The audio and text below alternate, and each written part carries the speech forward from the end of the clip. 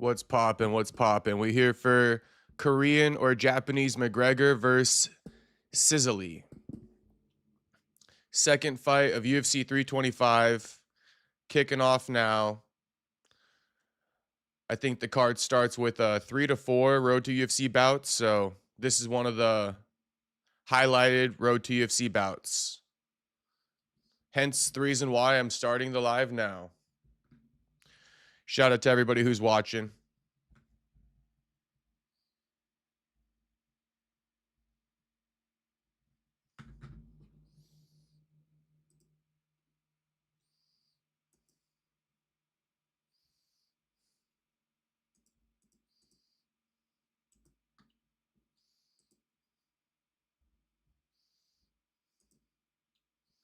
I'm still setting up. Let me just take this round to set up real quick. And then I gotta go shower and shit like that too, so. Uh,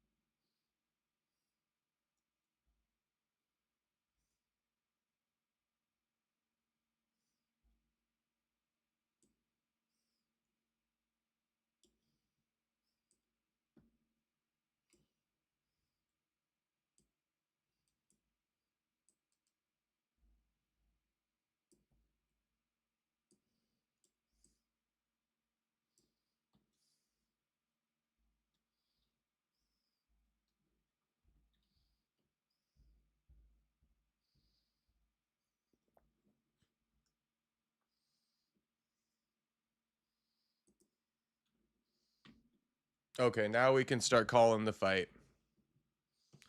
We're officially set up here.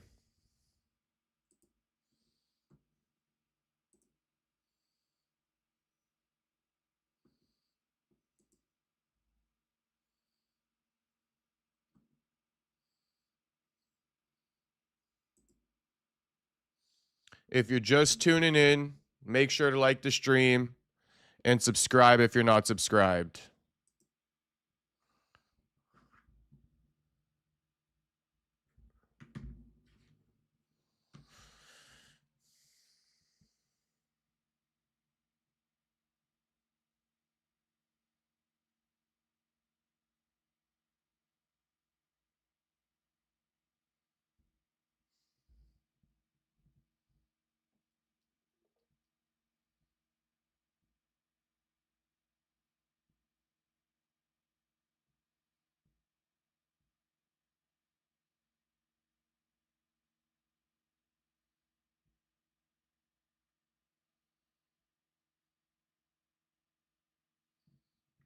All right, round 2 starting.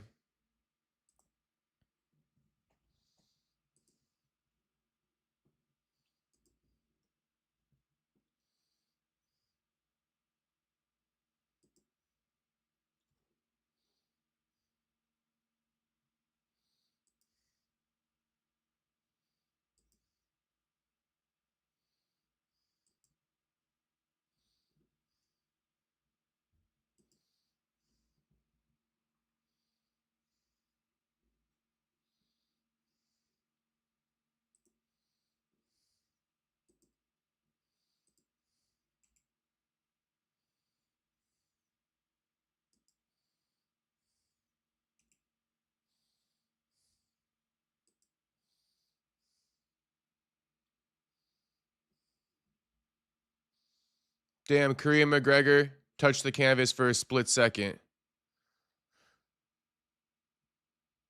Not Korean McGregor, Japanese McGregor. We'll get it right.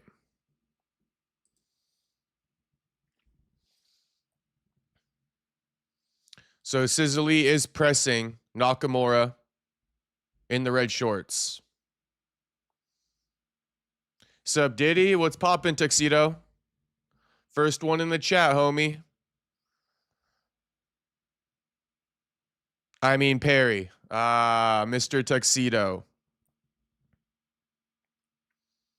Nah, we chillin', homie. We chillin'. We're here as promised for Japanese McGregor. Tuxedo asking, how much can you bench? The max I ever done was like 3 plates on flat bench. That's the most I ever done. 3 plates on flat. Whatever that is. I think it's like 405 if I'm not mistaken. I think it's 405 or 305. 9 times 3 is what? 27 plus 45. 315. 315 is what my max bench is, not 405. 315. All right, we got a little break here. Not Tuxedo. I just did the math wrong in my head. 315. 315, not 405. Definitely not 405. Ooh, little head clash. Sizzly headbutts homie on the way in. Let me pause the clock because it's behind a few seconds now. Shout out to Tux. What up, Otto? What's poppin', Otto? I'm going to read your chat in a second, Otto, once I get a chance.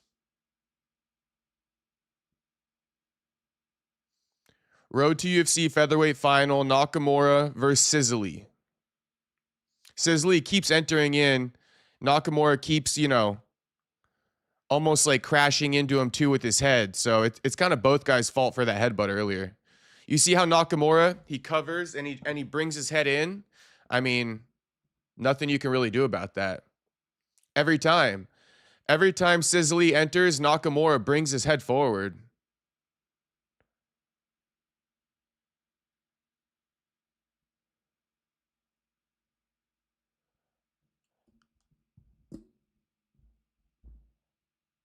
Damn, Japanese McGregor, you know, based off the outlook of this fight, he's not doing well. Sizzly is getting the dub right now. And, you know, where the fuck is Soda Pop at? Soda Pop's the one who told me to tune into this bout. Where is homie?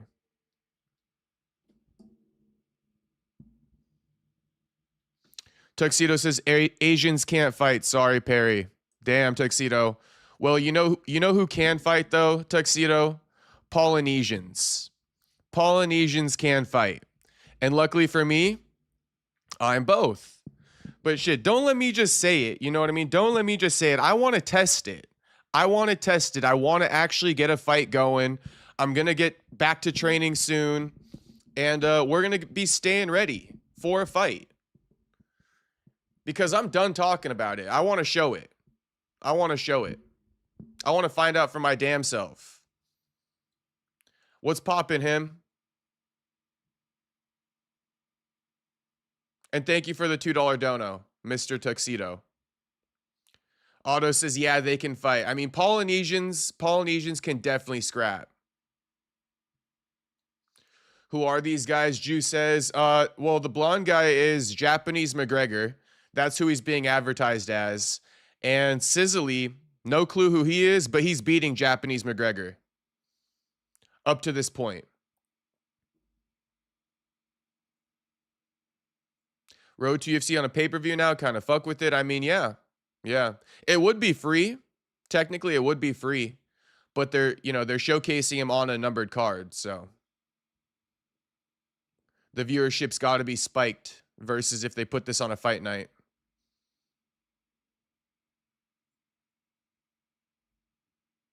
JJ says, who should I take today? Underdogs in Tahoe about to bet. Damn. Who's the live underdog tonight? Anyone got any suggestions for JJ? I'm going to pull up right now on Tapology. But let me read out Otto's chat. Oh, Tony, I know. We're going to do a reaction video to that. We're definitely going to do a reaction video to that. There's a lot more to that interview than just Nick saying Nate is stuck up. But he definitely did say that, and we're going to do a full-on reaction to that. So we'll either save that for tomorrow. Maybe I'll do it later tonight. Who knows? Stay tuned, though. Tuxedo says you could fight Adam 22. Honestly, Tuxedo, too easy. Too easy. But I'll take it. I'll take it.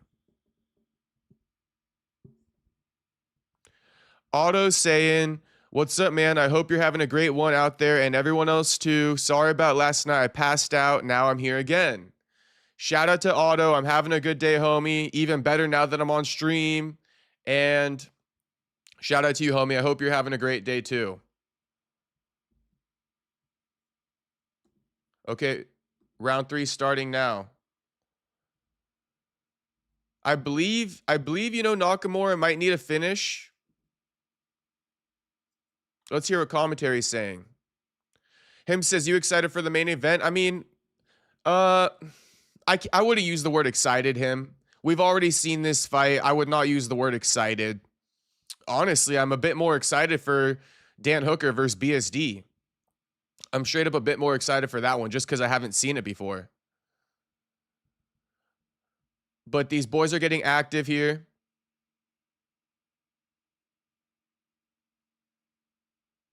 Yeah, saying Nakamura is down 2 rounds. Bisping just said it on the commentary.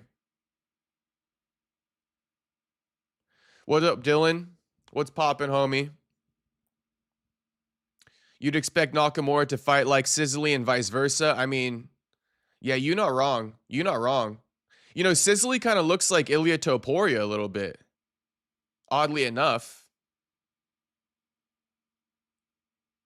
Oddly enough, just some of his movements. Not all of them, but some of his movements. See, even Bisping saying Sizzly got good footwork. You know? That's what I'm seeing from that's why I'm seeing flashes of Ilya. The boxing footwork. Damn, you see him slipping all these punches though, Sizzly? He's slipping.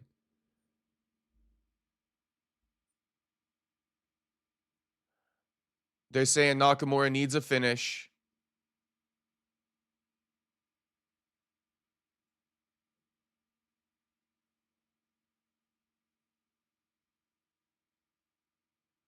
Juice saying they should kick off a Legends League in Zuffa boxing. Gaethje versus Poirier 3 in boxing would be perfect. A lot of other fights would be perfect too, homie.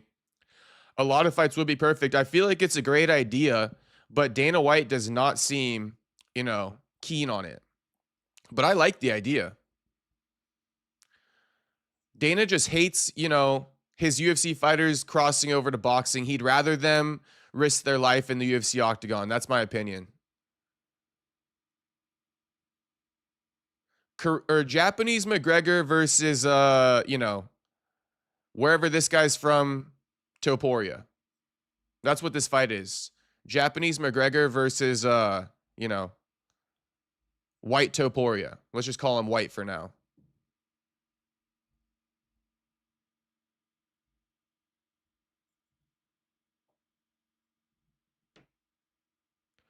Rogue Strummer says, Parry Punch, the go is back to tell you who's going to win. Frogman, Koreans don't play wrestle.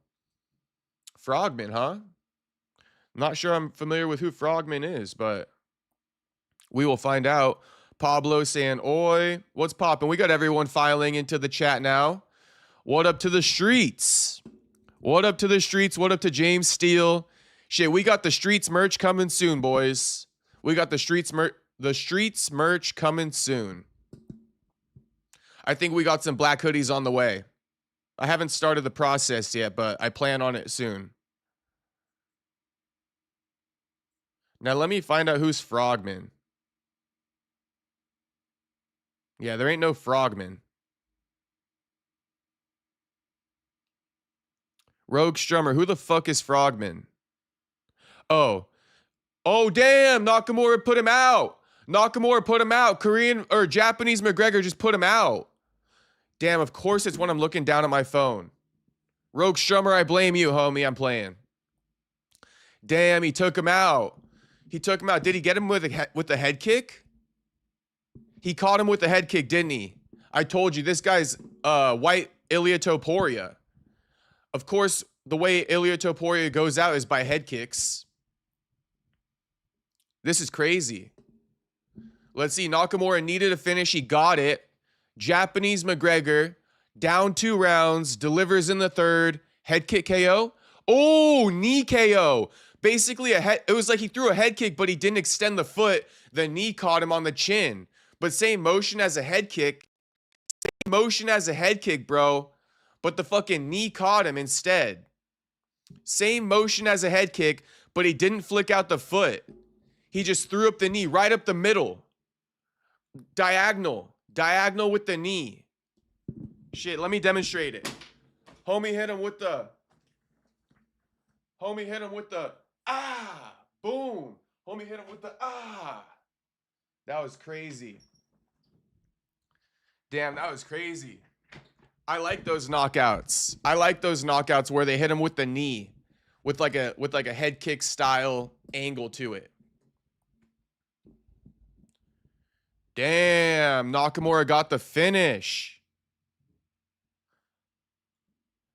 James Steele saying he's going to order a Streets hoodie. My man, even more reason to get them going. Even more reason to get them going.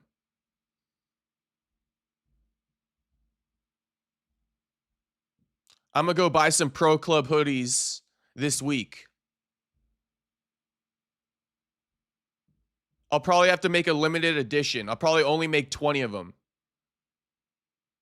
How you boys like that? A little exclusive Streets hoodies. I'm only going to make 20. Get them while they're hot. Nakamura, he got the win. Japanese McGregor. Road to UFC, featherweight champion in the books. He got a finish. Apparently, these guys who are competing in the Road to UFC finals, if they get finishes, once they sign their real official UFC contract, which he's about to do now that he won, it's they get more money. Versus if he had won by decision, it's in the contract that if he gets a knockout, the more knockouts he gets, they rack up these tally points. And then when he signs his official UFC contract, it's for more money than if he were to finish these fights by decision. Shout out to Nakamura. Just secured himself the bag. Jew says, I'll definitely cop one. My man, Jew. We finna get you one, homie. We finna get you one. I'm gonna make sure some of you boys get them. Don't you even worry. I'm gonna make sure some of you boys get them. And James, Jew, you a couple of them. You definitely a couple of them. You know, we gotta make sure Kevin from Chicago gets one as well. I think Space Kid last night was all about it, so we gotta get Space Kid and HT a couple. I think we got to get our man Otto one, Dylan one, you know, Miata boy. I think that's solid. Tuxedo, we got to get Tuxedo. We got like 10 down so far. Tuxedo definitely getting one. Yeah, we like 10 down. 10 to go. Okay, now we got the Road to UFC lightweight final coming up. We'll see how that one goes. If you guys can't tell, I need a shower and shave, but I just hopped on here.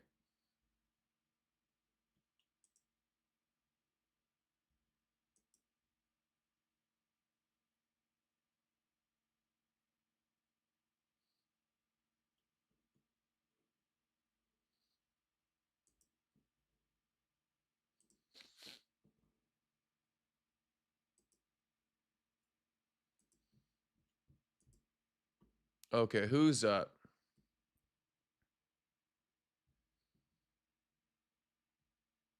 Okay, we essentially have the final Road to UFC bout coming up right now. Dom Marfan from Australia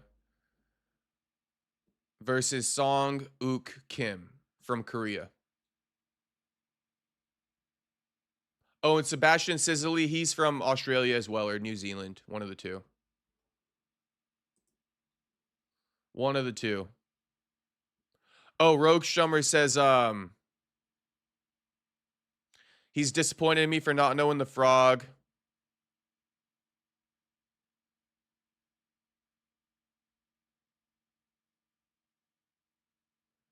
Oh, Sang-Wook Kim in the next fight. Okay. Okay, let's watch Sang-Wook Kim. Apparently, Sang-Wook Kim is a lock. So if anyone's betting, put the house on Sang-Wook. Put the house on him.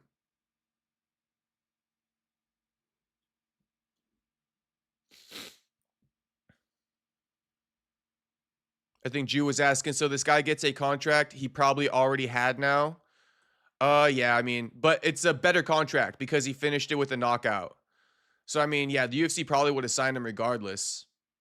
But now it's a bigger contract. I think the UFC should probably even sign Sebastian. Why not? Soda Pop says, I am never ever wrong. Here he is. Here he is, the man of the hour. Mr. Soda Pop. I was wondering where the fuck you were, homie. Here he is. Finally, here he is. Mike Co's gonna cop a hoodie too. All right, so we got Mike Co copping a hoodie, Soda Pop, Jew. I'm gonna have to take some orders. This is gonna be like a made to order type thing. Limited amount of the Streets hoodies coming out soon. Perry Punch X the Streets. Maybe we might even put #1 Vato on there. All right, we might even put #1 Vato on there. Shout out to Otto for that one. But they're all coming. Nakamura, Kichi Nakamura. I mean, you called it, homie. Soda Pop, you definitely called it. It was a rough start for him. He was down 0-2, but you called it. Mike Co says, let's go. Yeah, Mike Co, you definitely cop it one. I got you, homie. What's Rogue been saying? Rogue been saying, Frog. Knockout came at the same time where you informed me, Rogue. So, you know, understandable or forgivable. Myco reminding everyone in the stream right now, make sure you hit that like button, boys. Make sure you hit that like button. We locked in for the rest of the night. We also got Tio versus Shakur later on. So we got 2 big events, you know, that we're going to be streaming tonight. Fight companions for. Put the house and the wife on Frogman. Sang-Wook Kim, says Rogue Strummer. You can always get a new wife if you lose. Shout out to Rogue. That was low-key funny as hell. Okay. So yeah, we just waiting for the next bout.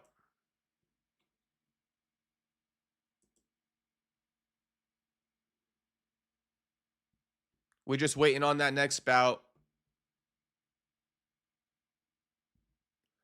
But I mean, there's been a lot of stuff going on today. I've been very busy. Haven't had a chance to post any news today. But I mean, there's a lot of news going on. While we're getting the next fight going, allow me to tell you guys, I'll set the stage. Who knows when we're going to get into it. But I mean, confirmed Shavkat Rakhmonov out 9 to 10 months, just underwent another surgery on the same knee that caused him to pull out of the Bilal fight earlier last year. So Shavkat, you know, he was recovering from the knee surgery. He re-injured it. He was electing to do the recovery the second time around without undergoing surgery. That didn't work. So now he just underwent surgery. He's going to be out for 9 to 10 months. You know, Shavkat was saying he's going to rehab his knee after re-injuring it. He's looking to be back, you know, end of February, end of March type shit. One of those 2 months, he was looking to return at the end of that month. Well, looks like that plan, throw that plan away. Throw that plan, just gone like the wind that planned. You know what I mean? So now he's recovering from surgery, going to be another 9 to 10 months. And we got introductions underway right now. I'm scoping out Sang-Wook Kim as we speak. I mean, he looks like a tough dude. Although Koreans, historically, they don't do the best in the UFC. I just got to say it. Maybe he's going to change that right now. But on top of that, yes, Baja Rehab dropped an hour-long interview with Nick Diaz. Go check it out. It's on Baja Rehab. We're going to do our own reaction, today or tomorrow. But how about those Epstein files? Donald Trump, Ryan Garcia just went off on his ass. And I mean, I don't know how I feel about that yet. If Donald Trump was homies with Epstein in any way, shape, or form. Oh, by the way, they're saying that Trump's not even the standing president. Some other dude is running the White House because Trump is essentially blackmailed, like we've been predicting, because of the Epstein files. Like we've been predicting. It's kind of crazy. But, that's a little news update for today. Him saying, is Buck going to join? Not today. Not today, him. None of you guys really had anything to say about the Joaquin Buckley live stream. I'm still wondering, like, did you guys enjoy it? Did you not enjoy it? I would like to know. But yeah, I see all you guys reacting to Shavkat's injury. I mean, homie is just fucked. Can't get healthy. Andrew Bay saying, hi, where can I watch the fight? Paramount Plus. If you don't got the money for Paramount Plus, don't worry, I got you. Type in buffstreams.plus on your browser. You should be set to go, homie.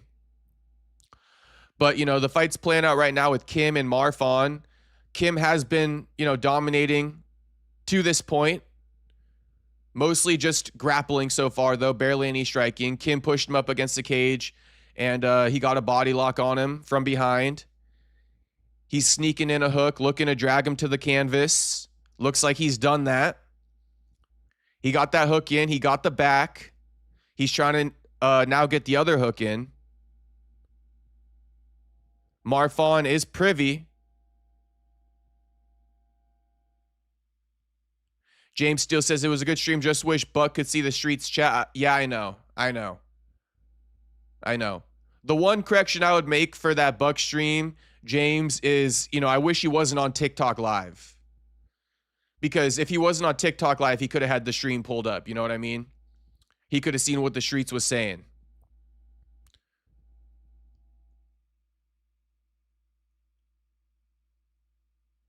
Okay, not Nakamura. That was the last guy. Kim, still trying to get that hook in, but Marfan just reversed him.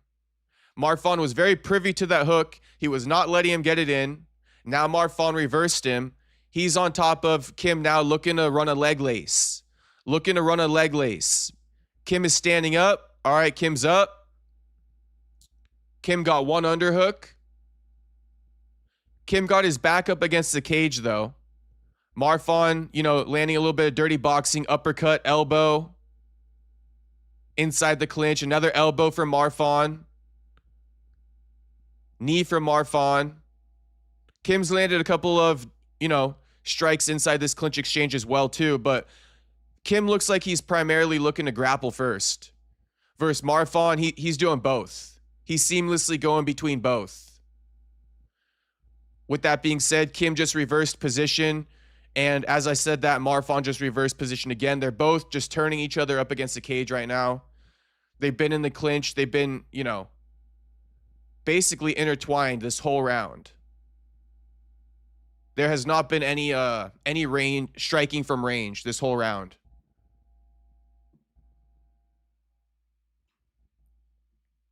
Shout out to Tiger Johnson. I mean, hopefully he's doing all right. Hopefully those cuts are healing up, Speedy recovery, homie. Homie got his ass jumped. Stomped on, kicked, punched. I mean, he went out sad. I can't lie about that. But at least we know who he is now. Shit, book it. Tiger Johnson versus Sean Haney. Run that shit. All right, Marfan just tried to go for a head and arm throw. Didn't work at all. They both fell to the canvas. They're back up. Marfan just landed a spinning back fist or elbow. Not sure which one landed, but he spun. He landed a strike to the head with either the fist or the elbow. Marfan got him clinched up against the cage here. Once again, Kim, Rogue Strummer, Kim needs to, he needs to fix the grappling here. Kim is grappling like a softie. I'm not going to lie, Rogue. Kim's grappling like a softie right now. ES305 3505 saying, Nick took a shot at his brother saying he's stuck up. I know. You know, it's funny because that is what's getting clipped right now, but there's a lot more significant stuff that happened in that interview. I already took down notes about it, so I could tell you guys. But I figured that part was going to get clipped for Nick and Nate. Nick saying that Nate's stuck up. And what did I tell you guys? You know, like, Nick and Nate, they haven't been seeing eye to eye. You know, Nick's been throwing shade at Nate left and right nonstop. I mean, that one comment right there saying Nate's stuck up. Nick's also said in the past to me directly, I'm never going to fucking tell you guys this isn't true because it's true. I got proof of the DMs. Nick told me that he's not cool with Nate because Nate didn't bail him out of rehab. On top of that, Nick told me that he doesn't need Nate as much as Nate needs him. On top of that, Nick's Twitter posted, you know, to my brother Nate, you need to separate yourself with the people you're with because it's straight up embarrassing. So I just gave you guys like 4 shades. 4 times, you know, Nick has thrown shade at his brother Nate. 4 times. You know, he's stuck up. He doesn't need me like I need him. We're not cool. He didn't bail me out. Stop associating yourself with the people you're associating with. Right? I mean, literally, like, Nick can't stop throwing shade at Nate. But nobody wants to think that they're beefing, right? Nobody wants to think that. Oh, and for the record, you know, Nick thinks that Nate stole a lot of his fights. He doesn't like that Nate fought Masvidal. He doesn't like that Nate fought Leon Edwards. I'm just telling you guys. I'm mixing in what Nick's been saying and what Nick has told me. And Nick did tell me that. He doesn't like that his brother fucking fought,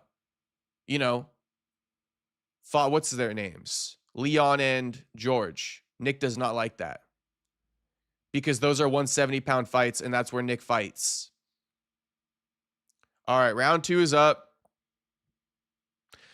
Tuxedo says, okay, Popeye. All right, Tux. Shit, let me go eat my can of spinach after this. I find it super weird, though, how Popeye always advertised that the spinach gave him muscles. Cap. Spinach ain't giving you muscles. James Steele saying Castro always keeps it a buck. Thank you, James. Much appreciated, my man. You already know. I would never lead you guys wrong. I'd rather admit that I'm wrong than steer you boys wrong. Oh, you know what else from that interview? I'll go back to calling the fight. But you know what else Nick said from that interview? They're like, what's the plan for you after this fight or after you get out of rehab, Nick? And he goes, becoming a world champion. He goes, becoming a UFC world champion. He said it with a straight face. I was like, damn, Nick. You ain't going to be a world champion, homie. But you can, I don't know. It'd be a great story if you did become one. I mean, that's some straight movie shit, is it not? That's a Mark Wahlberg movie in the making. Maybe not Mark Wahlberg, because he's not Mexican, but you know what I'm saying. The Boxer movie with Mark Wahlberg, very similar story.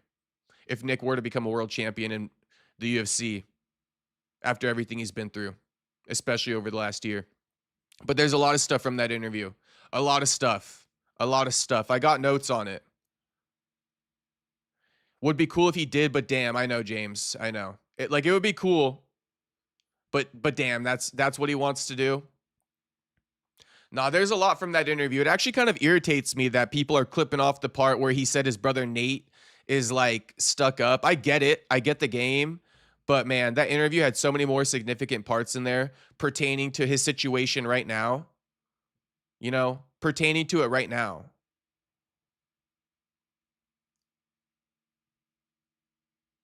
Nate never won a serious title. He didn't.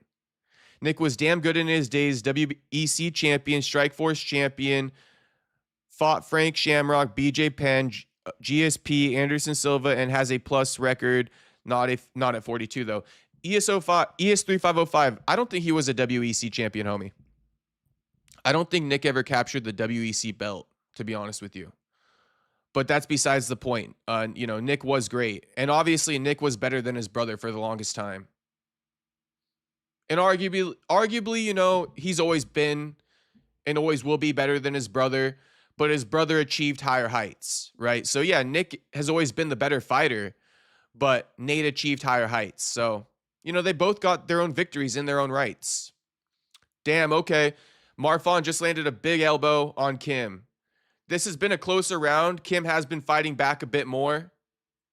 Definitely not with the grappling, though, with the striking. But Marfan's catching Kim as he's entering. He has WEC welterweight champ, or he was WEC welterweight champ. I'll have to look at that, ES3505. But if that is true, then I didn't know that.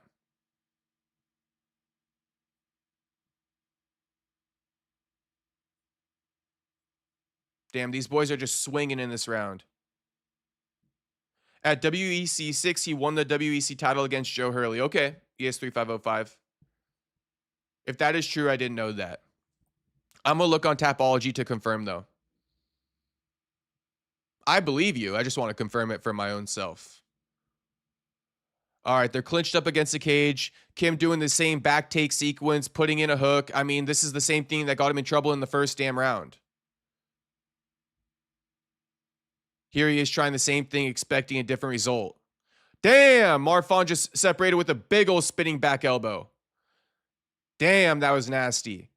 Marfan is winning this, in my opinion. Marfan's winning this. And homie's quiet. Homie's a bit quiet. You know who you are. Rogue Strummer. That's okay. But Rogue, what's going on, homie? How you scoring it? Rogue says, I didn't see the Joaquin Buckley live stream. Well, it's in my live stream tab. Just go back, scroll down to the UFC 324 live stream. I had Buck in there for like 6 hours, homie. Like 6 hours. Myko is also saying, it's impressive you had Buck on here for as long as you did. Much respect. Hell yeah, I appreciate it, Myko. I appreciate it. It seems like a lot of you guys are impressed that I was able to talk to Joaquin for 6 hours. It seems like a lot of you guys are impressed with that. That's like the least thing I would have been like, you know, impressed with myself. But I mean, shout out to you guys. I'm glad you guys enjoyed it.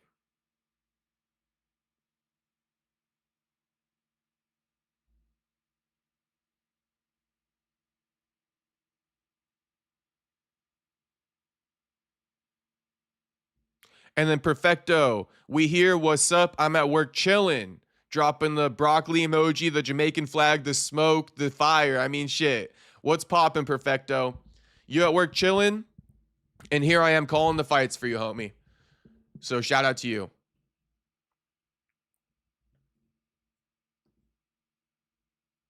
By the way, I mean, yeah, this round started and, you know, I'm watching the fights right now, but I got a lot on my mind. And some of it isn't even having to do with anything fight related. I was just going to share with you guys that, you know, in California right now, in Southern California, South OC to be specific, bro, it's a hot ass day today. It's a hot ass day in January. I'm talking 86, full on sunlight. 86 out, full on sunlight. I mean, it's a solid day out here in Cali. I'm not going to lie to you boys.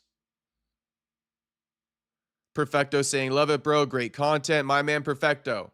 We bringing you the content every day, homie.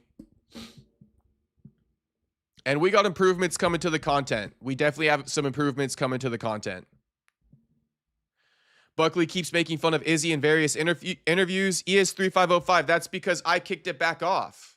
That's because I kicked it back off. Everyone piggybacking off our interview where, you know, Joaquin called Izzy zesty, where Joaquin revoked his N-word pass. Now everyone, you know, they piggybacking off of our interview. We set the trends around here. I don't mean to pop my shit too much, but if I don't say this shit, no one's gonna say it. And you know, they're just gonna be piggybacking. So I gotta let them know. Anytime you see someone asking Joaquin a question about Izzy, it's because we set the trends around here. And it's all good if people are asking Joaquin about Izzy, but I just want you guys to know where it's coming from. Damn, Marfan just landed another elbow on Kim.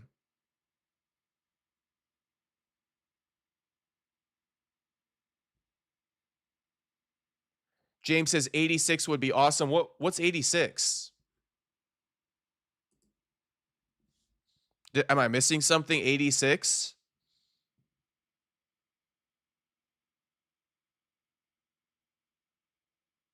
Pop it. ES3505 says, will you do a collab with MMA Guru after he was found out to be zesty? I've been hearing these rumors that MMA Guru is zesty. I've been hearing these rumors. Where do these rumors originate from that Guru is zesty? I mean, I'm not going to lie. I kind of like it. I kind of like the rumor. I don't want to dispel it by any means. Oh, degrees. I live in Michigan. Yeah. I knew that was something related to what I was saying, but I forgot. Yeah, James, 86 out here, homie. Super sunny day, 86 out. It's a nice day in SoCal. Michigan, I already know. You guys are probably going through that winter storm.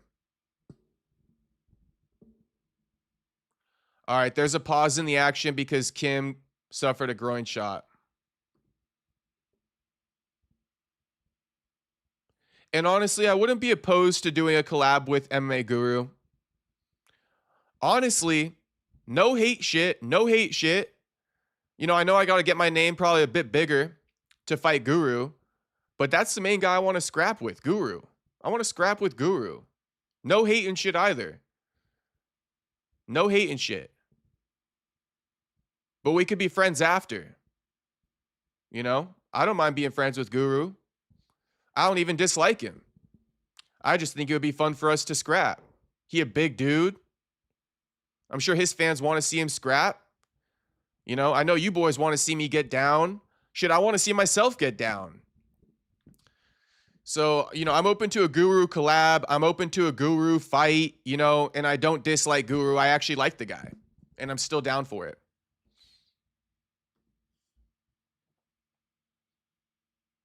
Tuxedo says, how is Guru zesty? I don't even know. Does the handheld massager help with recovery?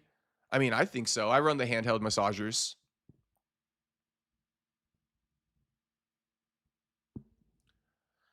All right, close fight. But like I'm saying, you know, as I'm watching this fight, Marfon's been winning the whole thing. Although Kim has been pressing forward, I'd say more than Marfon. Marfon's drawing him into shots left and right. Left and right. Kim over swinging, Marfon slipping, countering. I mean, Marfon definitely winning this fight, even though he's been on the back foot the majority. As we stand right now, Kim got Marfon pushed up against the cage, just working left hooks to the body, knees to the thigh. He's completely given up on that little back take he tried in the first and second round. 49 seconds left in the fight.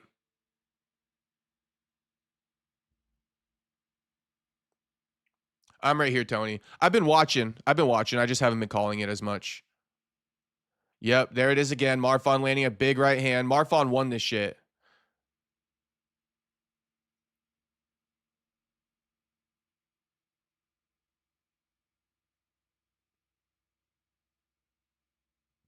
And yeah, I look crusty. Sorry for looking crusty, boys. I'm going to go shower after this fight. I'm going to go shower right now, as a matter of fact. But shout out to everybody in the chat right now, dealing with my crusty ass. Okay, fight's over. I mean, I do want to see who actually wins this. I think it's going to be Marfon. But let me go turn on the shower now.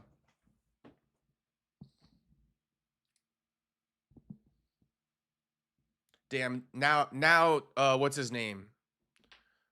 Korean homie gets a takedown. Bro, Rumble went, or Rogue Strummer went radio silent. Rogue, where are you at, homie? It's not, come on, homie. I want your reactions. You can't be going radio silent.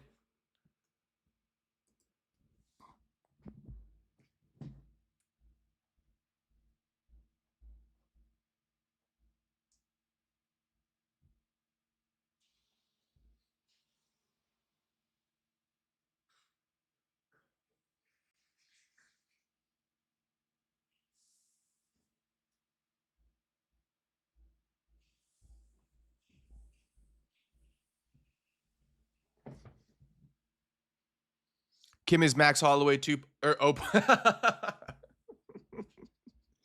Oh my God. Kim is Max Holloway 0.2 is crazy work, Ruby. That's crazy work. Kim would not like that. 0.2 is crazy, but I love it. That's hilarious.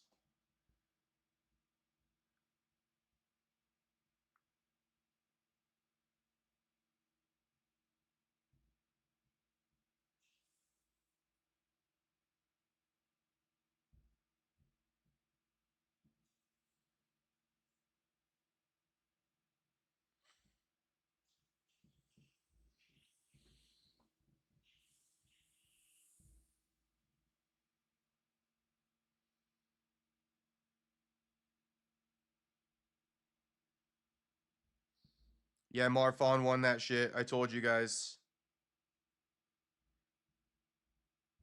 And I told you Koreans don't have the best track record in the UFC, to be honest. I don't know why that is.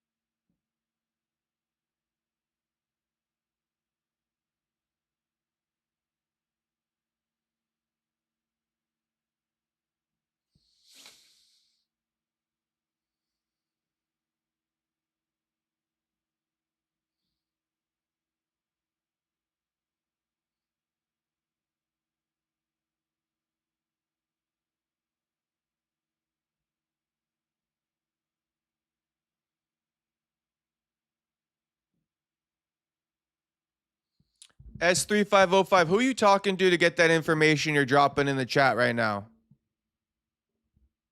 I'm sus of you, homie. I'm sus of you. You got too much inside info. Now, I think you got a couple things conflated, but I mean, the stuff you're dropping in here, that shit wasn't talked about in the interview that just dropped from Baja Rehab. S3505. Who are you talking to?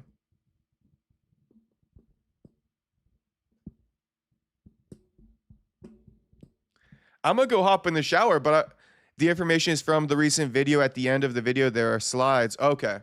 To be honest, I didn't watch the last 5 minutes of the interview, S3505. But if that is included, no, I got the video. 3505, no worries. I got the video. No need to link it. I don't even think you can. But no, I got the video. I got like 5 more minutes to watch of it yet, so it looks like I just didn't get to that part. But no, I mean, you are pretty much right about all that stuff. But he did come to California. He came to San Diego. He checked in, right, for the first day of the sober living, and he basically, it's more free. You get more freedom. So he checked into La Jolla, And with the freedom, he's allowed to go out, but he has a curfew. He got to be back home by like 9 p.m. So he checked into La Jolla. He went out for the day, never returned. That's pretty much the story there. And yes, um, yeah, the rehab, they did find it necessary to let him go. Being there longer was only going to cause him more issues. So yeah, all that stuff is pretty accurate. All that stuff is pretty accurate. Baja Recovery did feel the discharge was ethical. Yeah, they did.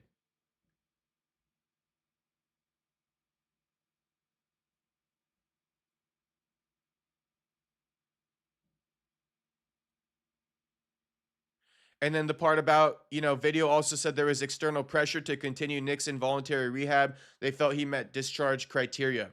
I've heard about all that. I know more stuff. I just don't I can't really, there's no point in really speaking on it, but 3505, that's the truth. Essentially, Nick's family wanted to keep him in rehab and the rehab facility said, "No." You know what I mean? We don't want to keep doing it.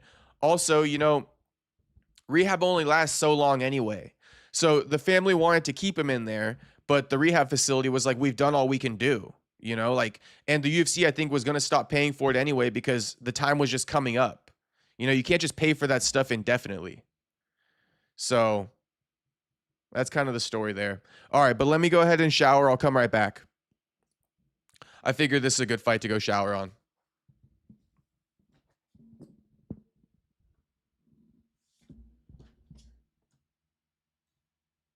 Poor Nate. I think Nate means well for Nick. Yeah, he does.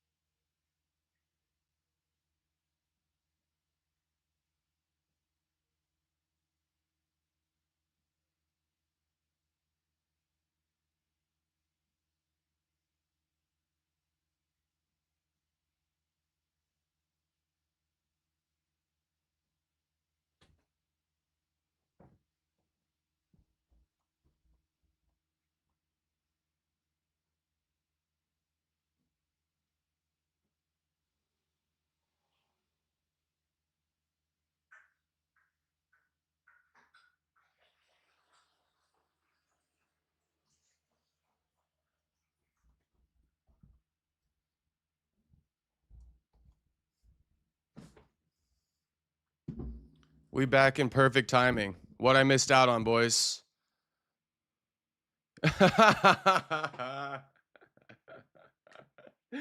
Hey, someone fill in Tony or Kevin from Chicago and let homie know whether or not he came on stream last night. You feel me?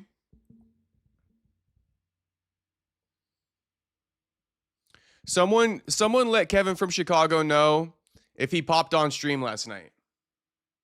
Homie don't remember. He might have been a little bit too sauced up off that Jack Daniels. My man Kevin.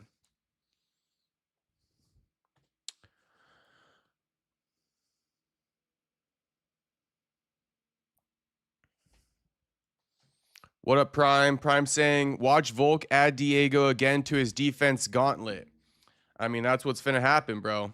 That's what's finna happen.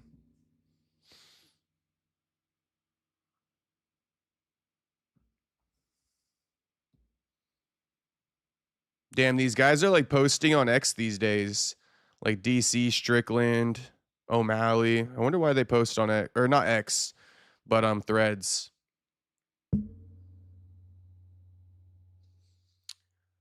S3505 says, well, let me read your previous chat. You said something like Nate Diaz posted a picture with himself and his brother together on Instagram to indicate they are cool now, titled Dying Breed. I saw that. Tyler Betts is sick of this shit.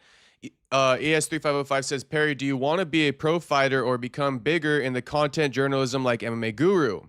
I would say the latter half of that, 3505.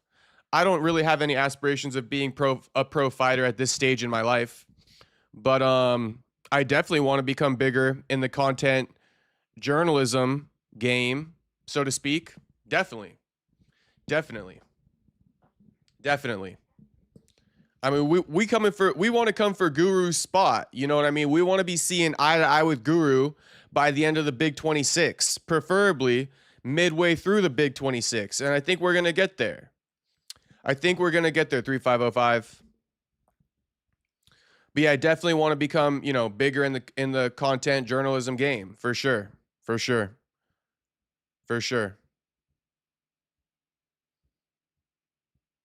Tyler Betts says he can't take UFC serious with these decisions. I just missed out on that, so.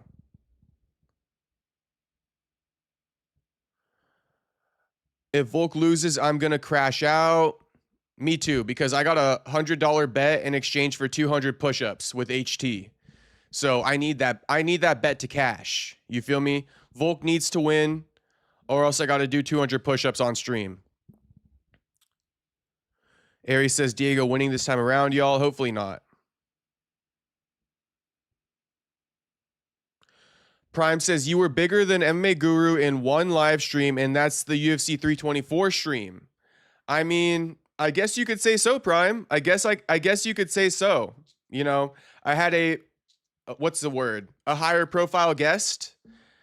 I had a higher profile guest on for that live stream. I don't even know if Guru did a live stream for that. I'm sure he did. But yeah, shout out to Prime for that one. My man Prime gassing me up right now. I'ma just take the gas. You know what I mean? I'ma let Prime gas me up. Prime also says, you can see progress. You get some donations now. Yeah, we getting good donations. Shout out to everybody who be donating. Much appreciated. Jamal saying, Perry robbed Yiza. Perry is a judge. Top Tier Hustle says, what's good, Perry? What's poppin', Top Tier Hustle? I mean, what's good? Not much, homie. Chilling, having a good day. That's what I would say.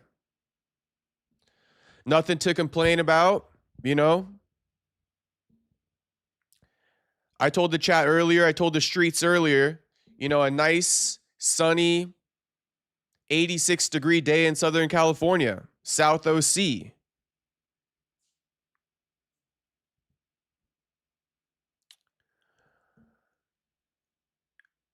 S3505, is it true that Kayla was lifting too heavy, causing permanent neck injury, and she might never come back? Apparently, she can bench 350. I mean, no fucking way Caleb Harrison can bench 350, 3505. My max bench is 315. Okay, there's not a chance in hell that Caleb Harrison can bench more than me. My max bench is 315, 3 plates on each side. Ain't no way Kayla Harrison even sniffing a number like that. So I'm going to call cap 3505. I don't even think she lifts. The neck injury probably just came from, years of training. Jew says a Kiwi got robbed. Why does this feel like a fight night and not a pay-per-view? Jew, probably because Road to UFC kicked off this pay-per-view card. But on top of that, last week felt like a fight night too. Last week felt like a straight up fight night, and the main event felt like a pay-per-view main card, opener. That's what the main event felt like last night. Drew says my max is 305. That's solid, homie. That's straight solid. That's essentially what is that? 2 plates plus 40 pounds on each side. That's pretty damn good. I mean, that's right up there. We basically got the same max bench.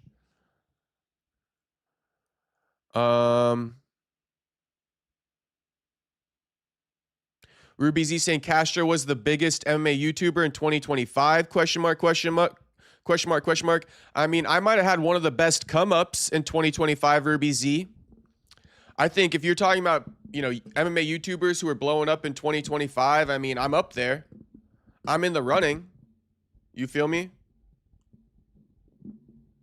Breakout media, whatever you want to call it, of 2025, I'm definitely up there. Definitely up there.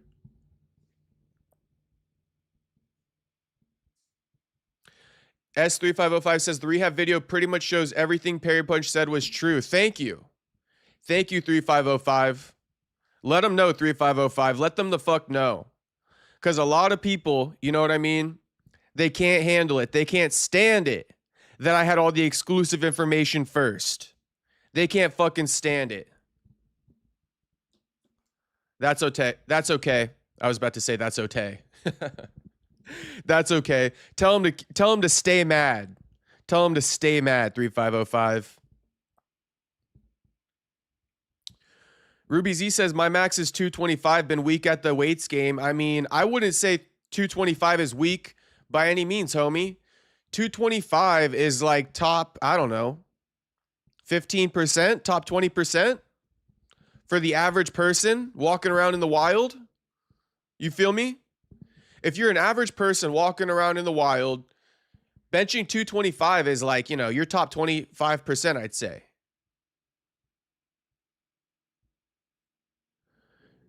ES3505 says, I don't know, Kayla looks abnormally jacked. I mean, she definitely looks abnormally jacked. There's no denying that.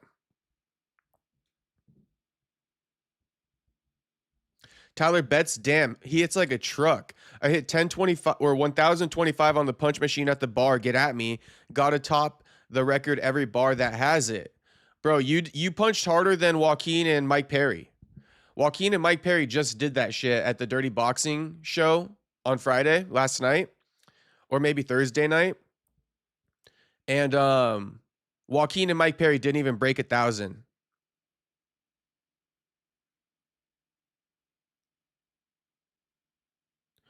Okay, so ES3505 says, I think all the stuff you said aligns with what I've read, except the Diaz brothers probably won't throw hands with each other on site. That didn't happen. Nate would never talk shit about Nick publicly.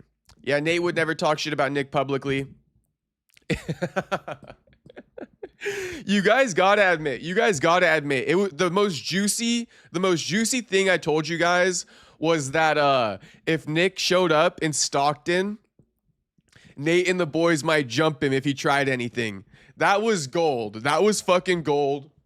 And honestly, I'm not taking it back. Like, that's what I heard. I heard that Nate wanted to choke out Nick. You know what I mean?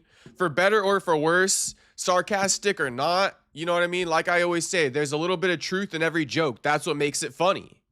And yes, Nate, word on the street, from what I've been hearing, you're never going to hear this because like ES3505 said, Nate would never talk shit about Nick publicly. But what I've been hearing behind closed doors is that Nate wants to choke out Nick.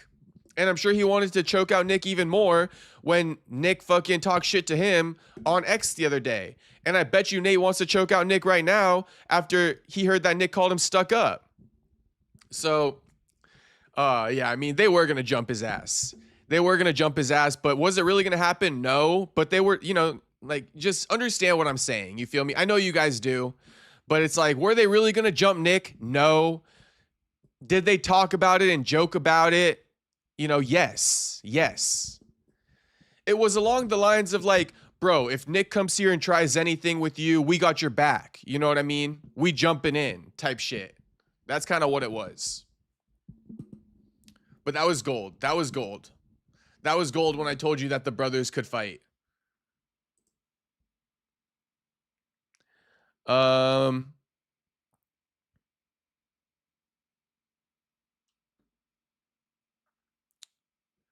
Tyler says, no joke, but I don't know if the pro fighters machine is harder. I know, it seems like the numbers vary by machine. I wish it would all be the same and go into one database. ES3505 says Nick's family is probably tired of him. Oh, they're 100% tired of him. They're 100% tired of him. And they don't want, like, you know, his, or he doesn't want their help, so that makes them even more sick of him. Tyler Betts says, looks the same, though. I mean, maybe they are the same. Maybe they're different. Who knows? We need to find out, though. Prime says, it's simple, brothers fight. Very simple. Very simple, brothers fight. I can't believe people, like, refuse to believe that. You know, Nate and Nick are, like, the first family of the UFC. That's what I've also come to realize. Nate and Nick are, like, the first family of the UFC. The you know, the fan base, they really protect them. They really get behind them. Tyler Betts says, choking out Nick while flipping off Kayla and Junior. I mean, that sounds perfect. That sounds right up Nick's alley, or Nate's alley. Perfecto says, still here, still working, LOL, still great content. My man Perfecto. Right now, we're just waiting for the next fight to take place. Bunch of commercial breaks going on right now.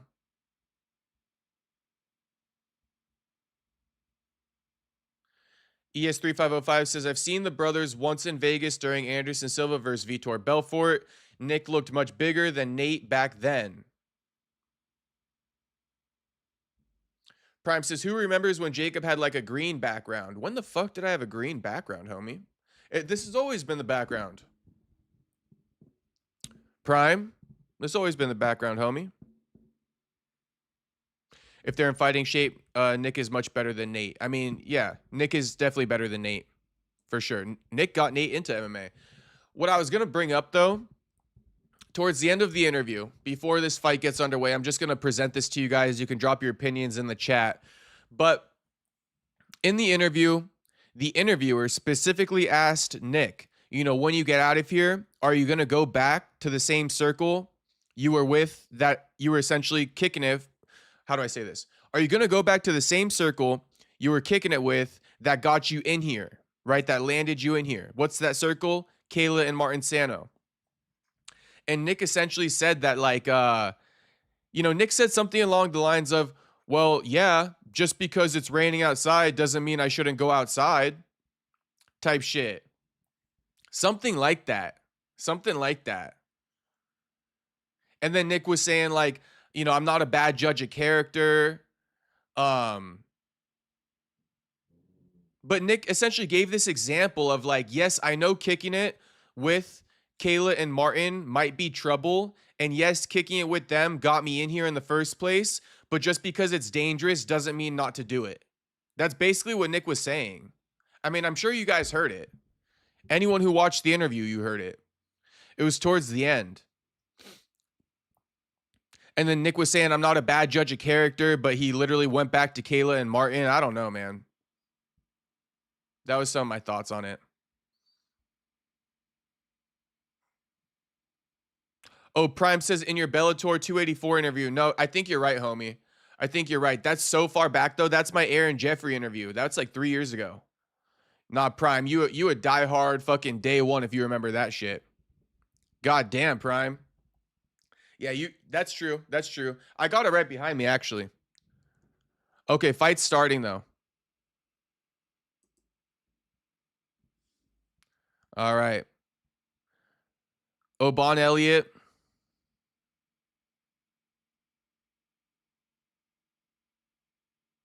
Yeah, Juice saying, yeah, something along those lines. It makes more sense now that you brought it up that he was speaking about them. Super cryptic of Nick. Oh my god, I need to fix my reading. Yes.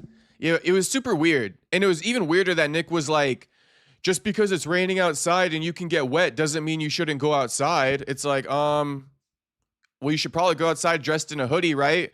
Or with an umbrella. Like, it's not so black and white, bro. You should arm yourself against whatever circumstances, you're facing.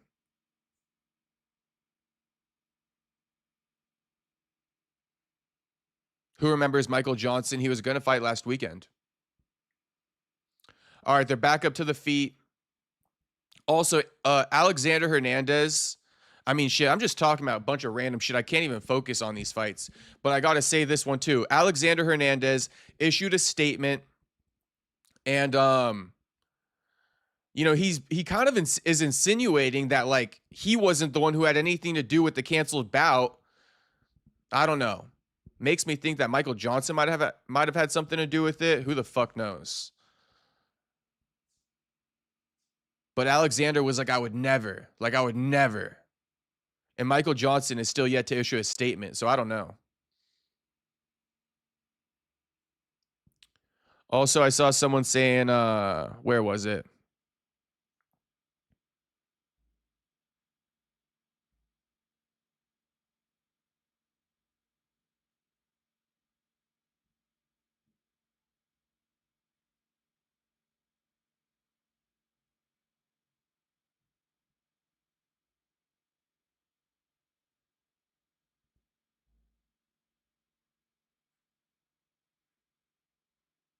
Fuck it, I can't find anything. I want to see Perry Punch knockout MMA Guru. I mean, I'm down to run it. I'm down to run it with anybody. Anybody.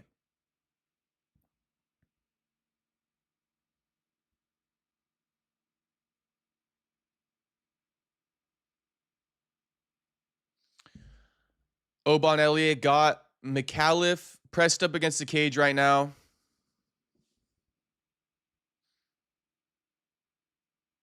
Damn, McAuliffe just dropped Obon. Obon got up right away, but he touched the canvas for a second.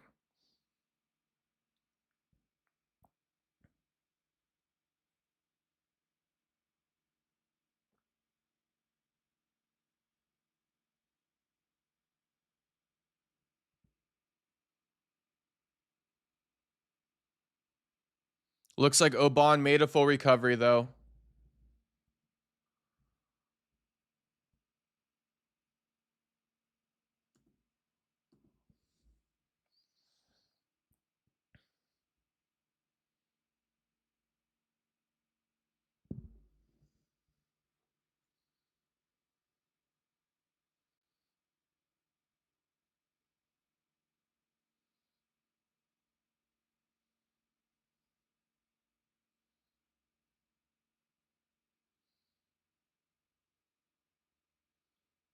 I don't like this fight.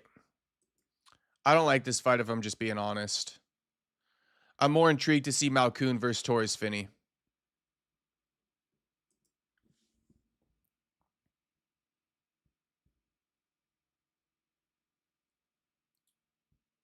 Decent fight. I need to relock in on this fight.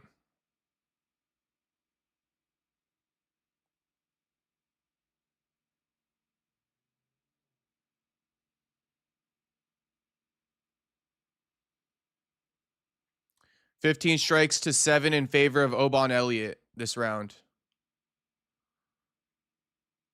McAuliffe got a body lock from behind on Obon Elliott. Obon Elliott breaks out of it. McAuliffe throws an elbow on the separation. Back to the center they go. Obon lands a 2 down the middle. McAuliffe is bloody. To end the round, he's bloody. Bleeding out of the right eye.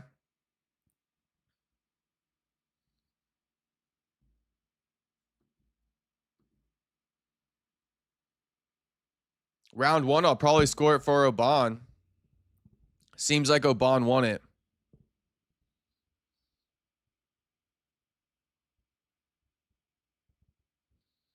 S3505 says, did you see how MMA Guru was trying to get Aiden Ross to troll Rampage? Guru was acting tough like he would face Rampage. Aiden Ross was asking Rampage if they could join him next evening, and Guru told him, tell him I will be there and he will show up, as if Guru was tough guy to beef with Rampage. Rampage would take Guru's ass twice on Sunday. Straight up, twice on Sunday, he would take Guru's ass.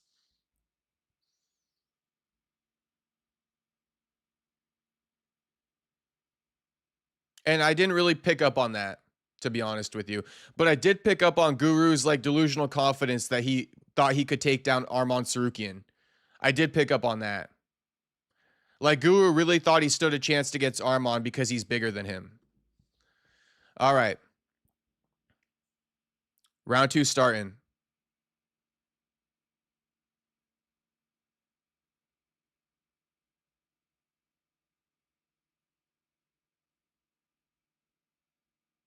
McAuliffe pumping out the jab, not landing it though.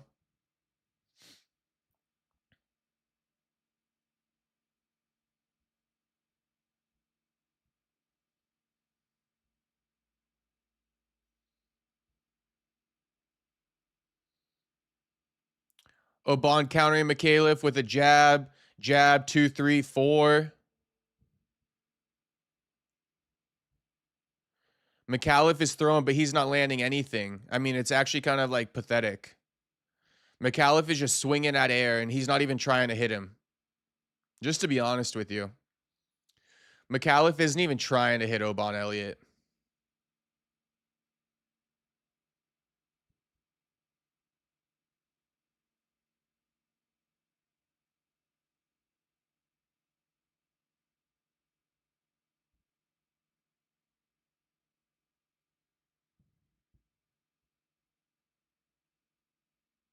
Oban throwing longer combos too, like 1, 2, 3, 4, 1, 2, 3. Oban's looking better on the feet than in the past. I'm seeing some improvements from his last fight. Nothing crazy, but at least he's not getting hit and he's kind of, clearly winning.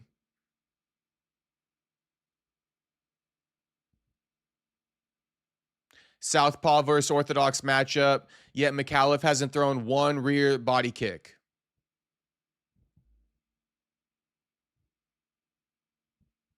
There it is. There's that rear body kick right there on that liver. Keep throwing that. See what I mean? Look how I call that shit. Throw more of that, bro. You're in the southpaw position. His liver's exposed to your rear body kick. Keep throwing it. There, 1, 2, 3, 4, 5, 6, 7, 8, 9. See, 9-punch combo from Oban Elliott. He's taking that page out of Ilya Toporia's book.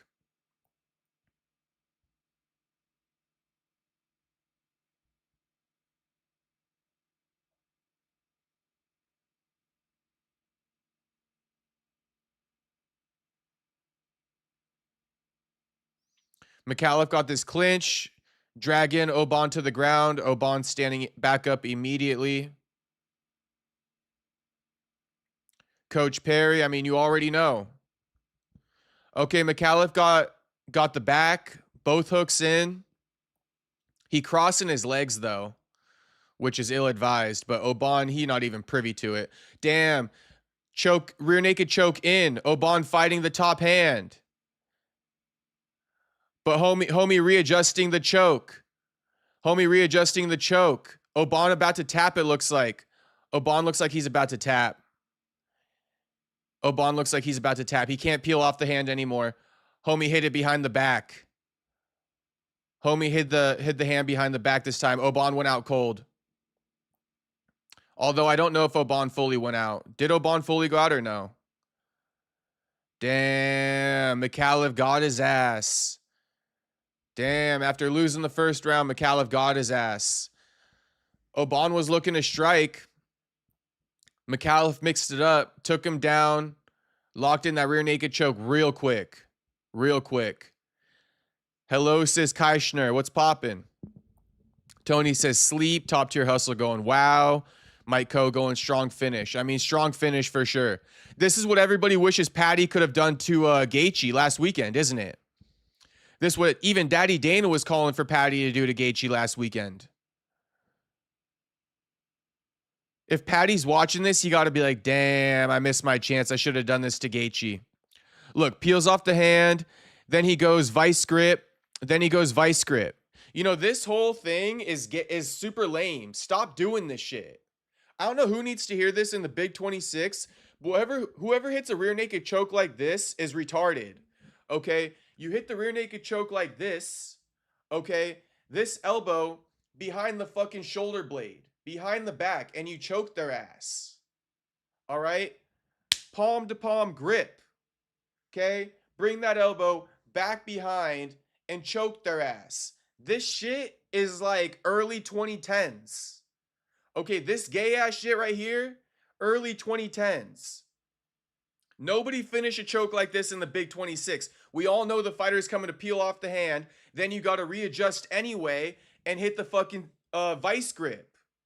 All right, so I'm just saying.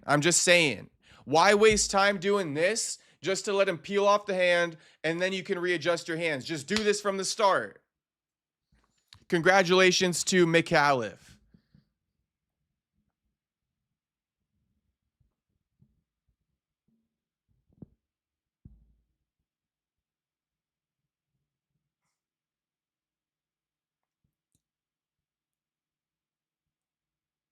This dude I was talking about, he trains with Robert Whitaker. Well, shout out to him. Congratulations to Whitaker's teammate. We got another one of Whitaker's teammates coming up next, Jacob Malkoon against Torres Finney. Unbroken says Royal Rumble was okay. I mean, when was Royal Rumble? Like this weekend or something? He hit what behind the back? The choke hand. Aries says, Parry Punch, you need to start listening to me and remember my name. Aries, of course I know you, homie. Come on now. ES3505 saying Justin Gaethje is not a gatekeeper. They should have realized that when he took out Fiziev twice. I mean, let's see how Gaethje does against Topuria. Myko, right? Everyone was hoping Patty was going to pull it off last minute. I know. Except Patty was hell-bent on striking with him. You know, going into the fight. Everyone like the stream. Subscribe if you're not subscribed. But run up the likes on the stream, boys. I mean, I want to get like 100 likes. I want 100 concurrent viewers in this bitch at some point of the evening. We still early in the card. Everyone's still filing in. But, you know, run up them numbers for me. Everyone watching, if you haven't liked the stream, like the stream. And shit, subscribe if you want. You feel me? Subscribe if you want. You know I want you to subscribe. Otto says, that's how they teach it in the classes. Exactly, Otto. None of that stupid ass shit anymore. Grabbing the bicep. Super gay. And no offense. No offense.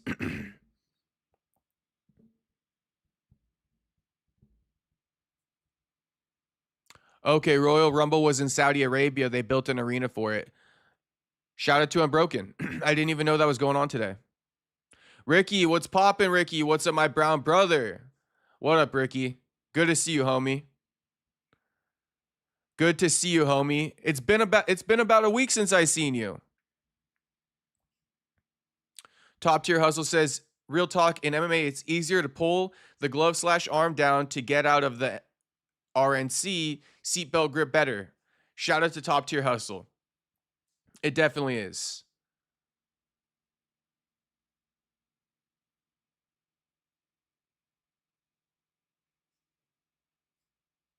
Aries, that's fucking hilarious that you say that. You literally called the card that I have. I mean, Aries, what the hell's going on, homie? How the fuck do you know this shit? Aries says, Jacob, what kind of car do you drive? You seem like a Mustang GT guy. I literally have a Mustang GT. I literally have a Mustang GT. You know we got the V8 now, Aries. You know we got that V8. You know we got that V8. That's actually crazy that you guessed that. Um, Let me go. I gotta go make myself like some toast or something. Like the stream while I'm away for a second, but I haven't even ate all day today. So let me go make some peanut butter banana toast real quick. That's what I'm gonna make. James, it's fucking red. It's a red Mustang GT California special, as a matter of fact. But it's not like bright red. It's like a dark red. Like a pretty dark red. Almost magenta, but more red than magenta, but not that bright red shit. Like a dark red. Okay. I'll be right back. Let me go make my peanut butter toast real quick. But yeah, we got that red Mustang GT. Damn, bro, I don't know, man. I'm from Alabama. I drive a 1999 GMC Suburban 2500. Gotta keep it country. Now, I like a big whip like that. GMC Suburban sounds nice to me. Okay, let me come right back before the next fight starts. I had a red 98 Mustang. The 98 Mustangs are dope. The 98 Mustangs are dope. The new models of the Mustangs, I don't like them too much. I like some of them, but not all of them. All right, I'll be right back.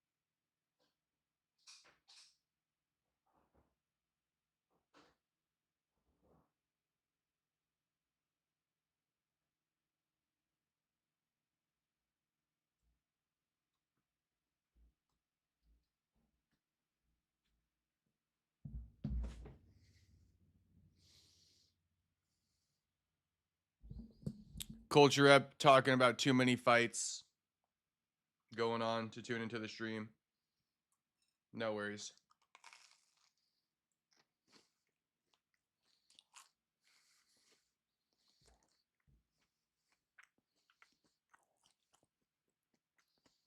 Mm-hmm.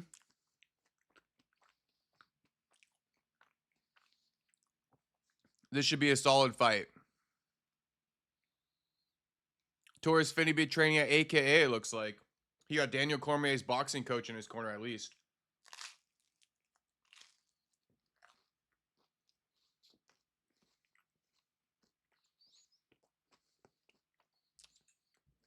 Red or black licorice? Red.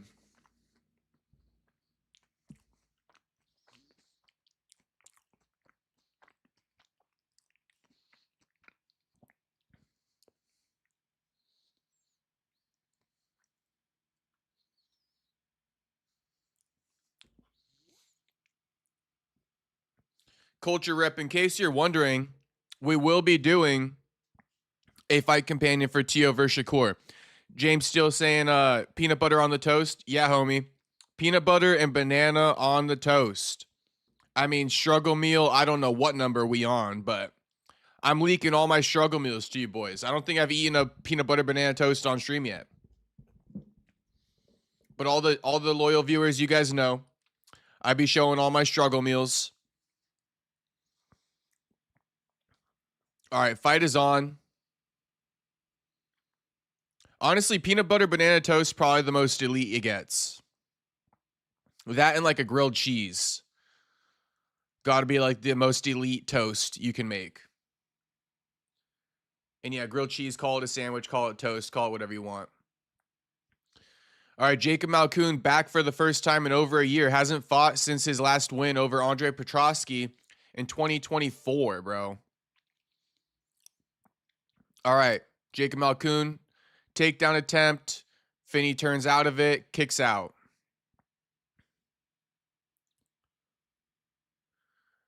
Let's see what Finney can do, because Finney mostly a wrestler now. Finney opening up with a 2-3, just no setup at all.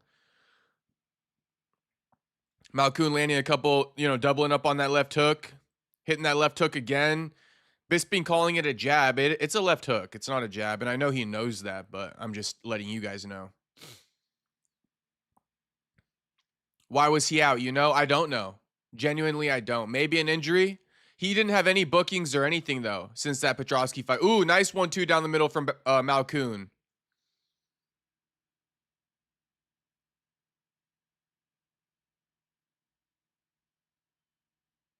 Malkoun's a great fighter. I don't know if he's like a future champion, but, Malkoun's a really tough dude. These Australian guys, they're pretty tough. Even in Road to UFC, like the one who lost to Japanese McGregor. Damn, jab 2 down the middle from Malkoun. Nah, homie who knocked out the Australian guy in the featherweight finals on Road to UFC. The Australian guy was winning the whole fight, even though he lost. And then you saw Mikalev. He just got the rear naked choke. You saw the other Australian guy take out the Korean dude. So, now you're seeing another Australian, Jacob Malkoun, putting in work after being out for over a year. Having a win over a guy like Petroski. Petroski, no joke now.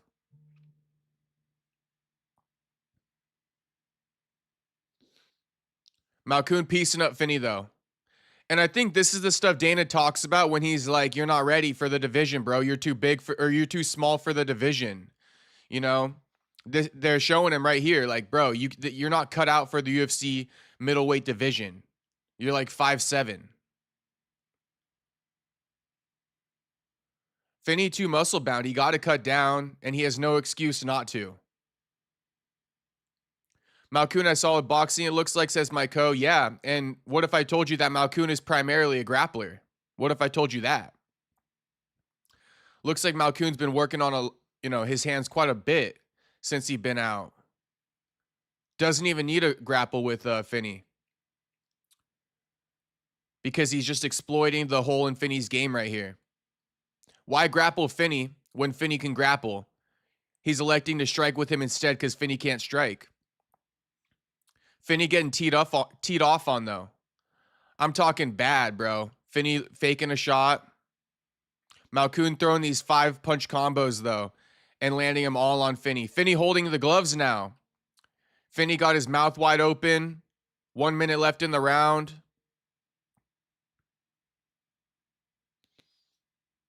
Finney getting backed up against the cage nonstop. 1, 2, 3 from Malkoun. Landing with that left hook. Double jab from Malkoun. Jab to the body from Finney. He got to work the body more because that's the only place he's having success right now. Damn, Malkoun drops Finney with another 4-punch combo. Punching up on him. Finney goes to his knees to try to stand up. Malkoun on the back right now. Let's see if he puts in a hook. Let's see if he elects to still land ground and pound. Nope, he putting that hook in. And he going guillotine. See, I told you. See, this is what I've been talking about. Please prove me right, Malkoun. Okay, Finney gets out of the guillotine. Now they're in a scramble, but, you know, Finney ends up on top. Malkoun now in closed guard with Finney. Damn, I was hoping Jacob Malkoun was going to prove me right with the drop his ass and then attack submission. I thought he was going to prove me right. You know, I've been saying Gaethje should have done that against Patty. Now DC saying he shouldn't have gone to that submission. I think it's fine. I think it's fine that he went to the submission. Nothing happened.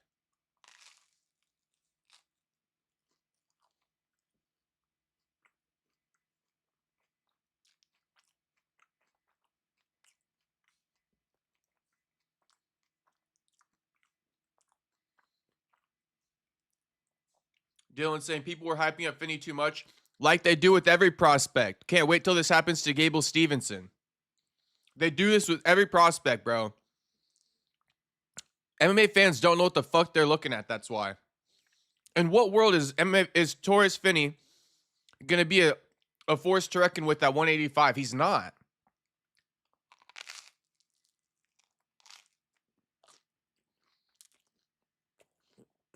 People just like him because he's thick as hell. Homie, thicker than a Snicker.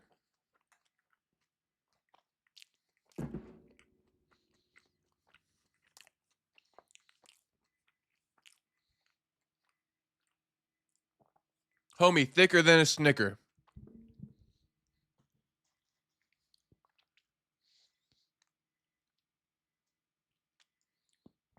Hey, what up, Space Kid?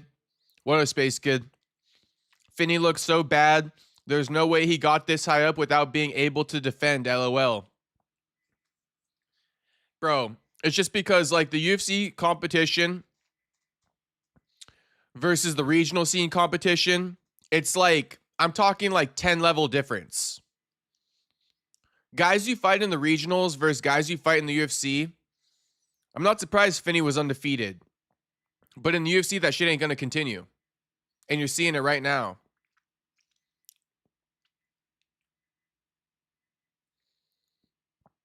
Homie, thicker than a muffin. I mean, yeah, he thicker than anything I can imagine right now.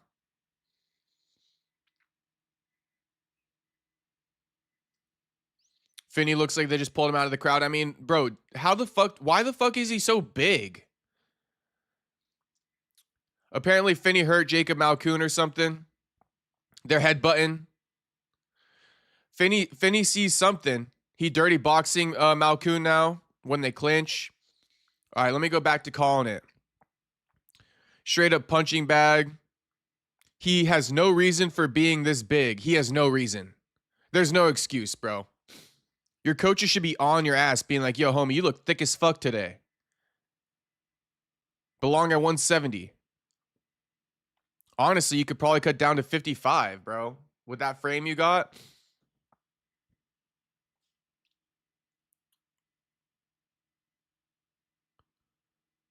Oh, Finney. So Finney trying to fucking knock this dude's ass out now. He going with this 2-3. Finney just going with the 2-3 now to knock his ass out because he had success with it once this round. Malkoun just got to keep popping out that jab just like DC saying. Keep popping it. Keep popping it. When Finney goes 2-3, because we know he's throwing only 2-punch combos. When he finishes off with that 2-3, I want you to catch him with that left hook, Malkoon. I want you to catch Finney with, put him down with the 2. Triple jab to the 2, puts his ass down. He thought about going for that guillotine again, but he just pile drived him over instead. Elected for ground and pound this time around. I'm okay with it. He tried it the first time. Boom. Now he on Finney's back. Finney on his knees.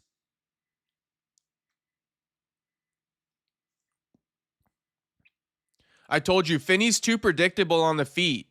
Malkoon didn't execute what I told him to do exactly, but he was on the same tip as me. Meaning, you can predict Finney's movements and counter his ass. He literally does the same shit like 3 times in a row. It's like, okay, here it comes again. Let me just counter it this time. Finney's still on his knee. Malkoon on his back. Just looking to, work ground and pound.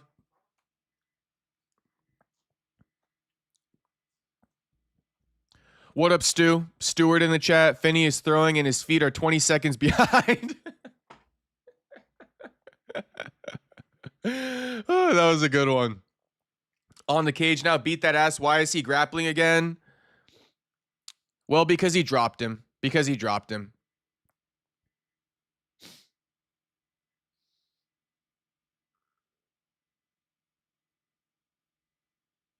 I think Malkoon should let him up, though, like Bisping saying. That was going through my head as Bisping was saying it. He should let him back up now and just keep striking with him. Finney, too predictable. It's going to be easier to get a finish if you just stand his ass up and drop him again. Just set his ass back down. Well, Finney, good at surviving hurt on the ground. Yeah, exactly, Jew. That's why I'm calling for him to stand it up now. It would be easier to knock out Finney if he makes him stand back up. Okay, Jacob Malkoon going rear naked choke over the chin. Finney fighting it. Malkoon just getting nasty in there. Just doing him dirty now.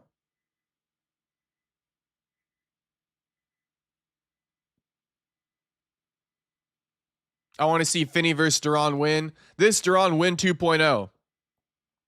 Or as somebody said earlier in the chat, this Duran win 0.2. Dylan says, I want to see Finney versus... Oh, no, I already read that one. Yeah, just cranking. Tim, there are 3 belts in the lightweight division right now. Too bad couldn't add a 4th belt, White House belt, between Chandler and McGregor. Honestly, good point. We got an interim, we got undisputed, and we got the BMF.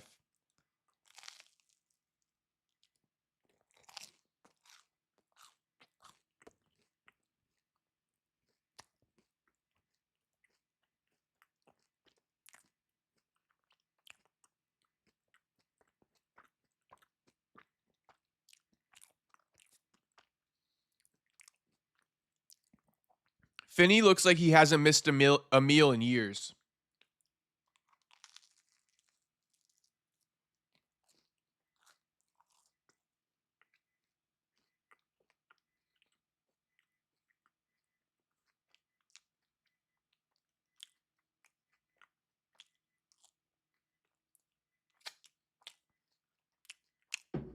That's because Finney's upper body bigger than his fucking legs.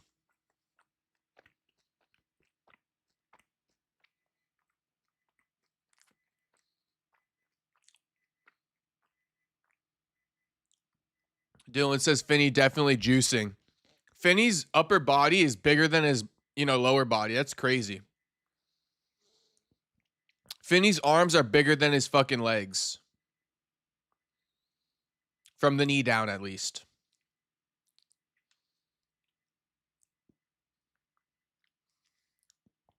Finney probably clean and jerks 450. Honestly, he probably does, bro. Finney definitely benches at least 400. Jab gets through every time. Yeah, it does. And then Tim says, I put $1,000 on Malarkey. Thoughts? I mean, it's not the worst bet in the world. Malarkey has fought Volk, which is tougher competition than, Sal Kild's ever even sniffed. But Malarkey does know how to lose. That's for damn sure. Meaning, like, Malarkey, I don't know how to say it other than the fact that Malarkey knows how to lose, you know? He settles in and he accepts the loss at times, Jamie Malarkey. Dylan says, I'm just jealous of Finney. I'm definitely jealous of Finney's 400-pound bench and 450-pound clean and jerk.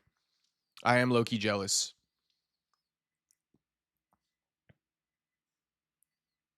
Okay, let me continue calling.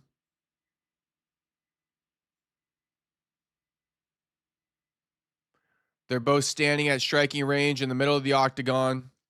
Malkoun just landing with that jab at will. Anytime he wants to throw it, it's landing.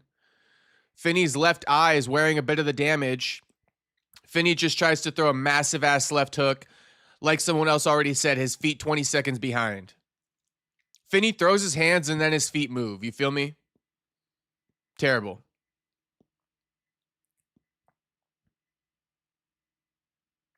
Clinched up against the cage. Finney got his back up against it. Malkoun got an underhook. Finney got a whizzer.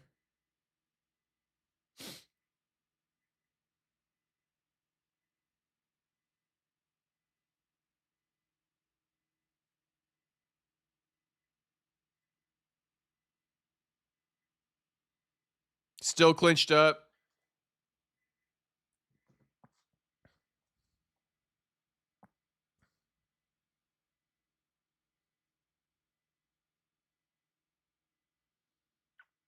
Aries saying, see, the thing with Finney, he needs to work on footwork. Him and Buck Dog, damn near the same, but Buck has that Mike Tyson footwork. Yeah, Finney needs to go to St. Louis Boxing Academy and start learning some footwork. I highly recommend he goes to STL Boxing Academy. I mean, no shade to DC's boxing coach, but he's not doing a good job with Finney. Finney's feet are 20 seconds behind, like you boys said. Finney like a 3-weight champ in the regional scene, I know. Typical. That's why the regional scene means... How many examples do we need to prove that the regional scene means absolutely nothing, boys? The regional scene means absolutely nothing. Success on the regional scene means dog shit. Dog water. Completely insignificant. That's why we need... some type of Olympics in MMA. And all we have right now is IMMAF, International MMA Federation.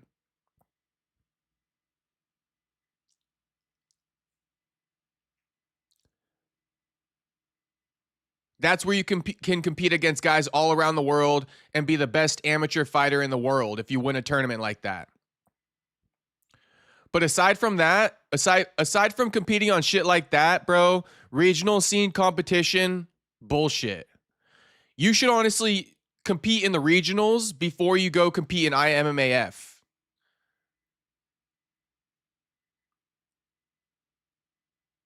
Good point. Shout out to Mike Coe. Thank you. Thank you.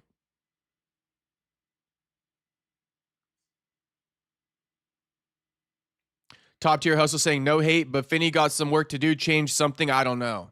I mean, yeah, he needs to start. I don't know. Like, I can't imagine people haven't told him for years, you're too fucking big. You know what I mean? For your body frame. This isn't going to last in the UFC. I just get the vibe that he's been ignoring his coaches. You know what I mean? Can't wait to hear it from him. Oh, they've been telling me to cut down for years. I've been stubborn, blah, blah, blah. Homie got a cramp and he thicker than a Snicker. I mean, God forbid he cuts down to 170. He finna be cramping up left and right at 170. Oh, God damn it. This kind of stuff, I don't like it.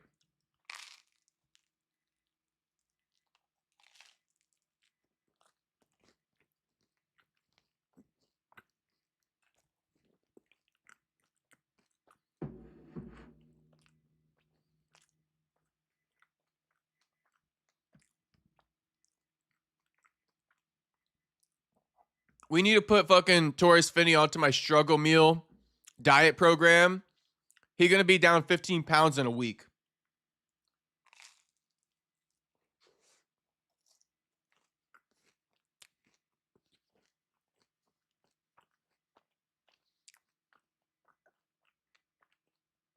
Someone send my number to Finny. I'll get him right.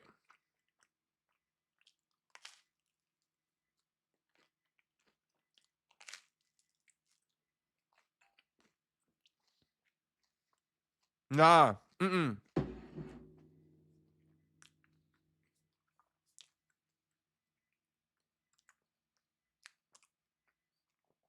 Listen, I'm trying to look out for you, Aries, or anyone else. 30-27, 30-26 times 2. Winner by unanimous decision. Jacob, not to be confused with me, Malcoon. All right. Okay. Congrats, Malcoon. You looked great out there, homie. Hang on. Let me hear this and I'll continue what I was trying to say. 2 years off. A lot of injuries.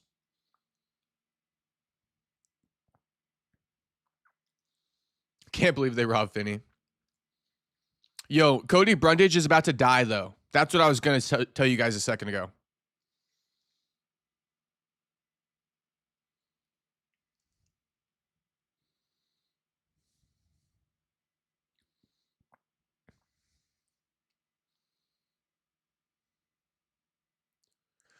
Yeah, so Aries and anyone else who has a bet on Cody Brundage, he's about to get killed by his opponent. Mark my damn words.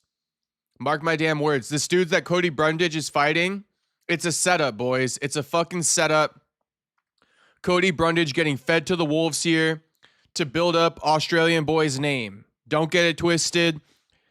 Remove your money from the sports books if it's on Cody Brundage.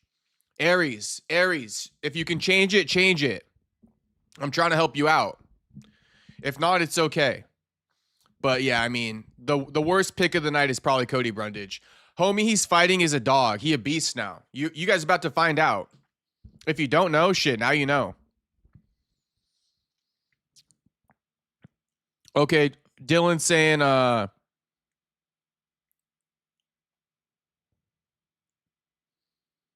Dylan. Okay, Dylan got a couple good comments. Dylan says, when you're thick and short like Finney or Brady, you really need to know how to strike. Probably more important than grappling for these people. Yeah, no, 100%. 100%, bro. You 100% right, Dylan. And look at Ilya and who's the dude who knocked out Giga Chikadze? Those are two examples of shorter dudes who got excellent hands and nobody can see them, even if they got range on them. Nah, you right, Dylan. And I'm not even, that's all I'm going to say about that. I don't want to confuse it by adding too much to it. So I'm going to just leave it like that. But Dylan's right. 100,000% right. And the crazy thing is, too, the striking in the UFC is so mid. It's so fucking mid that really guys like Finney and Brady, they don't got that much work to do to be able to outstrike bigger opponents than them. You feel me? Because the striking in the UFC is so fucking mid. That's what I got to say. Damn, I got to go take the sweet potato out of the oven. But, Dylan also says Finney is like Buckley XL, but without the skill. Yeah, he's definitely like Buckley, 5.0, but without the skill. Just the thickness and the size. He ain't even as shredded as Buck. Stewart says Finney will be like, I need to do more weights. That's where I lost it. I mean, probably. He needs to drop down to 170. I don't want to see him again unless he's at 170. Aries, damn, I got him on a parlay. All good. Aries says, I don't know, man. Cody kind of aura farming in the back, LOL. Hey, I said my piece. We're going to let the chips fall where they may now. But, this dude right here, he a beast, all right? So just remember I told you, Cam Roston's a beast. Dylan says, I just realized this is a blessed card. 2 of Andre Petrosky's daddies are fighting. Jacob and Cam Roston. Yep. Shout out to their son. Andre Petrosky. That's all I'm going to say. We all know I don't like Petrosky that much. We all know it.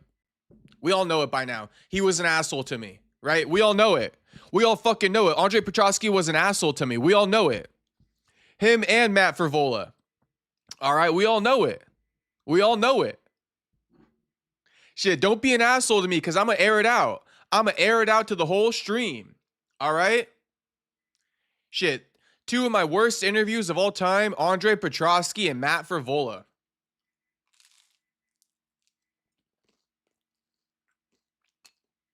I'll be right back.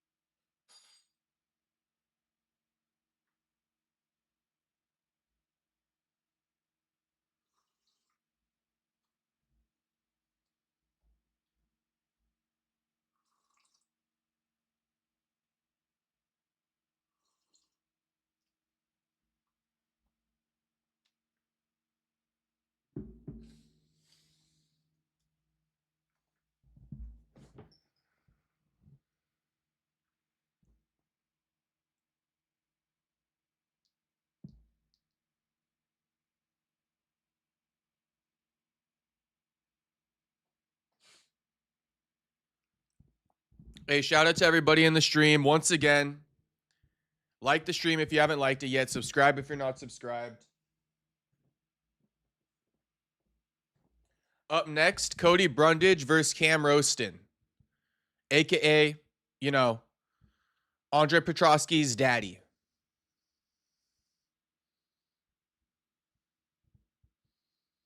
Yeah, Brundage versus Roston. I mean, is this finally the fight that's going to get Brundage cut? Homie's got more lives than a cat. Cody Brundage got more lives than a cat. How many lives do cats have? 9? Shit, homie on his 9th life right now. 5-6, 1-1 in the UFC. So, 6-1-1 at the end of his record. Those are his 8 lives. He on his last life. Cody Brundage got as many lives as a cat. If he loses this fight, he's done in the UFC. We don't want to see it anymore. I mean, this experiment should have been over with a long time ago. But the UFC likes to keep booking him against people so that they could just build him up off of his name. I don't even know how Cody Brundage became so popular with the fans. And how the fuck did Cody Brundage knock out Jacob Malkoun in the first round? Oh, never mind. Malkoun knocked him out, and it got overturned to a win because it was an illegal elbow to the back of the head. Homie got more lives than a cat. He got more lives than a cat. He on his 10th life right now. That's crazy work. He should be 5-7, 1-1 in the UFC. Instead, he should be 4-7, 1-1. Instead, he's 5-6, 1-1. One of his wins in the UFC was a reversal from an illegal strike. Didn't he quit in that fight? He quit in that fight. He's like, no, I can't continue.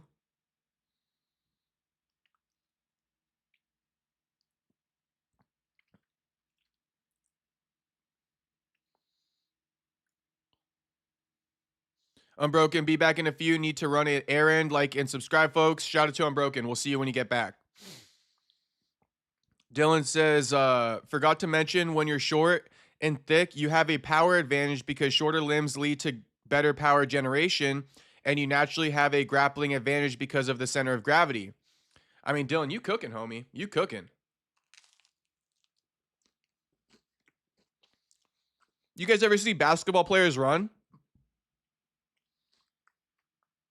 It's the most fucking like giraffe shit I ever seen.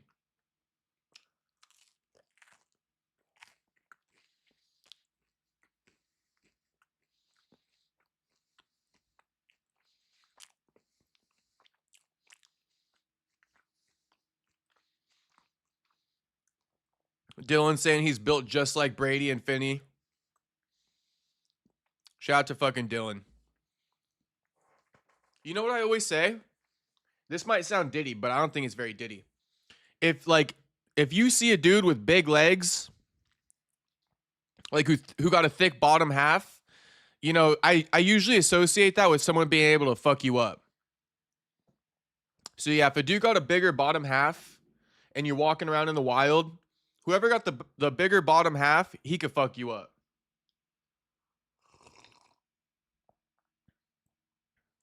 That's how I see things. Maybe not always in the UFC, but Dylan saying Cody always gets a good win when he's one loss away from being cut.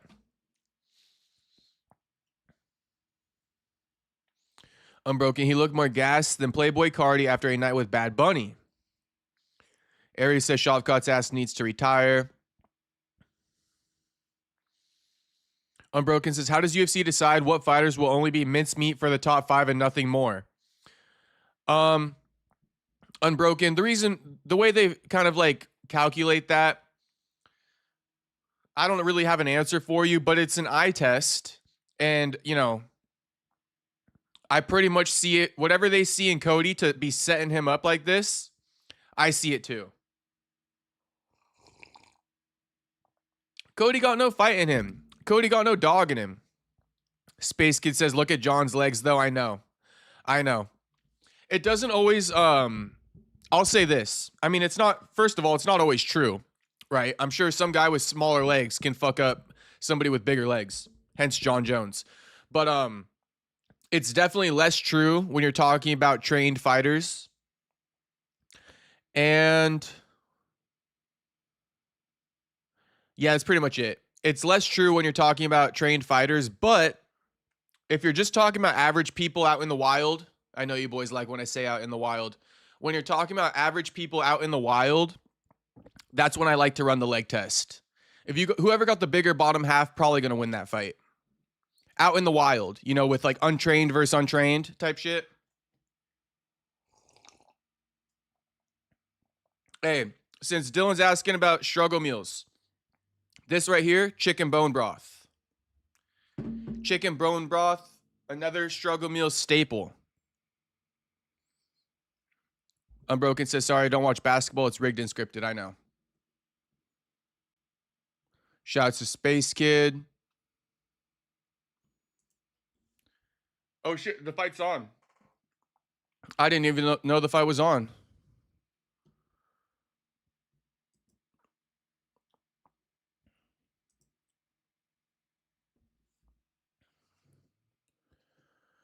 All right, Brundage got Roaston, pressed up against the cage, but Roaston just landed a knee to Brundage's head. It should be over with now. It's pretty much over with.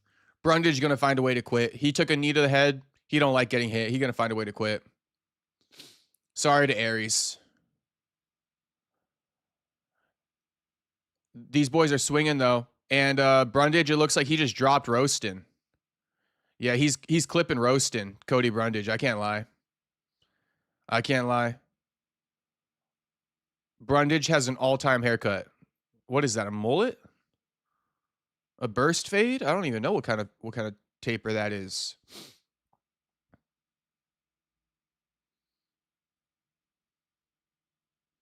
Got to use the bone broth to cook some rice, straight up.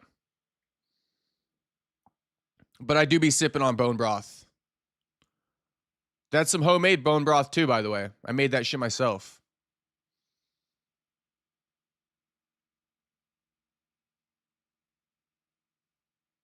All right, Roaston looks like he recovered a bit.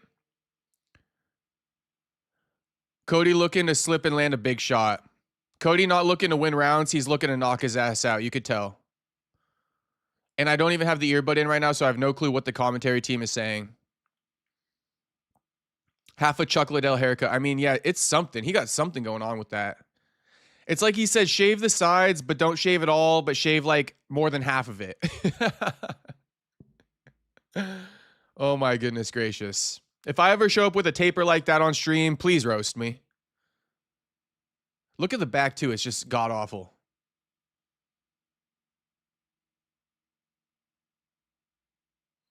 Oh, little nut shot. Of course, you got to take the break.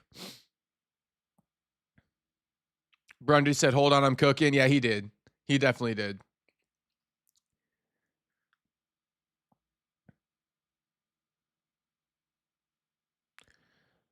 Rick Allen says, drinking that shit, nasty, bro. I can't believe you think sipping on bone broth is nasty. What's wrong with it?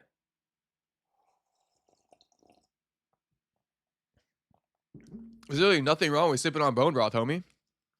All right, they're back on.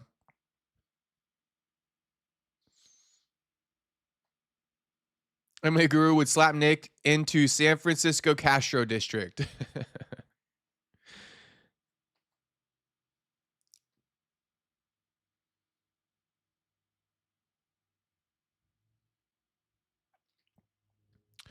ES3 505 asking if Guru can take out Nick Diaz. I mean, maybe not Guru, but maybe me. Maybe not Guru, but maybe me. Right now, as it stands, maybe me. But, you know, if Nick gets in shape, he's fucking my ass up. No Diddy. Absolutely no Diddy there. All right, Cam Roston. Pressing Cody. Cody essentially just sitting there, waiting for Cam to throw. And then Cody going to dip under and throw a couple big shots, hoping to knock him out. I mean, if you can't tell the game plan by now, it's pretty obvious.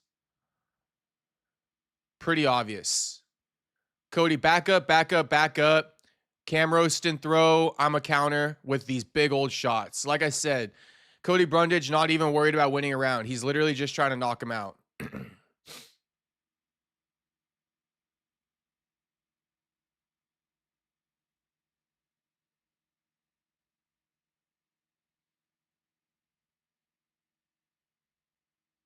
Ricky says Castro is one of the only jacked MMA YouTubers. I give him props for that. My man, Ricky. My man, Ricky. Thank you, Ricky. Much love. Much love to you, homie. Should I just want to run it with one of these boys? That's all I want to do. That's all I want to do. I just want to run it with someone. With someone. So we could really put the context out there. Who the top dog out of the MMA YouTubers? Who the top dog? I want to find out. I want to find out who the top dog is.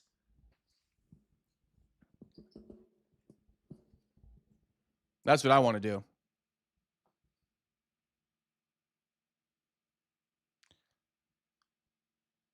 I like Roston's 112. 10-9 Brundage. Dylan says Cody finna gas out and lose if he keeps it up. All right, let's see. They're saying 10-9 Brundage for that round.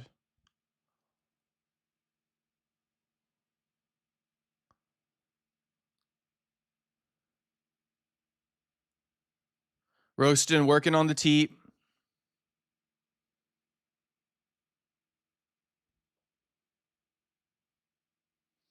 Cody kicks. 1-2 from Roston. More like a 1-1-2.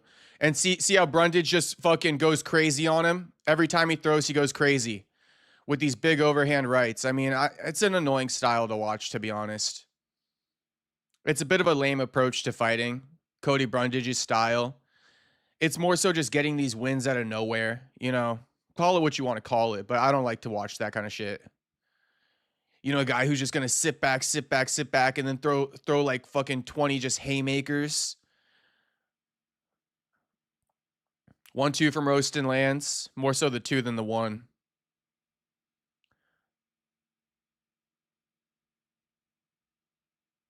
Cody going for that 25K bonus is crazy work.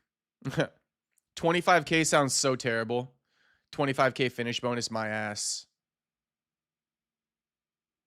Yeah, Brundage making it really hard for Cam Roston to lead because Cody's not leading, which is giving Roston no opportunities to counter him.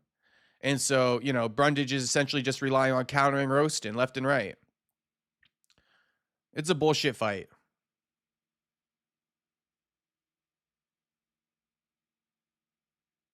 You can see the frustration on Roston too, and he sees what's going on, and he's just going to keep the pace up on him. He's just going to keep the pace up. Look at Cody Brundage. He's just so like insignificantly worried about anything because he simplified the game plan to, okay, wait for him to throw. I'm going to throw these big overhand rights. Shoots in on a takedown. Now Cody's game plan is failing him. Homie going guillotine? Nope, homie not going guillotine. By the way, I don't know who needs to hear this, but if Cody Brundage is one of the best fighters at Factory X, what does that say about Factory X and Coach Saif Saud? What does that say about them? Cody Brundage, one of the best fighters out of Factory X. This dude's got more lives than a cat in the UFC. I just told you, he's on his 10th life right now as we speak. He already wasted 9 lives. Who would have thought that he gets a 10th? Roasting beating up Cody from behind now. No Diddy. But this is that loser approach that, Cody Brundage brings to the game. So, of course, the wrestler is getting out-wrestled because he got no, urgency. Cody Brundage got no urgency.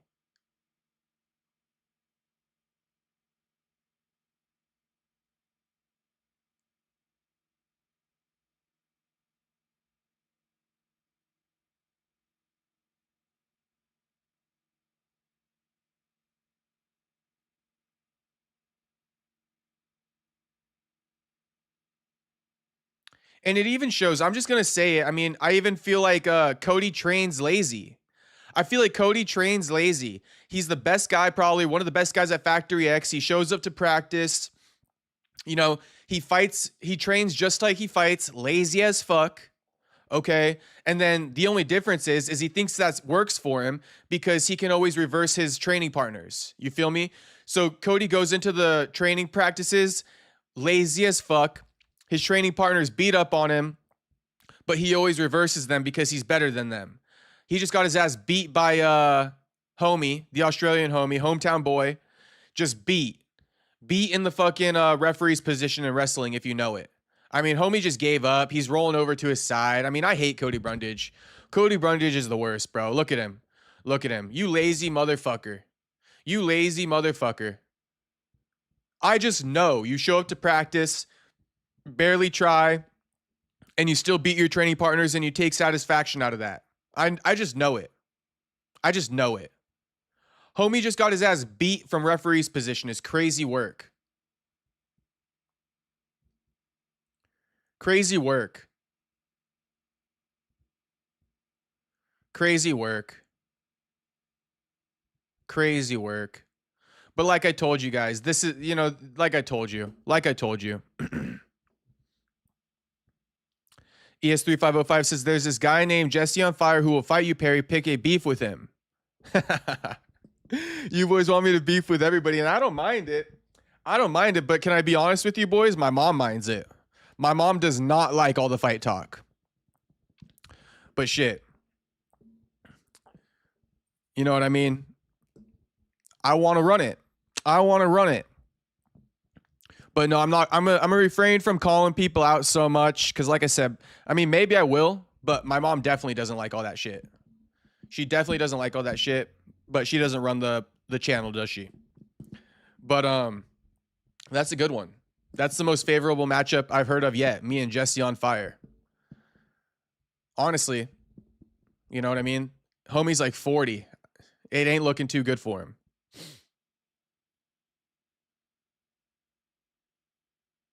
Dylan says Factory X is just good at rigging fights. I mean, how many fighters from that gym have to be suspended for that bullshit, Dylan? How many?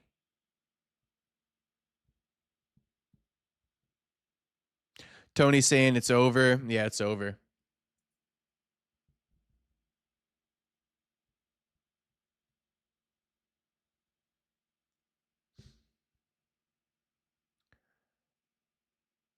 Cody Brundage, you're just trash, dude. I just got to say it again, homie. And I know you don't give a fuck, and that's why your career's gone the way it has, because you don't give a fuck. But, like, enjoy that. Enjoy that, homie. I mean, what am I supposed to say about that? Congratulations to Cam Roaston. I mean, solid performance. Way to not get discouraged with Brundage's, like, counter game. Way to keep the foot on the gas and find that finish.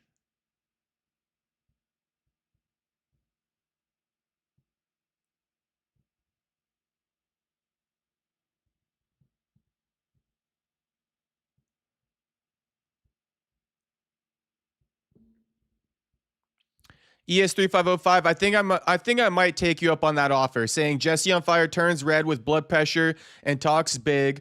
Guru beefed with Ariel to become big. You must beef with either Guru or Jesse.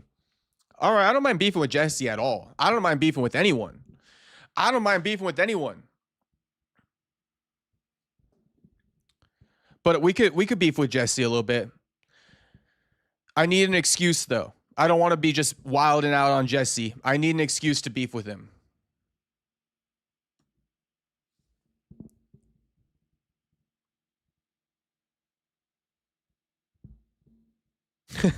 Dana White is offering a special $5,000 locker room bonus for the winners in addition to $25,000 for finishes. Sounds just like something Dana would do, giving his fighters pennies on the dollar. Mid post-fight speech, didn't even listen to it. ES3505 says, just react to his videos. I will. I got you. It's easy to beef with Jesse. He gets angry very fast. I'm gonna take a look at Jesse. I know who Jesse on Fire is. To be honest with you, I like the content he did on Diego Sanchez's criminal ass fucking coach, whatever his name is, Josh something. I like that content Jesse on Fire did. But yeah, we might have to pick a beef with homie. We'll see. We'll see.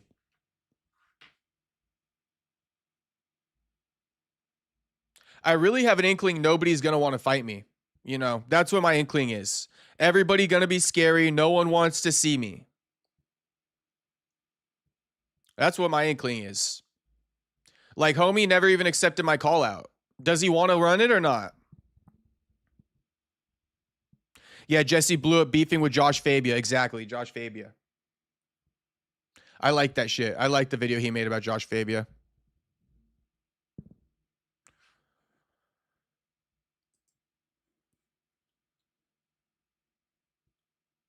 What we got next?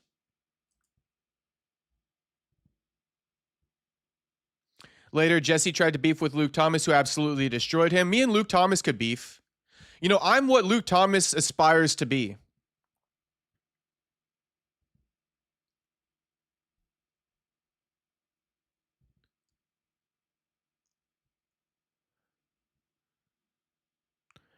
Yeah, Tony Sal, the ginger. AJD says he'll hurt you, LOL. Who will hurt me? Who will hurt me? Luke won't beef with you at all. Honestly, me and Luke do be beefing on X from time to time. He just will do a short clip and ignore. Nah, Luke only beefs for the engagement. Luke only beefs for the engagement to blow up his posts on X, but he really doesn't like try to beef, if that makes sense.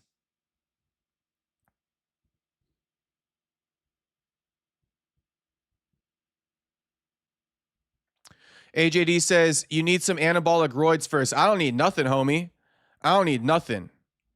And the reason, one of the main reasons why I want to run a fight is because when you boys see me pull up on my opponent, everyone's going to know what time it is. Everyone's going to know what time it is. When I pull up on my opponent, everyone finna know what time it is. You boys finna know exactly what time it is. And I can't wait for that shit. I literally can't wait for that shit. Like, I literally can't wait for it.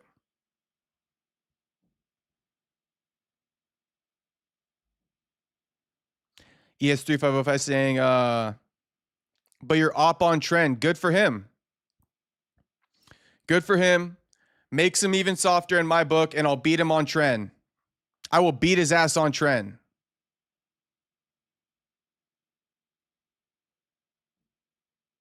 But that's the last I'm talking about it. I'm not gonna keep on talking so spicy like that. Either it's gonna happen or it's not. But you guys got me into it for the one time. But you will not suck me into all this fucking, you know, crazy trash talking. I'ma chill. Dylan says, you going to STL boxing for your camp? I mean, either STL boxing or maybe where Adam 22 trained in Tarzana, California.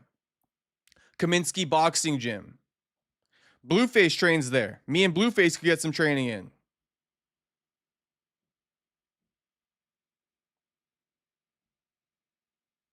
Dylan says Castro roasting these fighters after their losses is peak. Thank you. Thank you, Dylan. Hey, you know the fight, Dylan. You guys all know it. You guys all know it. And we can run that shit. We can run that shit. But there's, I'm not going to keep on going over it. It's, I'm not going to keep on going over it.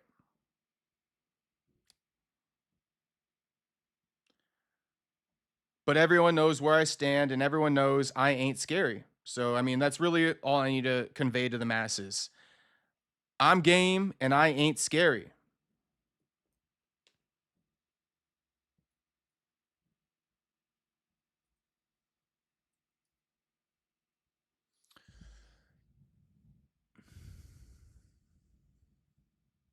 Hey, Tony said it, not me. Tony said it, not me. Tony said it, not me. Blueface baby. Hey, Tony said it, not me. It's understandable, though. It's understandable. It's understandable.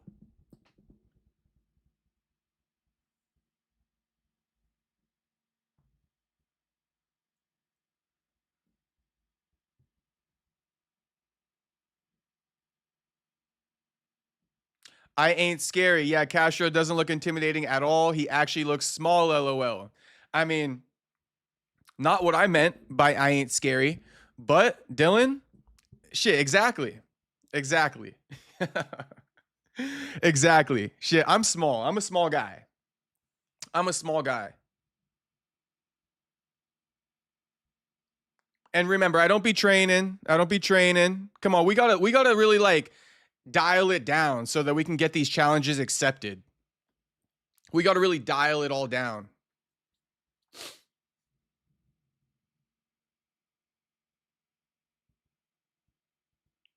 AJD trying to rage bait me heavy. AJD, I know you know, AJD.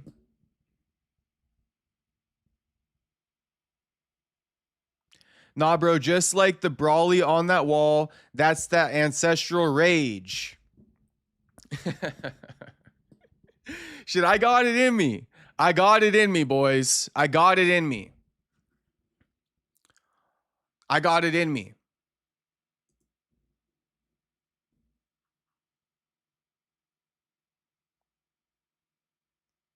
Honestly, mid-2026, boys, let's run something. Let's run something. I ain't calling no one out. I'm just saying, mid-26, I want to get a fight going. Who wants to fight me? Who wants to call me out? Who wants to call me out? Shit, you know what? If Junior Tafa loses this fight and happens to get cut from the UFC, maybe I got to run it with a real fighter. Honestly, that's where it's coming to. I might have to run it with a real fighter. Because these guys, they know. They know.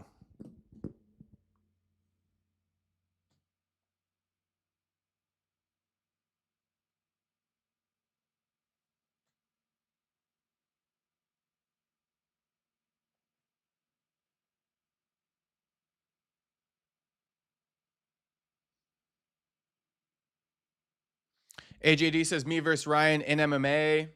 I mean, I guess because that's a real fighter. Why not? I'm just kidding. Honestly, Ryan Garcia, he's like 145. He's like 145 pounds. It's too small.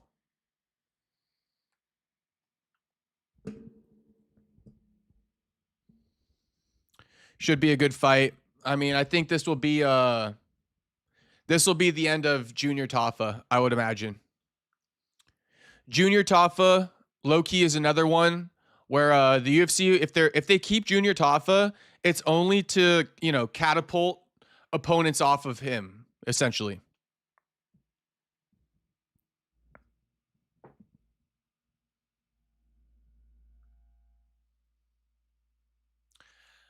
Billy Elencana, minus 275 favorite.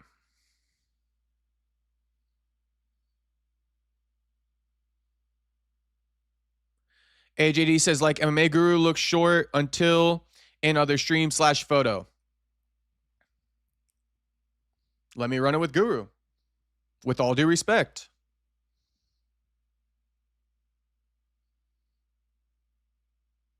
Shit, let me run it with the schmo. Let me run it with anyone. Who want to get their numbers up on brand risk with me?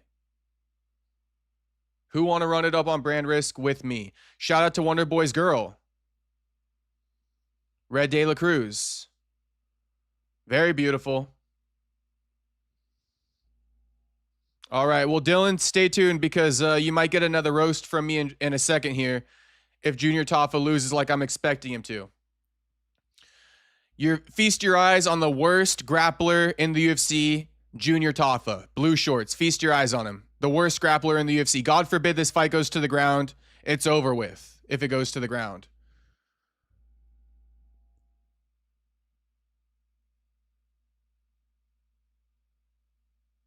Junior Tafa makes Polynesians around the world look terrible.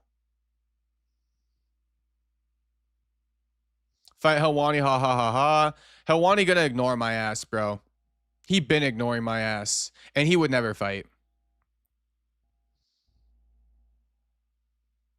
But literally, when I tell you guys I would run it with anyone, I would run it with anyone. Okay, so Junior drops his opponent. His opponent immediately shoots in on a takedown. And, you know, so far he's grappling Junior. Junior stood up, though. Homie got the body lock from behind. Junior is going Kimura escape here.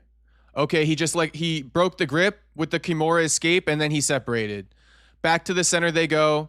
Junior Tafa going to try to put down Elaine Kana again. Elaine Kana got a grapple. Junior Tafa, he only strikes. And yes, he's a pretty damn good striker because he's Samoan. You know, no diss. That's giving him credit. But if this fight goes to the ground, you know it's done with. Stewart says run it with Buck. Buck's going to train me, homie. Buck's going to train me, Stu. Why would I run it with my boy? There's a million other people to run it with. I only got a couple boys in the game. Buck's one of them. What's popping, Jacob? What's popping, Steve? Not much, homie. We calling the fights. We talking about getting a fight going for myself, bro. We want to run a fight in mid 26. But what up, Steve? Good to see you in the chat, homie. Damn, Junior with a nice jab counter on Ellen Kana. Ellen Kana don't got takedowns or what? I'm not too well versed with Ellen Kana. Yep, Junior swinging at air with that big overhand right. Apparently he got his eye poked just now. Herb Dean isn't calling it. Fight's continuing. Ellen Kana shoots in on a takedown while the eye's compromised. Junior doing a good job. He got the whizzer. Wow, Junior Tafa defending a takedown in the Big 26. Who would have fucking thought? Who would have thought we'd see Junior Tafa defending a takedown in the Big 26? Not me. Nice jab from Junior. Honestly, when Junior lost to Tuco in his last fight, I couldn't have been more disappointed in the guy. That's when I just completely gave up on him.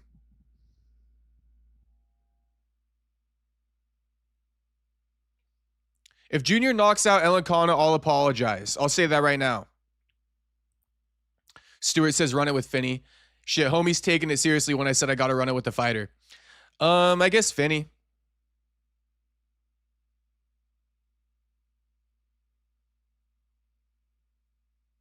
Nah, not Finney. Let me run it with like a cut UFC fighter.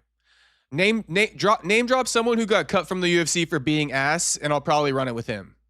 Name drop him. Who got cut from the UFC for being ass? Damn, two big overhand rights from Junior. Ellen Kana using the cage to stay up on his feet. Junior Tafa bringing him back to the center of the octagon and pointing down to the middle, channeling his inner Max Holloway. Both men are Samoan, Max and Junior. Junior with a nice left hook.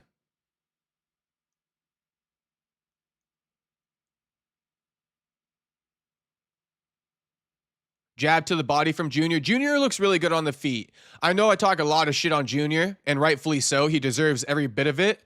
But like on the feet, Junior does look pretty good tonight. I know maybe his opponent's making him look better, but, you know, jabbing to the body nice, landing nice overhand rights, jabbing to the head well, slipping well, ripping well.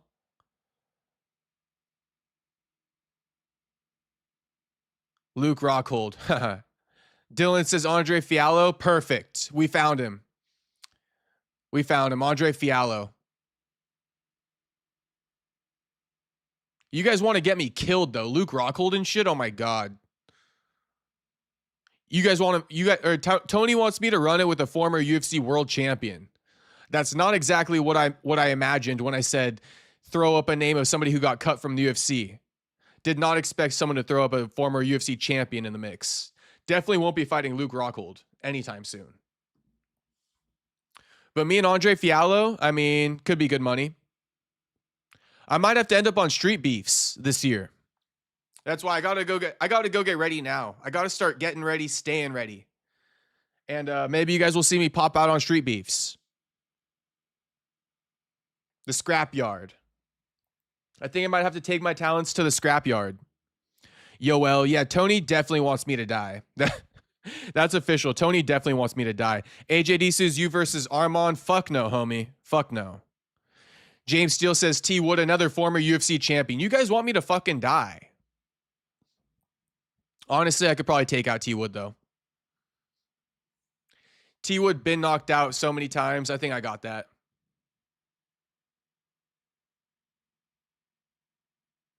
Okay, I got one. Me and Tony Ferg.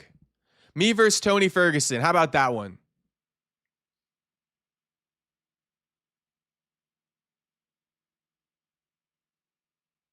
All right, round 2 starting. Castro versus James Vick. I'd be down. Otto says, someone one time challenged me on the comments to Street Beefs, and I was just giving my suggestion. I wasn't even talking shit. That's typical, Otto. That's typical. Don't even entertain it, Otto. Nah, leave Tony alone. Okay, so the one that I could probably beat, you guys are like, nah, leave him alone. Just get knocked out by Luke Rockhold instead. No, I'll take Tony. I'll take James Vick. I'll take T Wood, and I'll take Andre Fiallo. But I don't want to fight. I don't want to fight Luke Rockhold.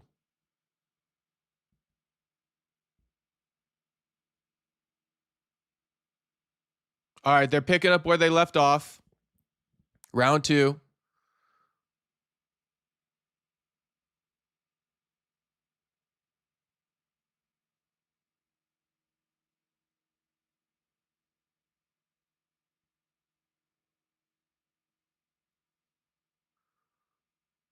So the commentary is speaking about some type of gentleman's agreement with like no grappling in this fight. It seems like there is something along those lines taking place right now. What weight class? We could do 185. We could do 185. Elaine Connor Rock Jr. Yeah, we could do 185. 185, 190. Let's get money. Let's get money.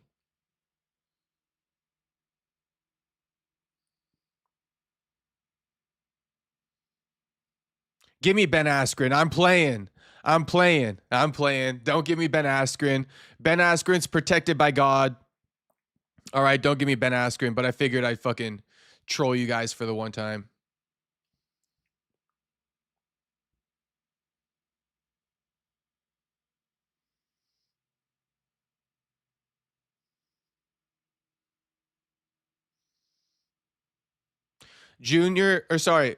Elaine Connor, Heon Jr.'s back now. Heon Jr.'s back.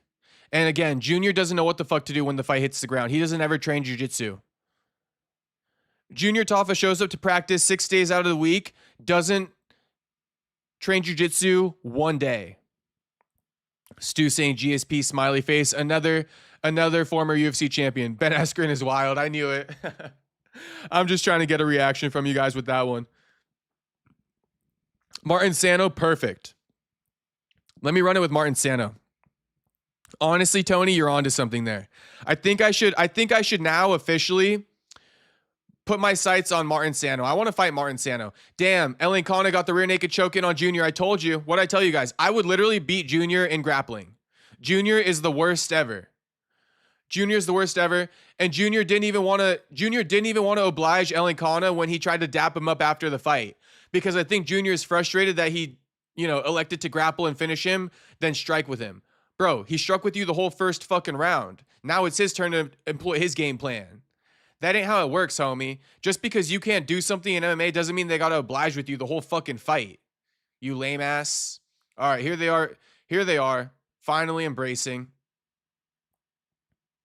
I told you guys, Junior trains 6 days out of the week, doesn't train jiu-jitsu once. Doesn't train jiu-jitsu once. James Steele says, dude, actually, Martin Sano would be perfect. Yes, Martin Sano is actually perfect. Top tier hustle, Martin Sano. Oh shit, that's the one. That's the one. Give me Martin Sano. Give me Martin Sano. We found him. We found the opponent. We want Martin Sano. Street beefs, brand risk. Martin Sano, I know you need a bag, homie. And I need a bag too. And I need a bag too. I'm looking right in the camera, Martin Sano. Me and you. Street beefs. What's the other one? Brand risk. We both need a bag, homie. Let's run it. Let's run it. I said you're getting cucked in the corner. Let's run it. I think we found it. You boys got me excited there. You guys got me excited there. Someone clip that off and send it to Martin Sano, please. Please send that shit to Martin Sano. Now, if we can talk financials, if anyone from Street Beefs or Brand Risk is going to see this, I want, give me 10K. Give me 10K. I want 10K. That ain't nothing, bro. 10K ain't nothing. I want a 10K flat rate. I don't need no 10 and 10. I want 10K flat rate.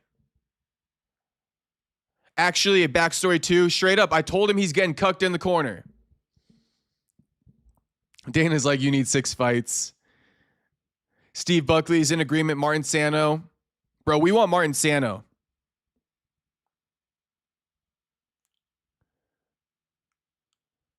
Stewart saying another one that wants to be a fighter but doesn't want to train. Useless cunt. I mean, homie never fucking grapples. It's so annoying. Junior Tafa is the worst grappler the UFC has ever seen. Feast your eyes on him. He's on the screen again. Feast your eyes on the worst grappler in the UFC today. Junior Tafa. Doesn't get any worse than that. Perfecto says, what do you think about that finish, that rear naked choke? You just heard it, Perfecto. You just heard it from me. I think Junior Tafa is the worst grappler in the game. And, he trains 6 days a week and never trained jiu-jitsu once. He might as well be a boxer, bro. He a boxer in the UFC.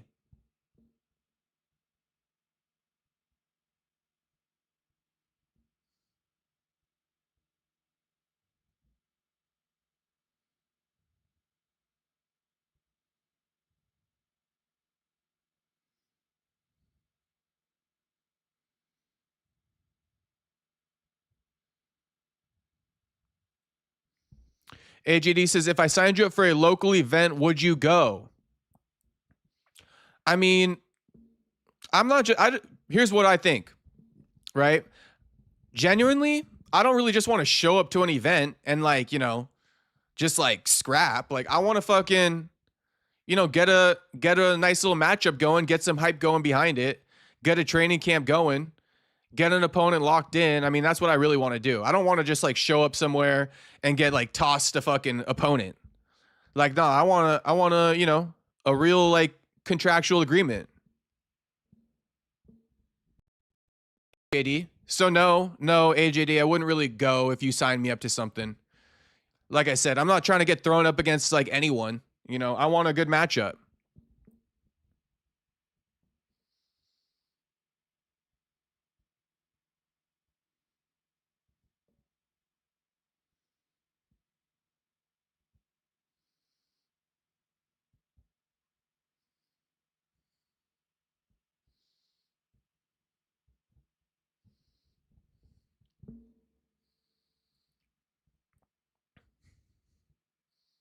You know, the most talked about thing in this chat is getting me a fight. That's the streets. They want to see me scrap. They want to see me run it. And honestly, all I can tell you guys is I want to see it too. I want to see it too. That's all I can really tell you guys. You know what I mean?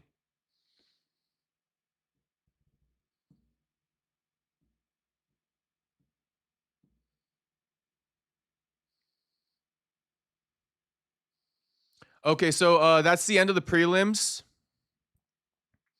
Yeah, AJD says, you said you have experience from youth days. I mean, yeah, I've competed in wrestling. I've competed in jiu-jitsu. I got a blue belt in jiu-jitsu. Taken some striking classes while I was, training back in the day. You know, I'd mix in some striking classes here and there at the jiu-jitsu gym I was training at. Like I said, I've been to Hawaii. Took a striking class with Max Holloway's striking coach. So, yeah, I've been training. Otto says, hell yeah, man. I would love to see you run it up. I'll go for you all the way. Shit, my man Otto. I got a fan base. Brand Risk, give us a call. Me in the streets. We coming. Number one Vato in the streets. We coming to your promotion. We coming to a promotion near you. Number one Vato in the streets. We coming to a promotion near you. Who want to sign me? Who want to sign us? You rocking custom shorts for your scrap? Yeah, we could do some custom shorts. I'm gonna probably just put that Perry Punch logo on that bitch though.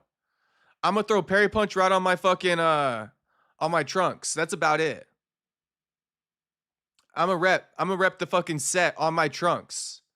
I'm gonna throw up this set on my trunks. Shit, any of the boys in the chat want to sponsor me? I'll throw you up on my trunks too.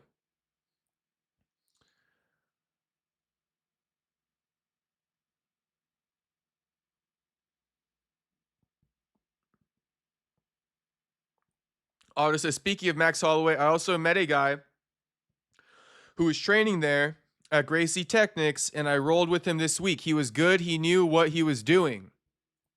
Shout out to Otto. Otto getting in that work now.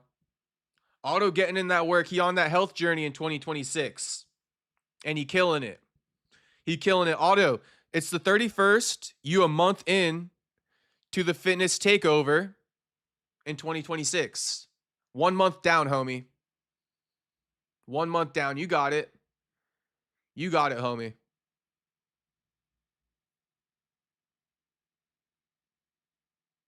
Otto says, yup. James Steele says, shit, we got your back. I know it. But guess what? This is how you boys know that I'm built for it. Guess what? When you step into the ring, nobody can fight for you. No one can fight for you. When you step in that ring, no one can fight for you. And I don't need no one to fight for me. I will fight for myself. With the support of my boys, though. But I'm just saying, if I had no one supporting me, it wouldn't even matter. I'm built for it.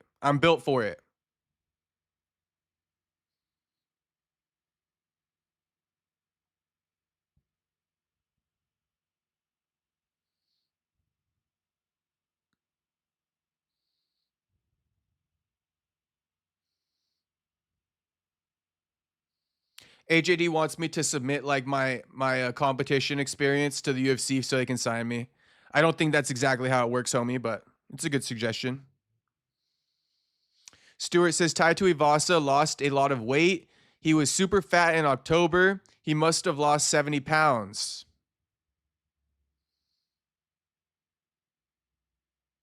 Yeah. And he's still fat as fuck. Isn't that crazy? No offense to him, but he's still like big as fuck.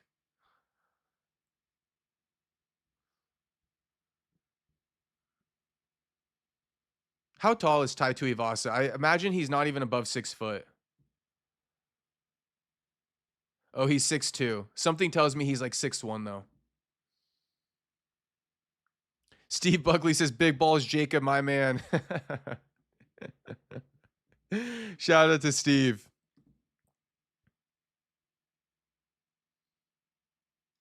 Dylan says off topic, but why does Shakur Stevenson look like Jerry from Tom and Jerry?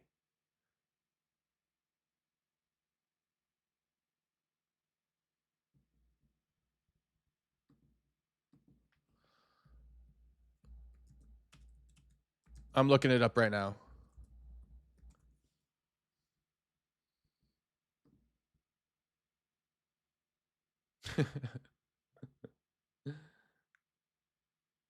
Jerry's the mouse.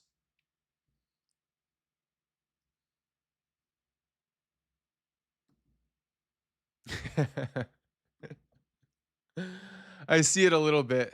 I see it a little bit in this little stance right here.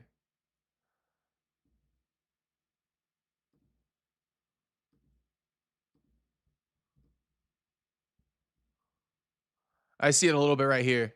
That kind of looks like Shakur. But the classic one, I wasn't really seeing it. This one, I don't see it.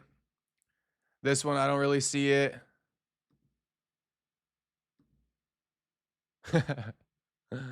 It's Shakur's hair or something. This one does kind of remind me of Shakur, though.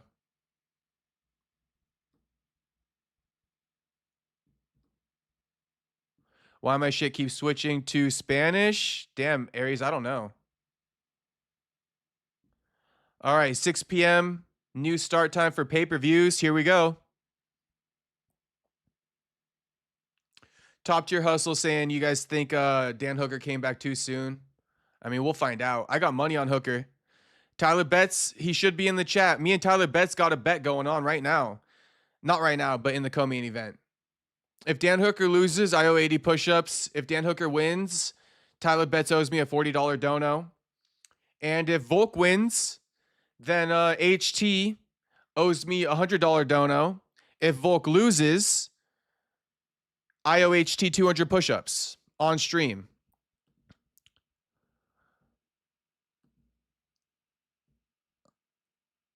Let's go Fiziev or Ruffy. Actually, no. Let's just do the main event, huh? Who wins? No, wait. Let's just go Volk or Lopes. All right. The poll is going up now to start off the main card.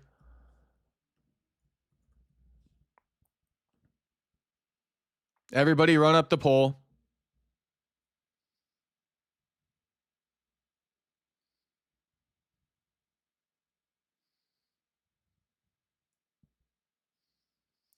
AJD says, Jesse on fire, you said, right? Yes. Or, I mean, that's who ES3505 wants me to run it with. And, you know, I could agree with that. Nothing against the guy.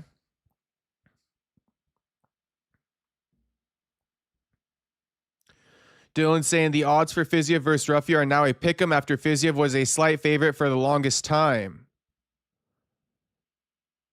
I am rocking with Fiziev if anyone wants to know. I'm rocking with Fiziev. And this is the perfect example Dylan was talking about, where if you're a shorter guy, if you really dedicate yourself to learning striking, right, then you can beat bigger, taller dudes. And I think that Mauricio Ruffy relies more on his attributes than he does on having really clean, crisp striking technique.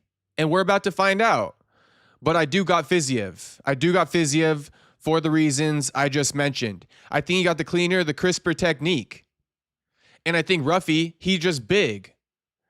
But, you know, watch. We about to see who to Giga fight. We about to see Giga Chikadze versus Kevin Vallejos all over again with Mauricio Ruffy and Rafael Fiziev. At least I hope. At least I hope.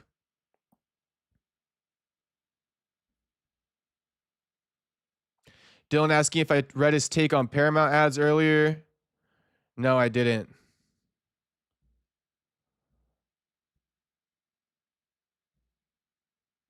Seems like it was a minute ago, Dylan.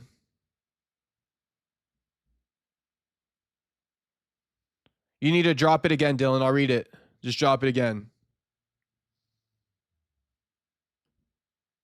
Drop it again, Dylan. I'll read it.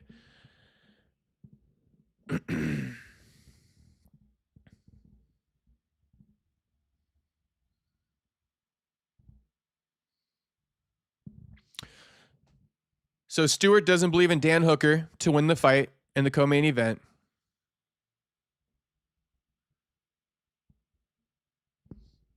He thinks he's just being more active. I mean, I kind of agree with Stu. Dan Hooker not really fighting for win checks anymore. He's just fighting for, show checks.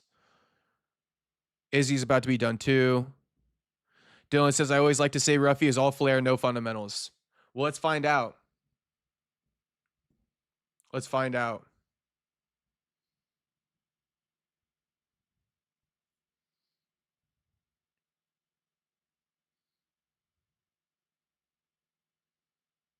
Dylan says, the people complaining about ads are casuals. UFC fight nights during the ESPN era were littered with ads. Also, the fact people are noticing the ads means it's working. Yeah. Yeah.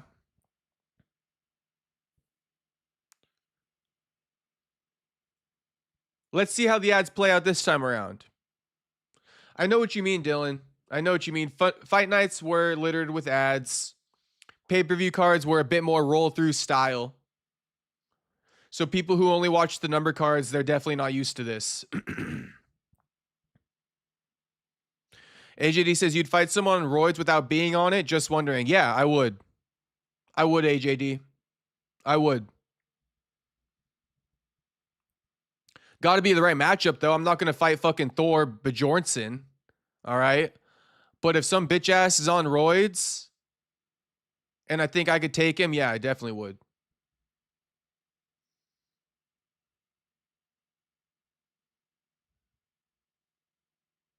The streaming is more shit this time around. What that mean, Top Tier Hustle? Like it's not good, or they got more stuff on the TV? Like what do you mean by that?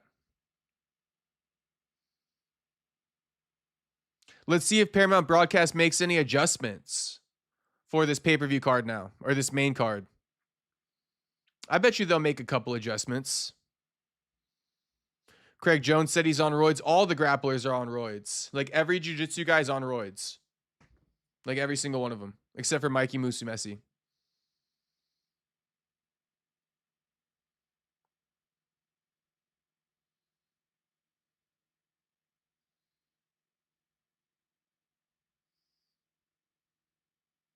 Damn, Top Tier Hustle. It's not a good, that's not a compliment then for the broadcast. Honestly, Top Tier, I'm experiencing lag for myself as well.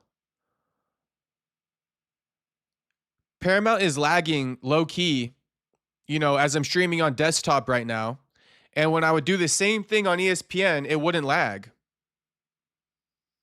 I could stream on desktop and watch the fights on my computer with no lag. But now it's lagging on Paramount Plus app. I don't know why.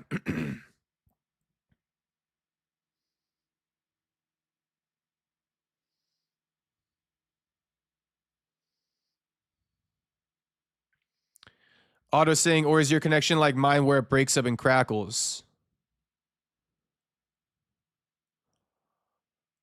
I mean, the frames do kind of like get fucked up from time to time, Auto. I'm not sure if you're asking me or Top Tier Hustle. Okay, AJD really trying to set up my fight. Let's hear what he got to say. Like a planned fight / event, LOL, but I guess if same size or bigger than more than a drug, but a literal hormone. So it's like fighting Bigfoot. So you'd want to be on it too. Equals out. I mean, okay, maybe we won't be fighting a guy on roids then, AJD.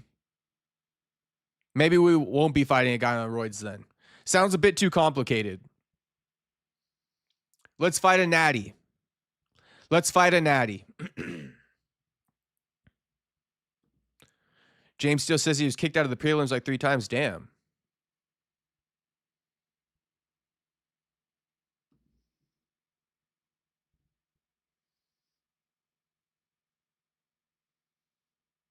Okay, we're on like this big old commercial break, aren't we?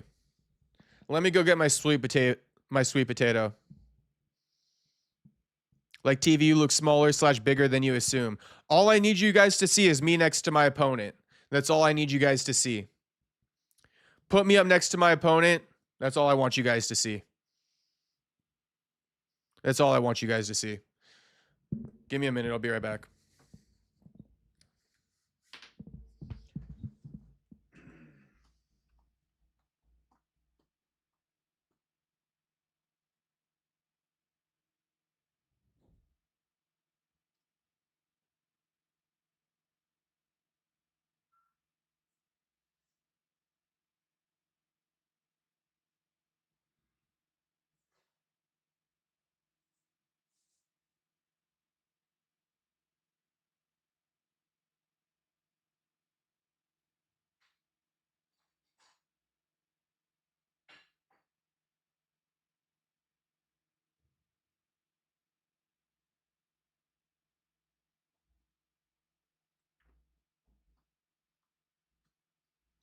Hey, struggle meal number whatever.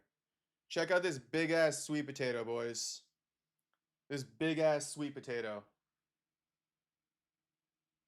In proportion to my hand, this big ass sweet potato.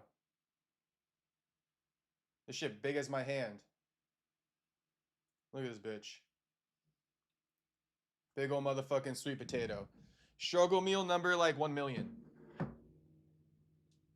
So far I showed you guys the peanut butter banana toast, the bone broth homemade, and now my sweet potato. You boys are probably wondering, where's the protein?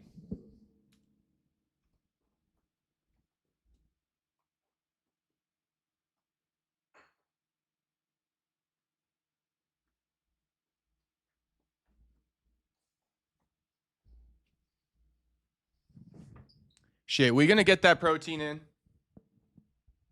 We're gonna get that 200 grams in today. Don't you boys worry about that. It looked like a rock. Butter salt. What's poppin', Franklin? Nice. Yeah, I gotta peel this bitch. But I might as well peel this bitch while we're waiting.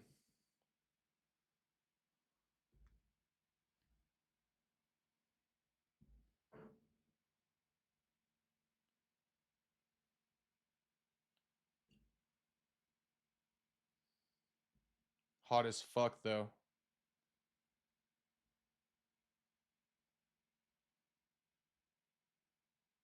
Ow.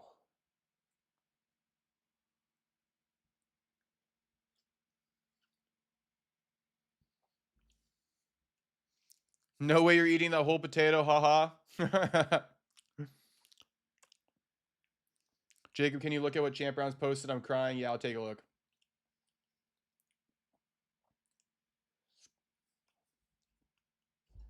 What's poppin', Miata boy? All right. Sweet potato has been peeled. And the best part right there. Ow, that's so fucking hot, though. All right, Miata boy wants me to check out what Champ Brown's posted. Let me wipe off my hands. I can't be getting the computer all gross.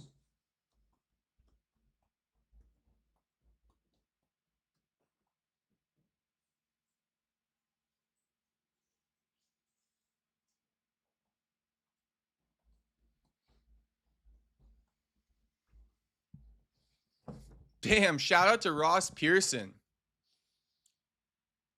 Homie is old now.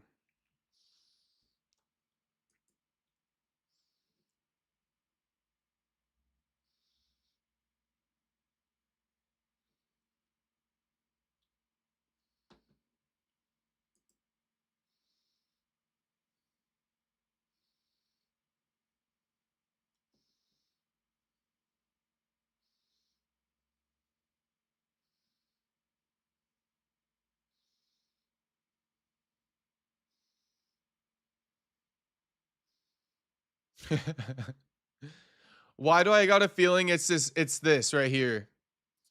Miata boy.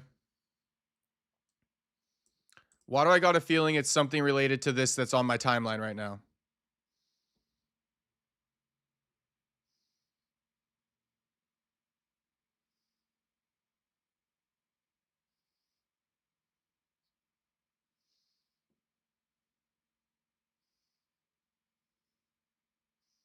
Oh, damn.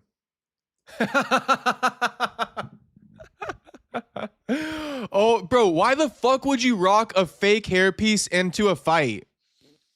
You got to be the biggest idiot to do something like that. That's insane.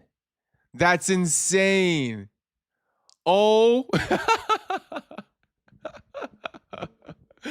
Bro, that is actually insane and ungodly stupid. I mean, unbelievably stupid.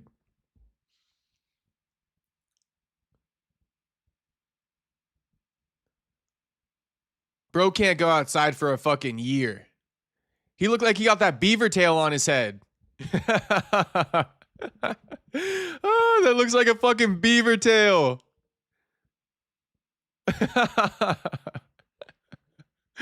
Oh, beaver tail at its finest. That's a straight beaver tail. He split his wig for real, James. He split his wig for real. Oh my goodness gracious. I could watch this all fucking day.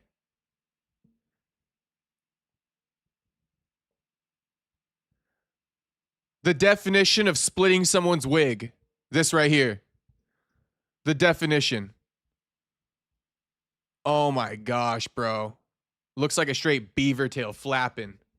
That's absolutely insane. Shout out to Miata Boy. Yeah, shout out Miata Boy. Thanks for dropping in the chat just for this, homie.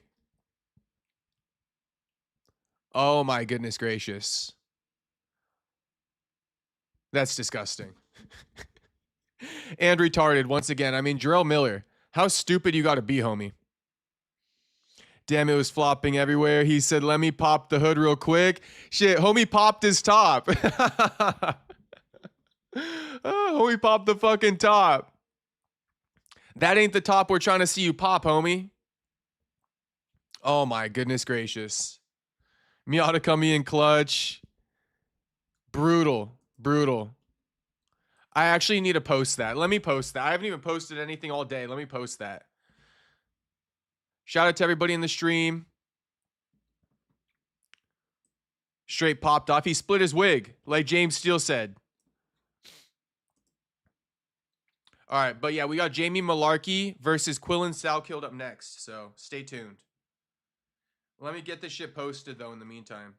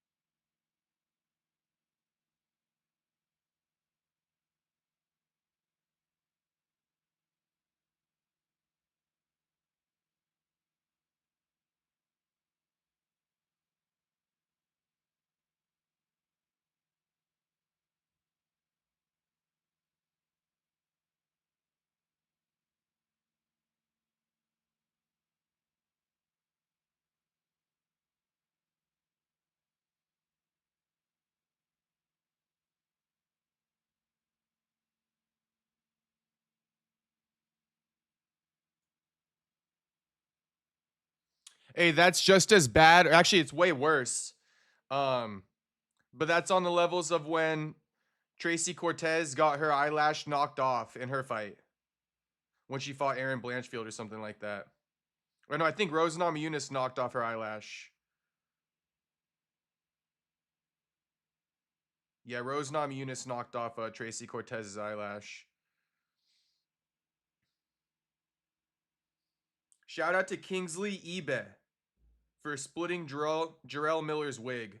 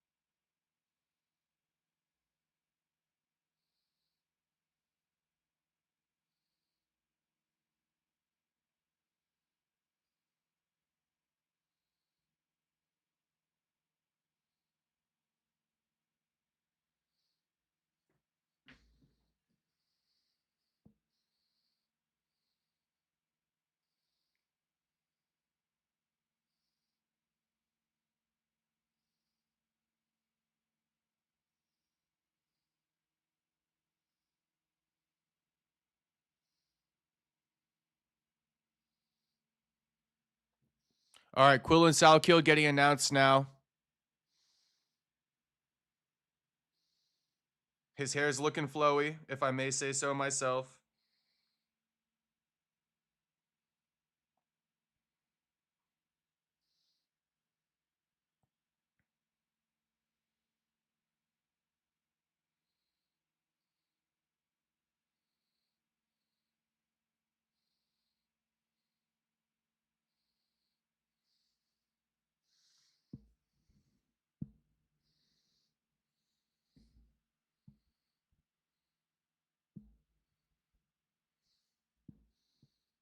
Fights on.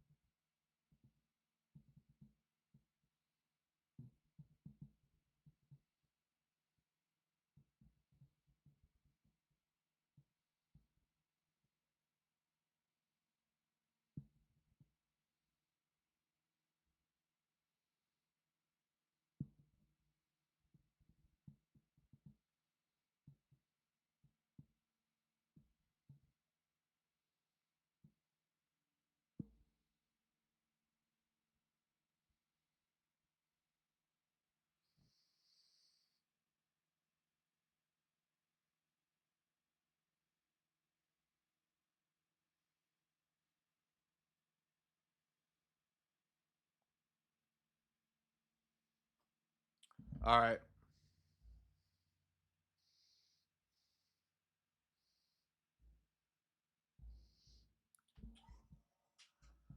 I had to post that. I absolutely just had to post that, but we won't I won't make a habit of doing that.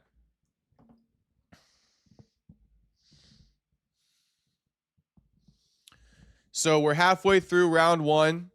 Jamie Malarkey got Quillen Salkeld pressed up against the cage with an underhook. Salkeld goes throw, gets him on the ground. Jamie Malarkey rolling to his knees to try to brace back up. Salkeld slips into one hook. Salkeld got one hook in. He on Malarkey's back. He already attacking rear naked choke. He's over the chin. Damn, don't get that. Damn, he tapping. He tapping. One hook in, not even under the chin. I mean, that's pretty badass.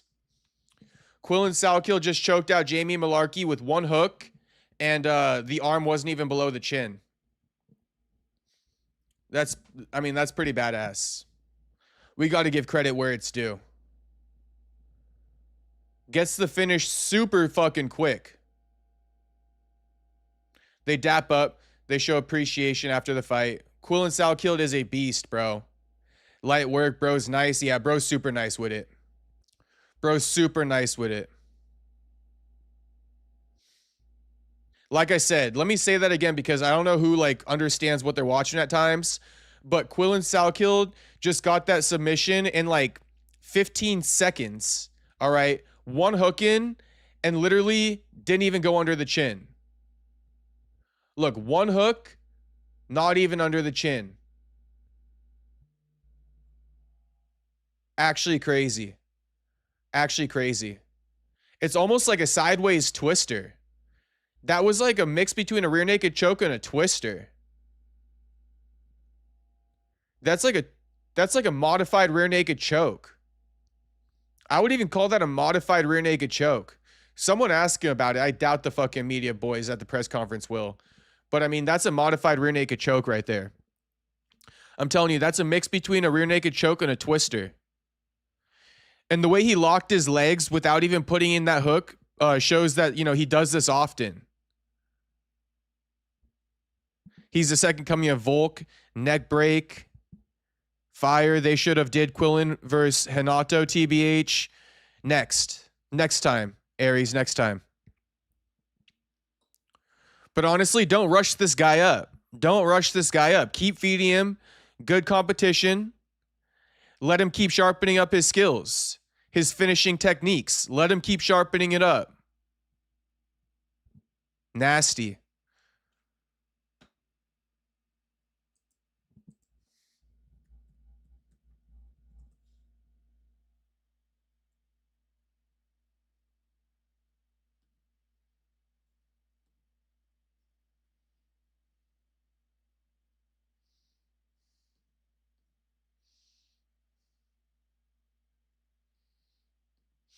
Damn, Jarrell Miller won that after getting his wig split.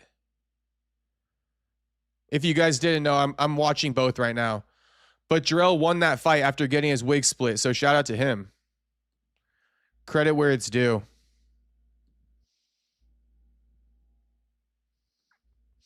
Yeah, Malarkey speaking of, or not Malarkey, Salkeld speaking about the lat drop he hit.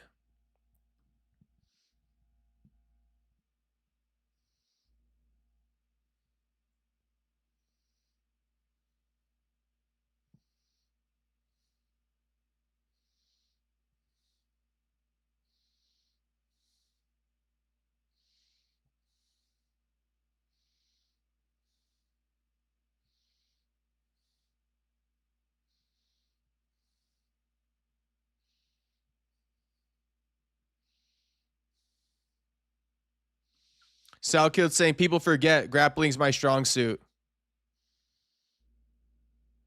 Because he's coming off that head kick KO in his last fight. And everyone's hyped on that.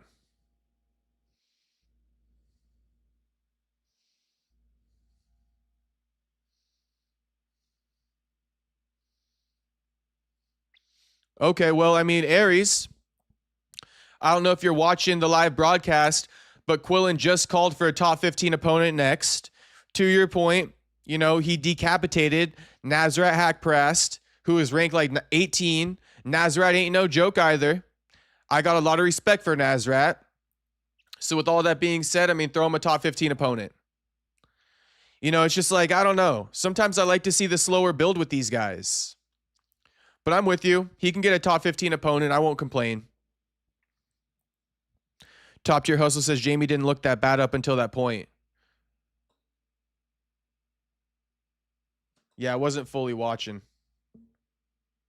because I was making that post.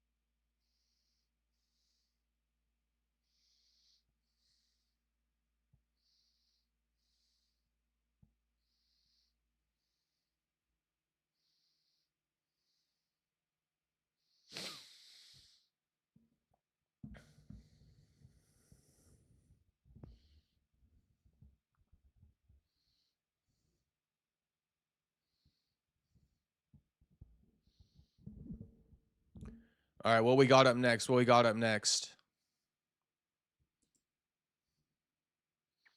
We got Ty versus Taliesin, so get ready.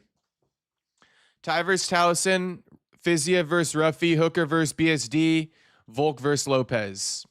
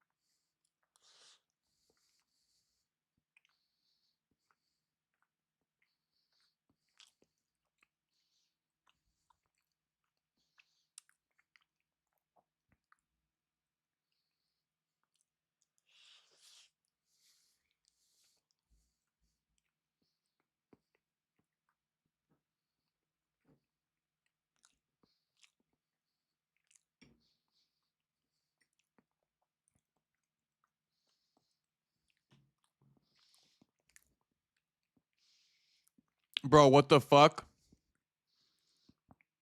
What the fuck just happened?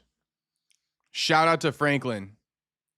Shout out to fucking Franklin for the $100 dono. My first $100 dono.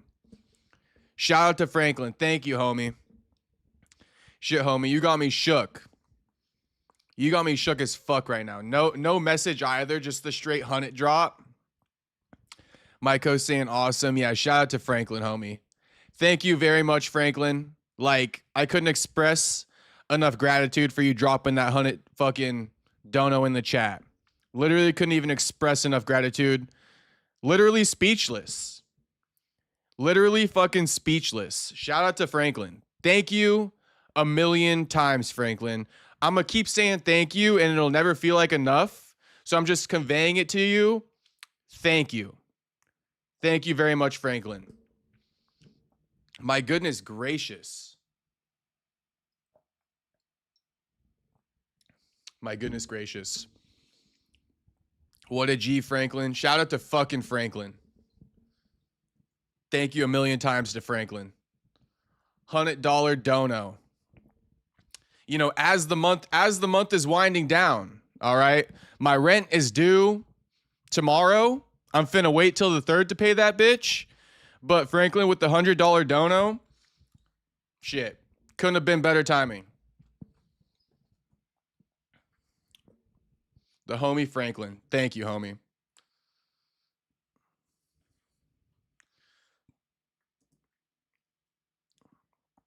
All right, looks like we're going to have to wait quite a bit, though, for the next fight, unless they're going to get it rolling. But usually first round submissions, you know, we got to wait like 30 fucking minutes for the next fight. But we'll see. I think that's what's going to happen, though. We got to wait a minute. We're going to get several commercials. Stuart says, Jacob going to eat for another day? Yeah, shit. I ain't going hungry. Franklin making sure I ain't going hungry. He making sure I got enough money for groceries after that rent's paid. Shout out to Franklin once again.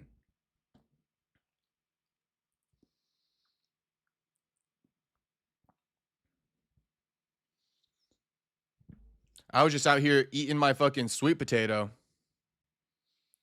Frank gotta have a hammer. I mean, Frank's definitely got a hammer on him.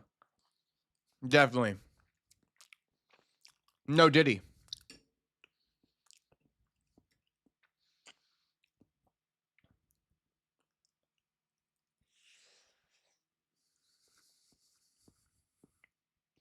Stuart says, do you have a day job? No, I don't.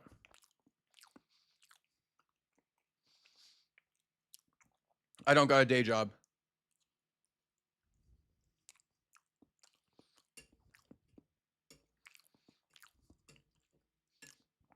I be trapping. I be trapping, Stu. Or whoever asked that. Yeah, Stu. I be trapping. I don't got a day job. Student? Nah, I just told you. I be trapping. I be trapping. 1 second.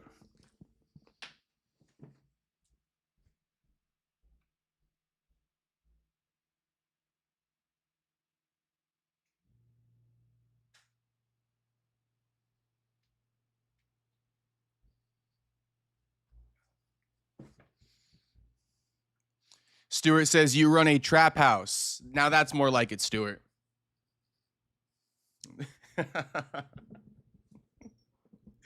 Now you got it, Stuart.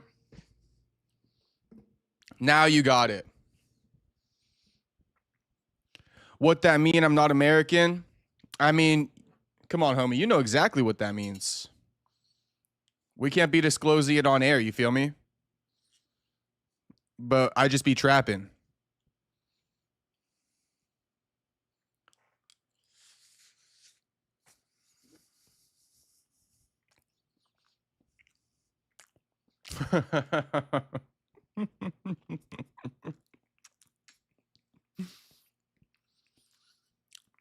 Meowed boy snitching on me as we speak.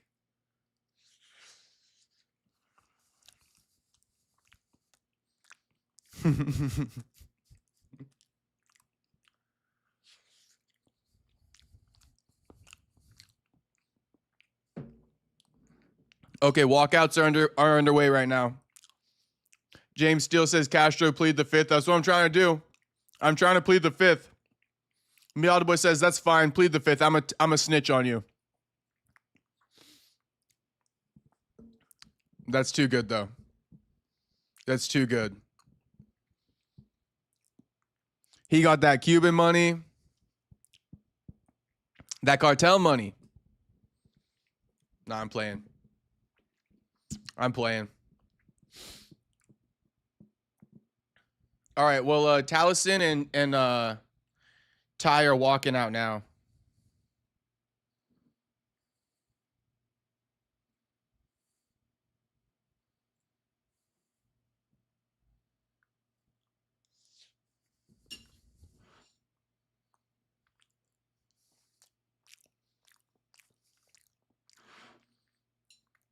Yeah, let's see how this fight plays out. Let's see how this fight plays out.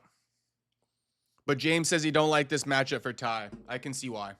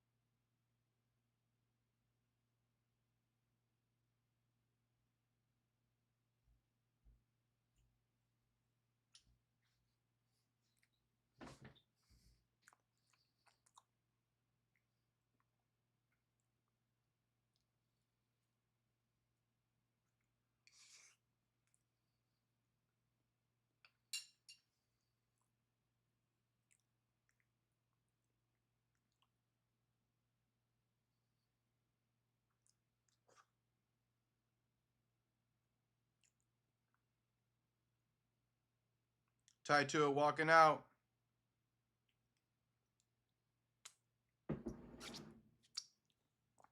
Simmer saying, is this a watch party? This is a watch party, homie.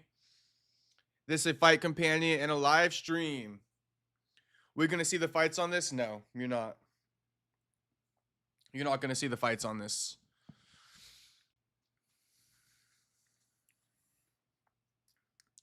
But I mean,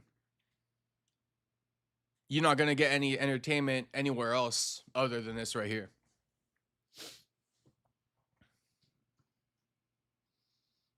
Hey, there's JDM and his wifey in the front row. I don't know if you guys peeped them or not. But JDM and wifey front row. Should have got JDM on this card.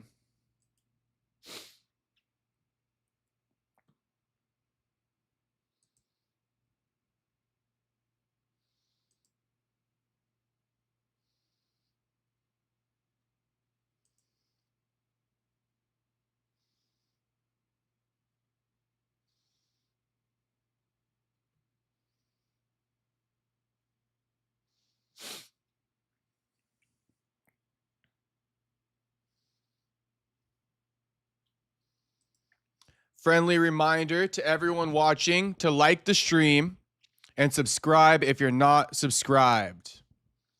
Franklin saying, my take is it sounds like Ty lost weight and too fast also. I think he's a big guy naturally, so not convinced he hangs.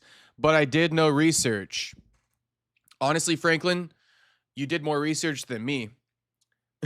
If you heard that Ty lost weight and he lost weight in too short of a period of time, that's already more research than I did on this fight. Because I don't know how much time Ty had to lose this 70 pounds people are claiming he lost. Do you know?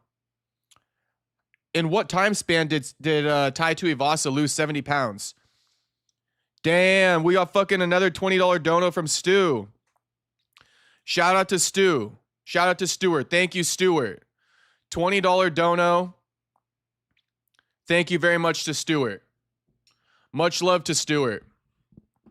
Shout out to all the boys watching. My man fucking Stu. We got the donos rolling tonight. And we haven't even touched my bets yet. I might have to owe 80 push-ups on stream on one bet. I might have to owe 200 push-ups on stream on another bet. Or I'm going to get a $40 dono and another $100 dono. So we'll see. We'll see. My man Stu saying, no worries, fella. Thank you again, homie. I just want to make sure you guys know that I got gratitude.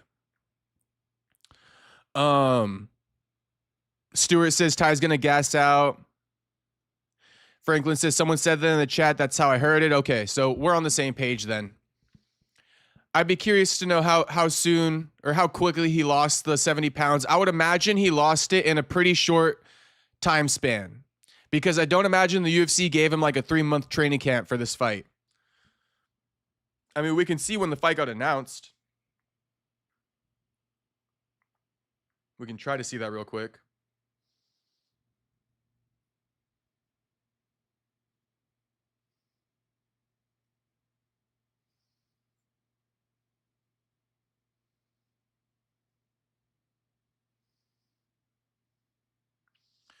So this fight was announced. Okay, so Ty's had about 2 months. I'll give it to him. This fight was announced on December 6th. So it's been, about 2 months. Give or take, it's been about 2 months. 70 pounds is 2 months is a pretty short period of time, though. 70 pounds in 2 months, I mean, we'll see how it plays out. We will see right now. Fight's about to get underway. All right, fight's on. Touch gloves to start. Ty going forward.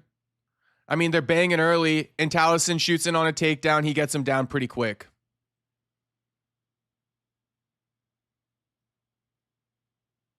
Stewart says, I saw a lot of stuff online where he was massive at the end of October. I didn't think he was going to fight again. He was so massive. Bro was like living off that corned beef diet. I mean, corned beef is fire. Don't get me wrong. But Ty was living off that corned beef for a hot minute. So yeah, Ty's on the ground right now. Ty's trying to work to his knees to stand up. But Taliesin, you know, he's in this referee's position, so to speak. He's got like double unders from behind on Tai. And he's got like a reverse hook in on Tai. It's not your traditional hook. You know, usually you go far side hook on far side leg. Taliesin got inside hook on the far side leg. Interesting. Okay. Tai stands back up. Taliesin trying to grapple him back to the ground.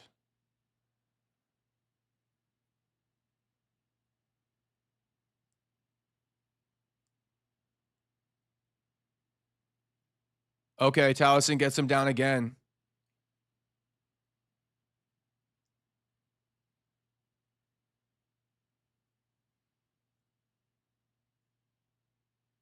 Taliesin in full, or no, sorry, Taliesin is in half guard on Tai, but it might as well be full mount. If he can get that knee to touch the canvas, if he can get that other knee to touch the canvas, he's going to be in full mount. Slide that knee through, homie. Slide that knee through to the canvas. You got to cut through it like butter. There you go. There you go. Boom. Tai Tuivasa, you know, sat back a little bit and took it away.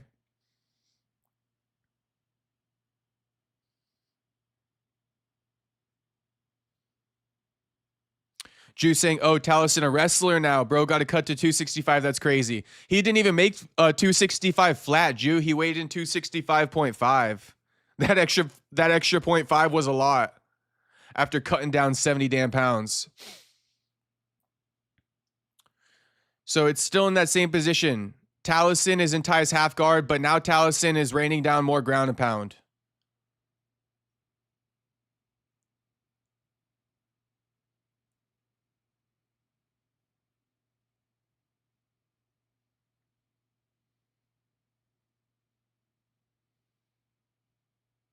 Same position. Taliesin has aborted some of the ground and pound. There, here he goes again with the ground and pound.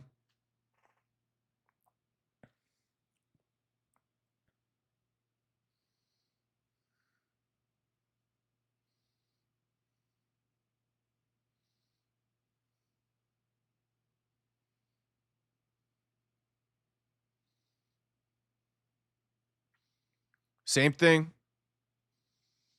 Taliesin not really advancing at this point. I mean, I'd be in favor of a stand-up. I would be in favor of a stand-up. Mark Goddard doesn't seem like he's anywhere close to standing these boys up, though.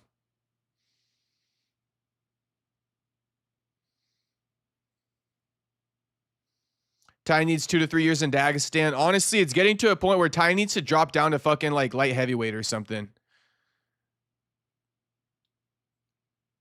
It's just not going well for him. He's like a Torres Finney for the heavyweight division.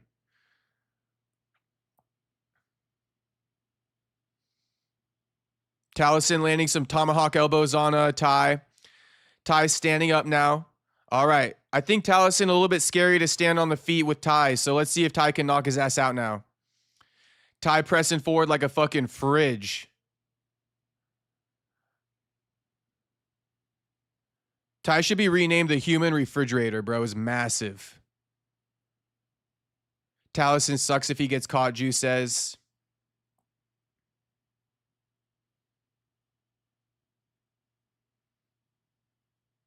Stewart says Tai just waiting to stand up and throw a bomb. He was. Now Tai's got Taliesin pressed up against the cage with double underhooks. They're just kind of stuck in every position they get themselves into. Like straight up. They were stuck in half guard. Now they're stuck in the clinch. Commentary team saying that Tai's trying to slow the fight down a little bit.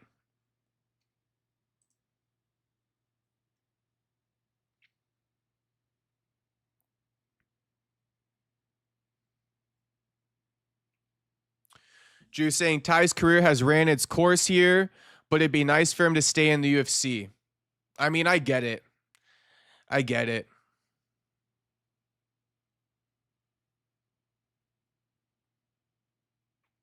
One of my questions is, how do guys like this get so popular if they were never even close to ever being a champion in the first place? Like not even close to being championship caliber. Like how did he get so popular? You know? I thought like we only like, you know, good fighters, so to speak. No offense to Ty. I'm just kind of saying like how did Ty get so popular and he's not even like, you know, that good?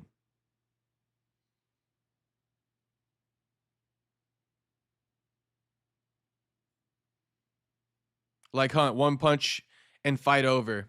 Ty still got that power though, says Stewart. Yeah, you're right. You're right. He could end the fight at any moment. I'm kind of talking like he already lost. I need to chill.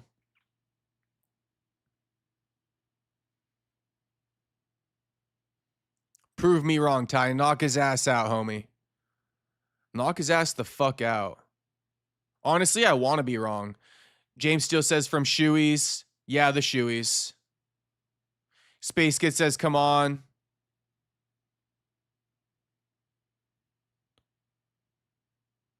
Honestly, I want fucking Tai Tuivasa to make me look like an asshole for saying what I said. Beat his ass, bro. Boom. Nice elbow from Ty. Taliesin does look like he's breaking. Prove my ass wrong, bro. Spacey said, put it on good, exciting fights. No, you're right. You're right.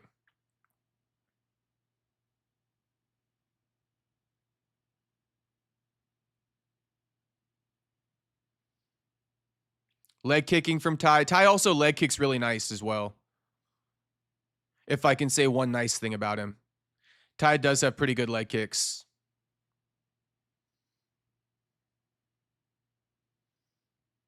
Ty is settling into the fight now. It's not as crazy and hectic as it usually is for him.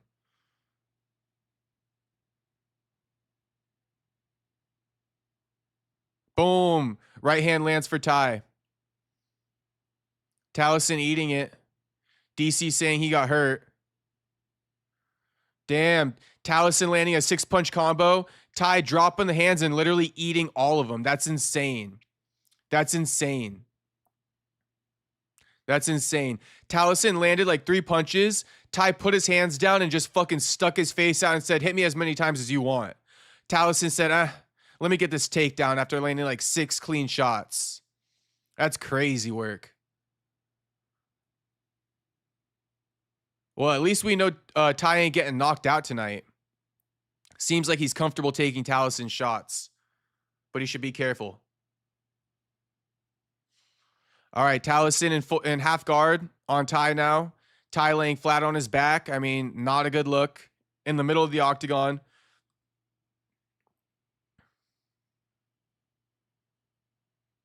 No butterfly from Ty. Yeah, I know. I know. And that's why Taliesin Teixeira is in full mount now. Because Ty wasn't executing butterfly hooks. Shout out to fucking Stewart.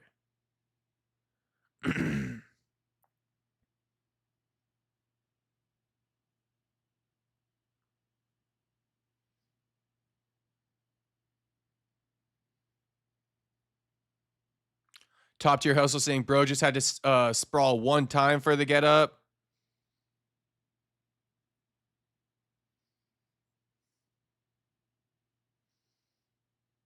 Yeah, Ty's belly down now. This isn't good.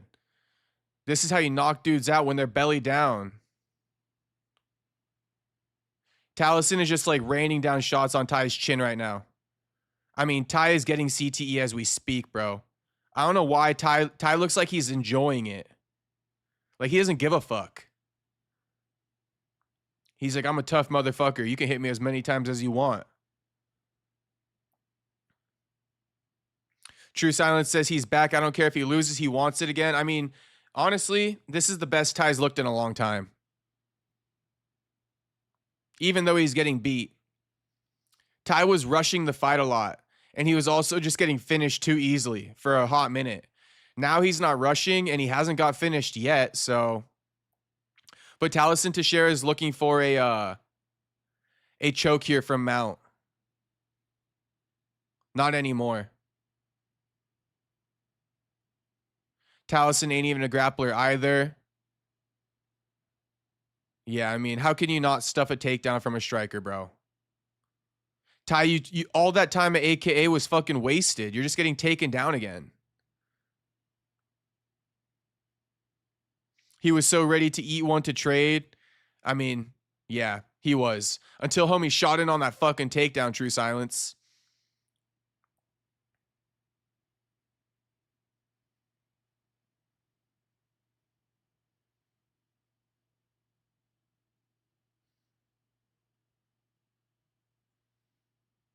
All right, fans booing. Round 2 over with. Taliesin Teixeira up 2 rounds. Ty getting helped up by his corner. I mean, I kind of like this. Honestly, last weekend I was calling the fights with Joaquin, so it was harder for me to pick apart the broadcast. But I mean, no commercials in between rounds. I kind of like that. We get to see all this shit. It seems like Paramount's trying to get all the commercials out of the way before and after the fights. And they're trying to give us as much content as they can as far as the live fight. Anyone else feel that way? That's what I'm getting from Paramount. They're getting all the commercials out of the way early, and then they're like stopping the commercials for the entirety of these fights. And I do like that. I do like that. It's way better than ESPN making us look at a fucking blue screen in between rounds. I'm okay with extra commercials if it means we get to see like the cornerman talking and no breaks during the fight. I'm okay with it.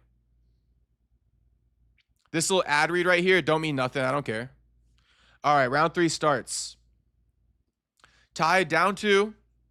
Ty down 2. He got to knock out Taliesin, and he got to most likely defend a takedown because you got to think Talisin's going to shoot in. Body shot from Ty. Big 2 to the body from Ty.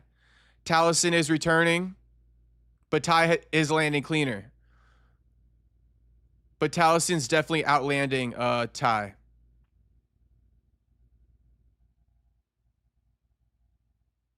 Hey, Stewart, Dean Thomas called out what you called, saying Taliesin should have postured up and got him out of there. Damn, knee from Taliesin. Taliesin kind of wobbly. He looking weird. Oh, big 2 lands on Taliesin. Knock his ass out, Ty. Knock his motherfucking ass out. He wobbling all over the place. His body jiggling. I can see the fat jiggling. Taliesin is low-key gassed.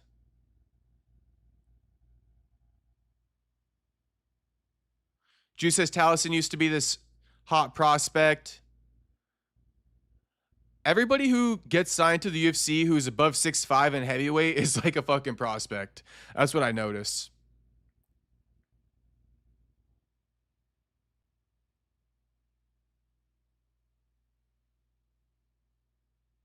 Ty is clinched up on Taliesin, and this is like, yeah, exactly, Jew. I was just about to say that. Why the fuck are you clinching up against Taliesin when you're down 2 rounds? You got to knock his ass out, not knee him in the inside of the thigh. Separate and punch, Ty. Even Stewart saying, Ty got to stop grappling, for fuck's sake. I mean, for fuck's sake. Boom, left hook from Ty. Again. 2 from Ty, left hook from Ty. He wobbled. Go beat his fucking ass, Ty. Left hook from Ty. Ty ate a left hand 2 from Taliesin. Another left hook lands from Taliesin. 2 lands from Taliesin. Ty, keep your hands up, homie. I don't give a fuck if you could take it. Just keep your hands up. Dude, boom, left hook from Ty. Left hook from Ty again. Ty, you got 3 minutes left. Right hook from Ty. Right hook again from Ty. Taliesin gonna fall. Come on. Ty, get the fuck off him. Oh my God, Ty's holding his ass up. Get off him.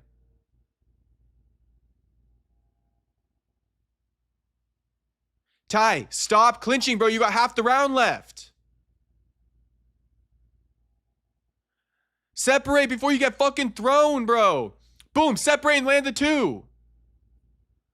Bro, Ty. Ty is a fucking... Oh my goodness gracious, Ty, you're so close to getting taken down, bro. Big elbow from Ty. Uppercut from Ty. Bro, beat the fuck out of Taliesin.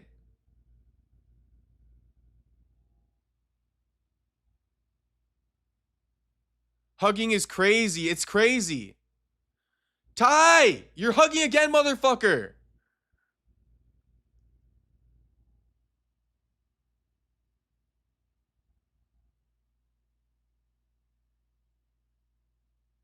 Ty clinching still.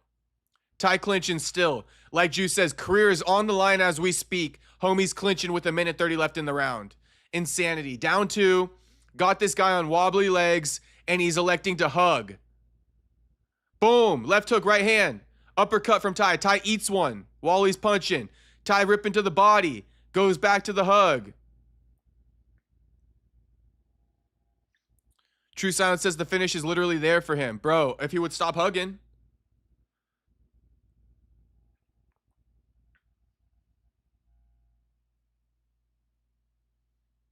Teixeira shoots in on a takedown off of Tai Tuivasa punching him.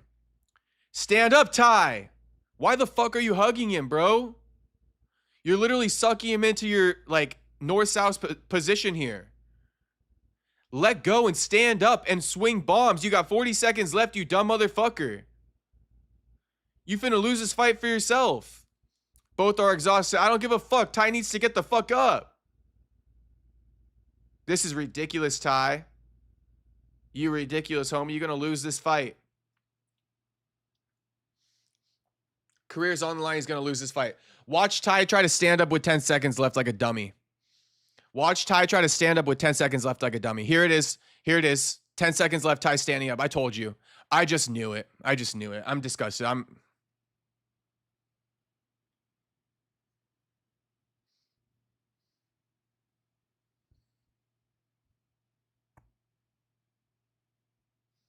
I mean, it's a good fight, man. It's a good fight, but it's just my standard, my expectation is just higher than that. You know, it's very frustrating. It's actually more of a frustrating fight to watch than anything. That third round, Ty not having any clue what's going on, what he needs to do. I'm not going to lie, that's frustrating to watch. That's very frustrating to watch. And like I said, I wanted Ty to prove me wrong. You know what I mean? True Silence says 10-8.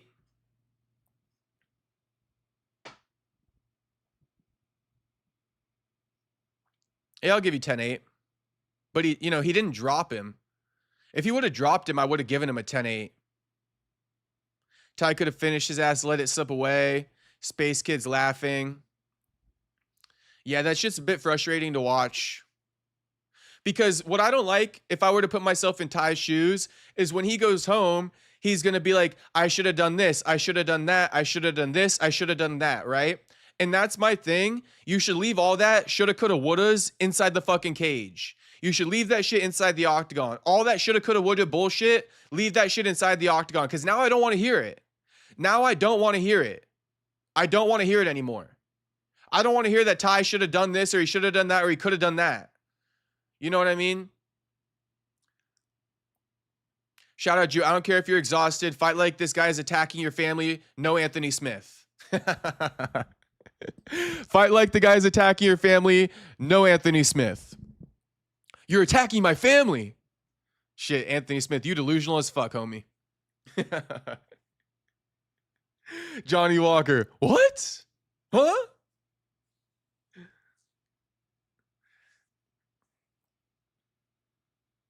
He getting the W in Australia. 29-28, winner by unanimous.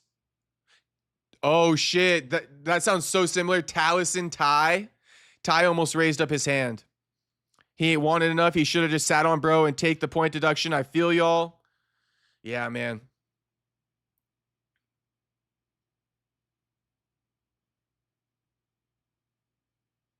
I know some of you boys wanted that to be a draw, but damn, never mind. Yep, top tier, never mind.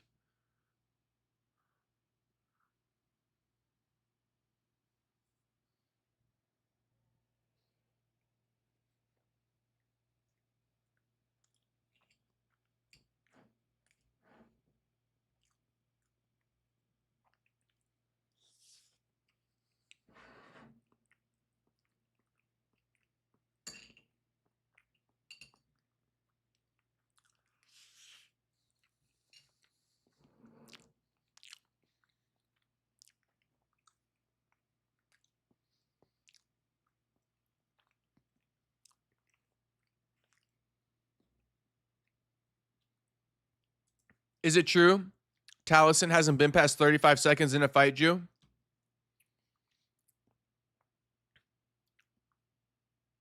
Oh no, he has been. But in the UFC, he's had 2 35-second bouts. I see what you're talking about.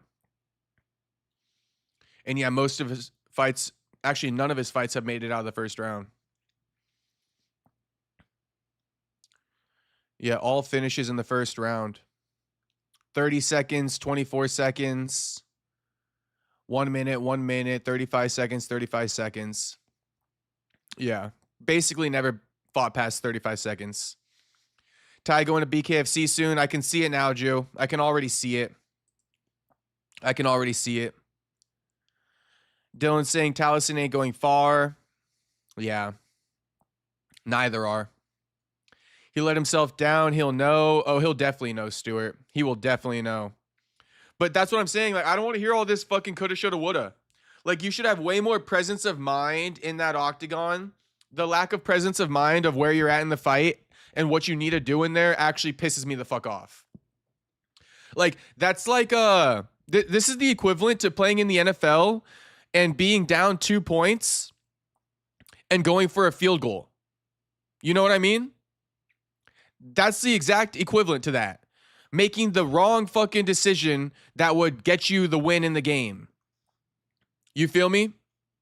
It's like you're down 2 after scoring a touchdown in the NFL, right? And you don't have the presence of mind to know that you need to go for 2?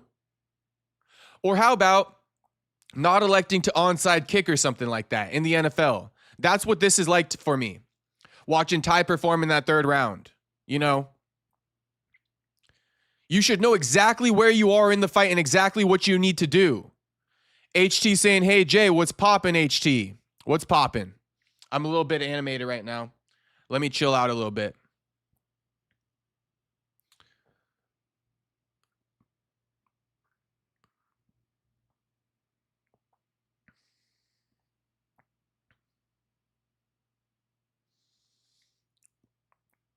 True Silence says his body is different than ours. It's reality. He has to try way harder when tired because he big and he blows mad tree. Oh, he definitely blows mad tree.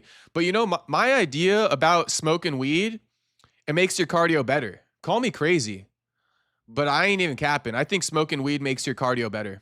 And so does Nate Diaz. Me and the homie Nate are in agreement about that. Space Kiss says, did they just tease a future matchup planning on JDM and Protez? I don't know. I might have missed that.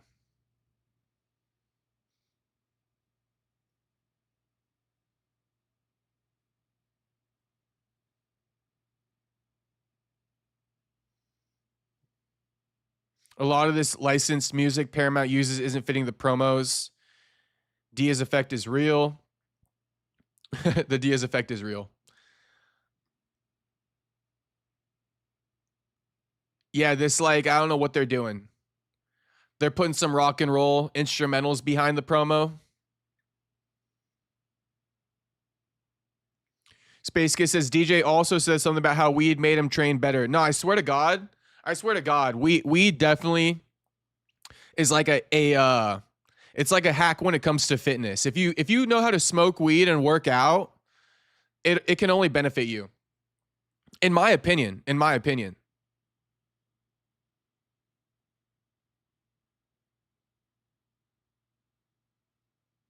Stuart says, if weed helps your cardio, our club would have some of the fittest guys on the planet.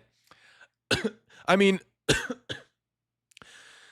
Stuart, a lot of like triathletes and shit, they smoke weed. A lot of cyclists smoke weed. A lot of BJJ guys smoke weed. A lot of UFC fighters smoke weed. Those are like the most taxing cardio sports you can do. And they all smoke weed. You know what I mean? I don't think it's a fluke.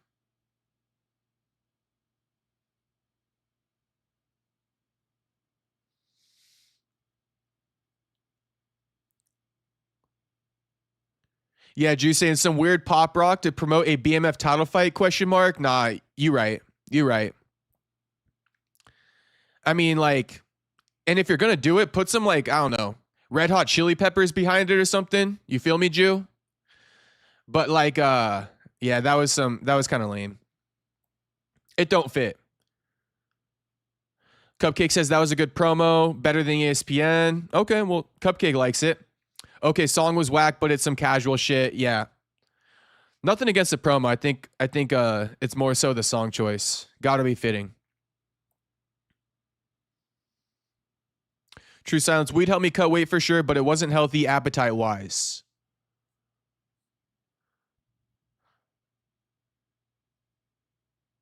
Yeah, shout out to the Kush. You know I love the Kush, boys. But I be you know, I don't be smoking all day every day. I haven't even smoked at all today.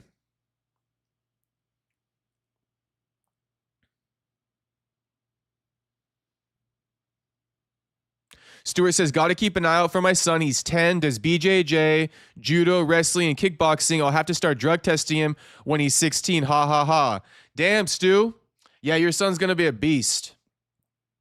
If he's 10 doing all that shit, bro, no one's going to fuck with him by the time he hits high school. I mean, no one's probably fucking with him now. But by the time he hits high school, all the kids are going to be like, yeah, don't fuck with him. He trains. That's usually how it goes.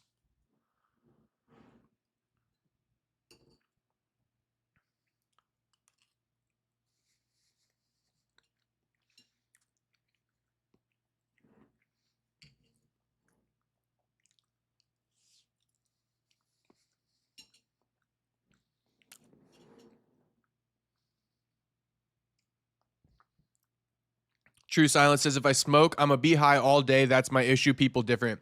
Yeah, people are definitely different with the Kush. The problem with Kush is that you got to actually build up a bit of a tolerance before you can get some of the benefits from it. Because I'm sure all the Kush smokers will understand what I'm saying.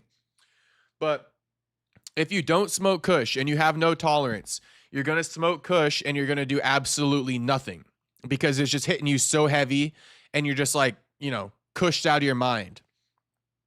But if you smoke enough of the Kush to where, you know, you're not Kushed out of your mind every time you smoke, well, that's when you enter the benefit factor.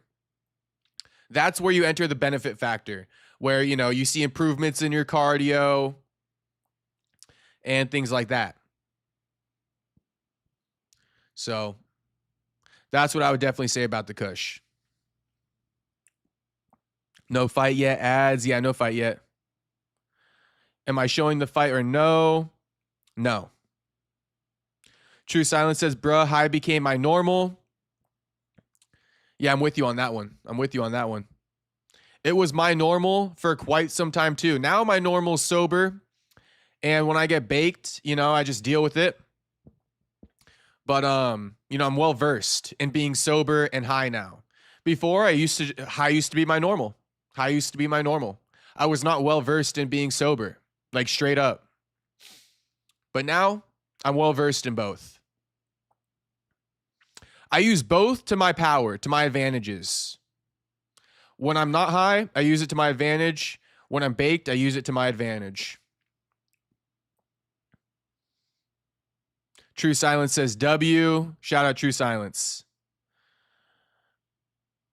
Yeah, Stuart says not showing it. Just find a stream online. Just go to Buff Streams, Michael.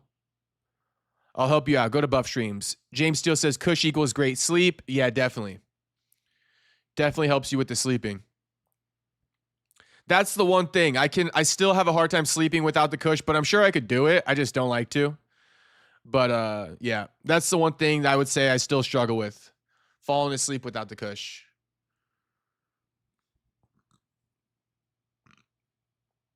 Juice says, I only worry for Ruffy on the feet here because Fiziev does have the decent wrestling.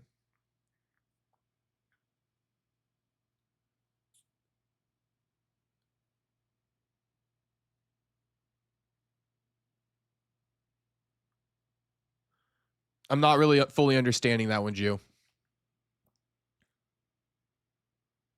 You're worried for Ruffy on the feet because Fiziev has good wrestling. That must be, something must have been a typo there, no?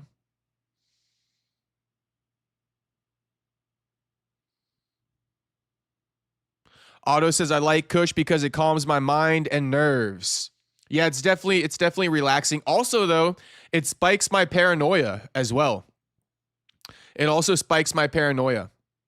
When I don't smoke for a while, it sparks my paranoia. If I got stuff I'm tripping about in real life, when I get high, it like amplifies it. But like I'm saying with Kush, there's like these two experiences with Kush. You know what I mean? Like, I'm not even denying what Otto says. It does calm your mind and it calms your nerves. But that's almost that second stage of Kush where, like, once you stop getting high out of your mind, then you don't get as anxiety or as anxious and it calms your nerves. But at first, when you first start smoking Kush, it actually makes your nerves and your anxiety even worse. Even worse. But once you get used to it, then it becomes better. It's very hard to explain. And honestly, the more I explain it, I think weed just becomes a crutch for people at the end of the day, including myself. Like, does weed really calm your nerves, or is it a crutch? I don't know. But shit, no shame either way. If you like to smoke weed to calm your nerves, I ain't telling you to stop. I ain't even looking down on you. In fact, I smoke weed to calm my nerves. But it might be a crutch. I will admit that for myself.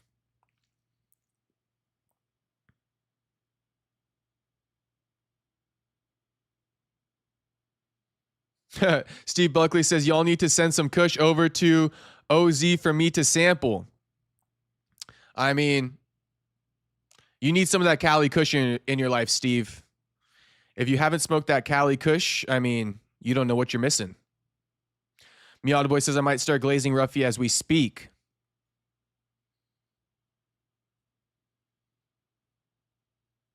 Cupcake says, who y'all got, chat? I got Rafael Fiziev. Cupcake. True Silence, man. Top tier hustle, real talk. The weed ain't like it used to be. It's a bit stronger, True Silence. Especially here in California. Top tier hustle says, sometimes I'll bring the Kush out, spark, and I'm like, damn, I should have stayed sober, haha. Top tier hustle, you know, that happens to me like once or twice a week, homie. That happens to me like once or twice a week. And you deleted your chat. Chiefs James Steele says, Fiziev getting the dub. I think so. Meowda Boy, I might start D1 glazing Ruffy. Just wait. Let's see it. We can be on opposite ends, Meowda Boy. I got Fiziev, you got Ruffy. I should have placed a bet with somebody on that one.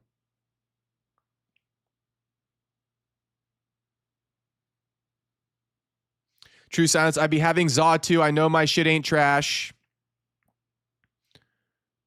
AJD changes reality. Facts, says True Silence. Franklin says, just take a baby hit. I mean, that is true, Franklin. Baby hits, they don't get you as paranoid. Baby hits don't get you as paranoid.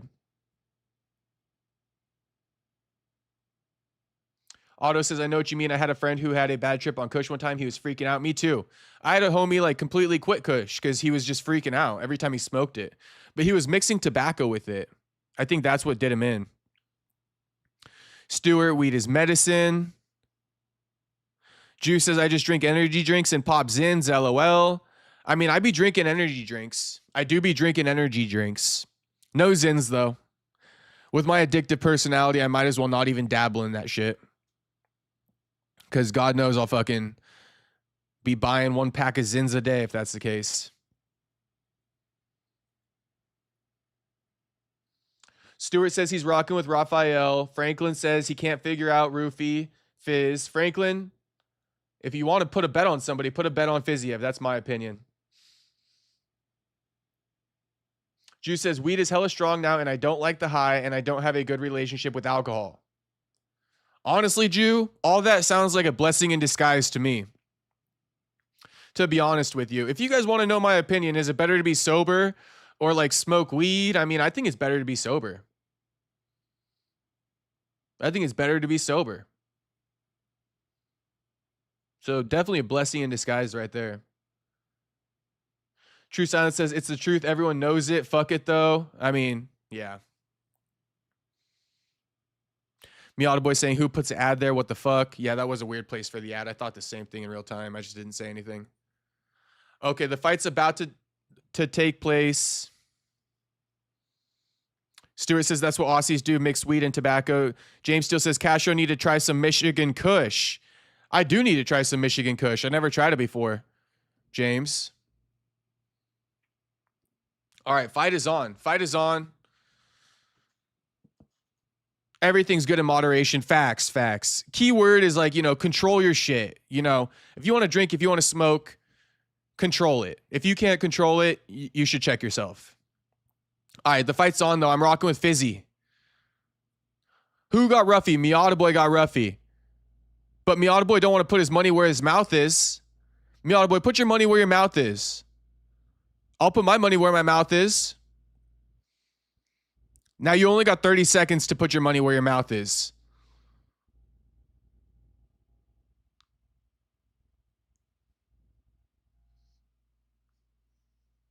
Fiziev pressing Ruffy.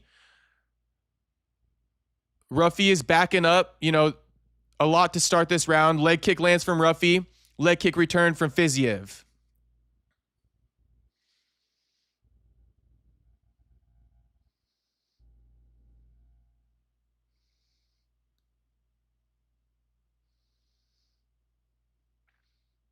Fiziev walking down Ruffy. Left hook from Fiziev. Right hook misses. Fiziev clinches up with him. Ruffy separates. Circle back to the center. Left hook from Ruffy thrown. Fiziev slips it. Knee from Ruffy. You see what I mean? That ain't looking good. Ruffy throwing a fucking naked ass knee. Lucky you didn't get clipped with a left hook. Leg kick again from Fiziev. Ruffy's not looking good already. His body language. Left hook to the body from Fiziev. Ruffy clinches up, turns him up against the cage.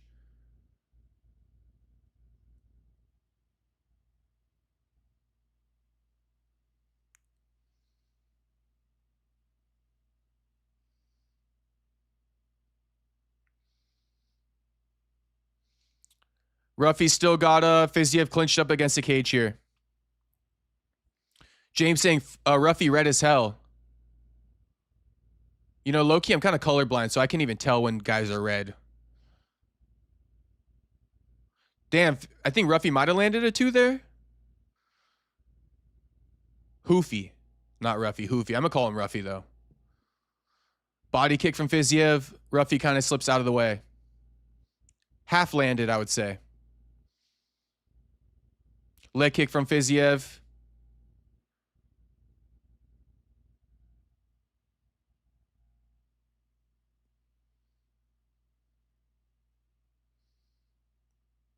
Fiziev pressing him. They got to stop calling him Hoofy, bro. It's killing me. It's an American promotion. Call him fucking Ruffy. It's like when Mexicans call me Hokobo. I don't mind it. I just let it be. It's Ruffy, not Huffy. Jab to the body from Fiziev. Jab to the chin from Ruffy.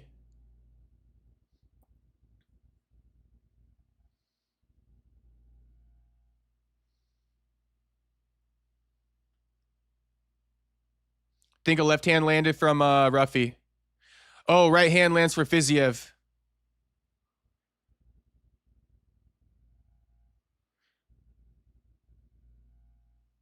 Number 9 versus number 14. Damn, head kick to a 2 from Ruffy. Head kick blocked, but the 2 snuck through.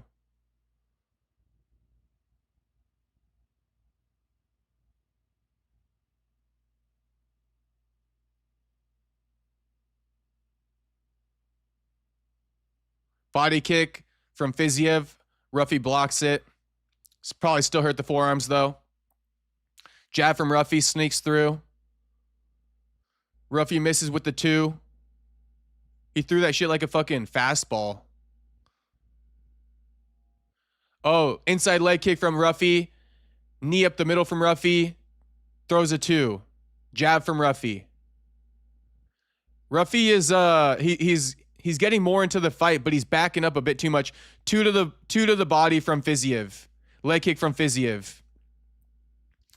Oh, 2 down the middle from Ruffy lands on Fiziev. Jab lands. Very light jab. I think Fiziev's face might be wearing some of this stuff, some of these shots at the end of the round. We need to get a good look. Oh, uppercut, like a shovel uppercut lands from Ruffy. Jab from Ruffy. Fiziev's off his game right now. Ruffy landing a leg kick. Fiziev having a hard time finding Ruffy. Tough round to score. I'm going to give that shit to Ruffy. Close round, says Stewart. Franklin says, I got money in on Fiziev late, but got boost. Fiziev bleeds easy, man. Probably all the scar tissue. Ruffy going back for most of the round, says Stewart. Yeah, but he landed more. I think he landed more. Dylan says 10-9 Fiziev. I'm going to go 10-9 Roofy. I'm going to go 10-9 Roofy. Those last 2 minutes of that round, Fiziev couldn't do anything. Oh, that head kick wasn't blocked. It landed. And then the two snuck through as well. Boom. Come on now. Come on now. Give the round to Roofy.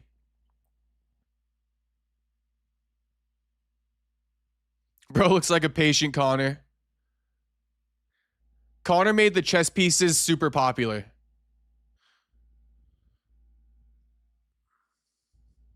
Fiziev sparked him early on, says Dylan. All right. Round 2's on. My clock like 5 seconds behind. Ruffy sneaky, man. Okay, let's see how this second round's going to play out. Fiziev opening up with body kick early. And a leg kick, I think. Spinning back kick from Ruffy. I wouldn't get too comfortable with that, Ruffy. Jab from Ruffy. Body kick from Fiziev. Leg kick from Fiziev. Inside leg kick. Body kick from Fiziev with the lead leg. So he's going inside leg kick. Lead leg body kick. Probably going to mix it up to the head soon. I can smell it. Body kick again from Fiziev. Lead body kick from Fiziev. Ruffy counters. Leg kick from Fiziev. 2-3 from Fiziev. Jab from Ruffy.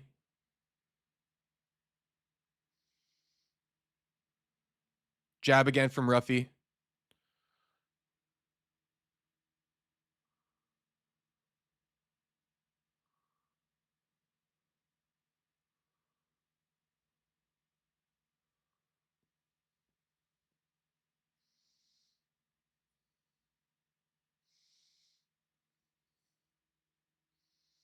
Jab from Ruffy. Jab from Fiziev.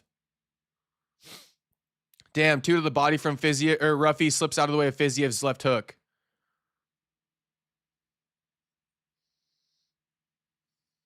Fiziev.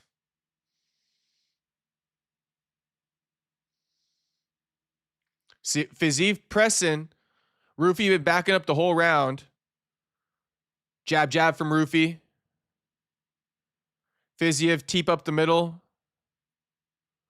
Lands to the body. Jab from Roofy. Roofy looking to stick him with that. Oh, pull 2. Nice pull 2 from Roofy. Fiziev throws a jab. Oh, spinning back head kick from Fiziev. Misses. Roofy circling to the center, jabbing. Roofy with a super simple approach, but it's working. He jabbing him. He hitting him with that 2 anytime he can as well. He's saying, fuck the kicking game. Jab 2. Mix it up to the head and the body. That's what Roofy's doing. 2 to the body from Fiziev. It looks like Ruffy blocked it, though, on the forearm. So Bisping saying, Roofy got to throw combinations. It's all single shots so far. But I would argue that, he's winning with this approach right now. And I think DC just said that he's winning. Jab to the body from Roofy. 2 to the head from Roofy. Left hook from Roofy. I mean, anyone scoring this round for Fiziev, you're tripping. I know Fiziev landing body kicks and shit, but they're getting blocked on the forearms.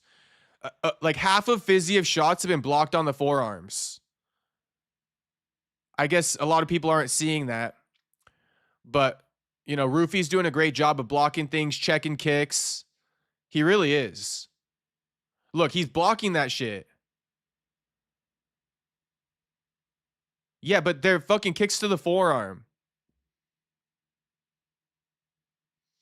See, even that kick, he checked it. Oh, big two rocks Fiziev. Hit him again with that two. Fiziev goes down. Fiziev got dropped. Rufy might finish Fiziev right here.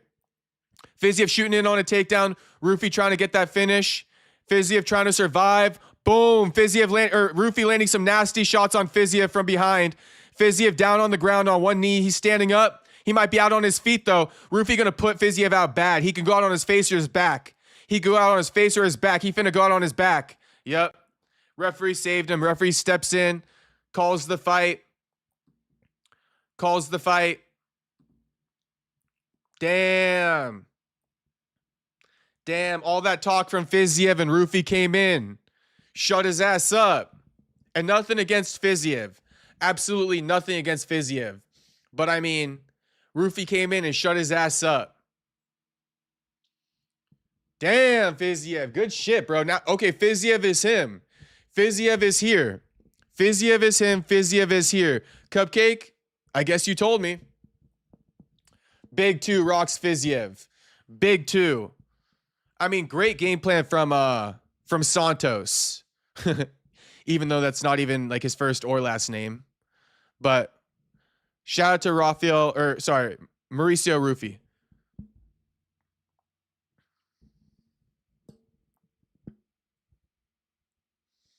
Stewart saying big trouble, Fizz in trouble. Over big shot, damn, says Tony. Fizz blew it. Closed the distance and didn't throw. Drew says he definitely broke his nose. Maiko says rough. Yeah, rough for Fiziev. Stewart says, yup, kept him at distance and picked him off. Yeah, he was picking him off. How dare Bisping say that he should have switched up his game plan? That game plan was working beautifully.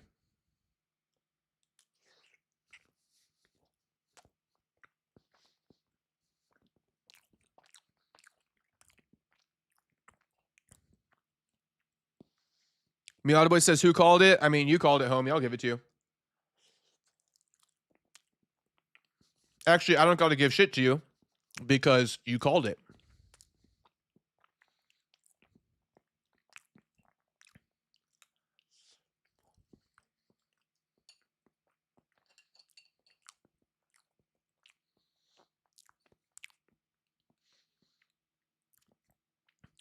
So Juice saying Ruffy's definitely one of the best strikers in the weight class.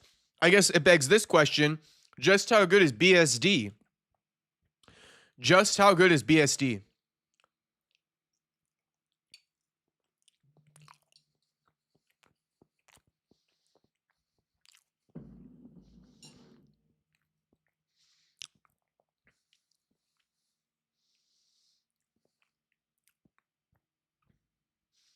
Honestly, I wouldn't have been opposed to seeing like a Fiziev versus Dan Hooker.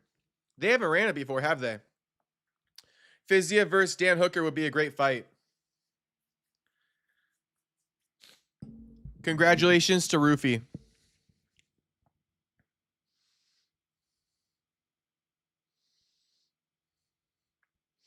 Ruffy is a ring name. Santos is his real last name. Ah, I see.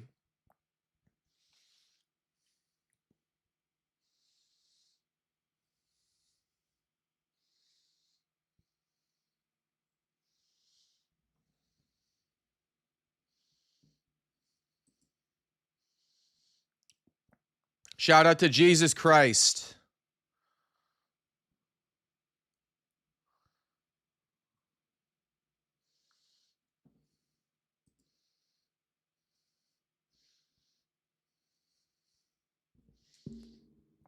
Rufy's crying. Something about his mom and dad.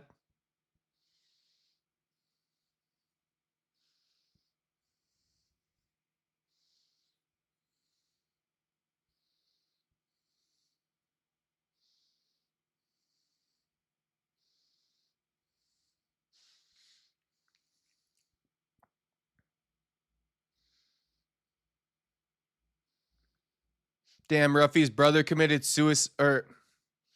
Ruffy's brother unalived himself. I didn't know that. That's why Ruffy's emotional. Damn. Shout out to Rufy.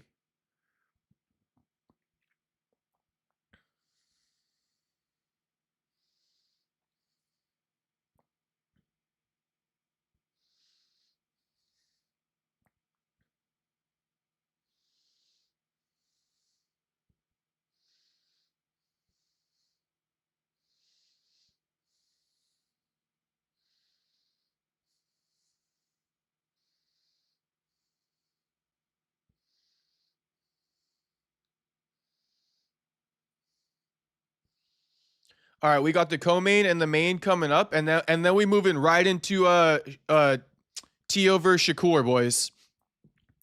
Yeah, rest in peace. Rest in peace. Mauricio Rufy's brother.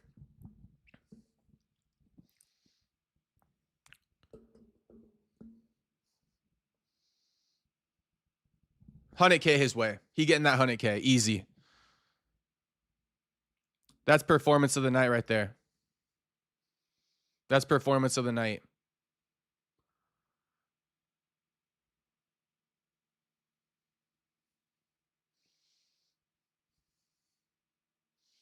He called out McGregor. Rufy called out McGregor. Ruffy wants McGregor. Damn, what a call out.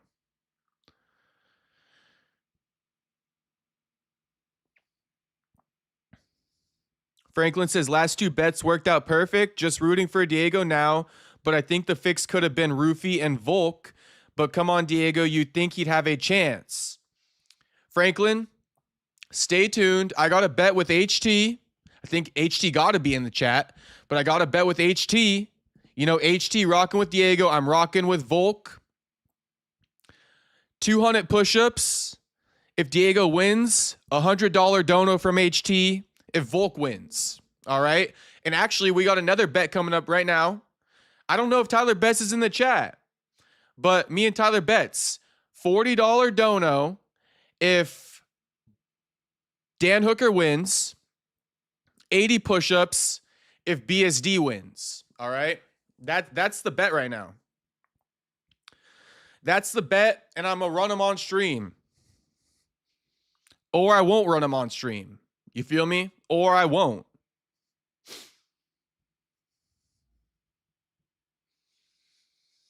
Co-main coming up, though. BSD versus Dan Hooker.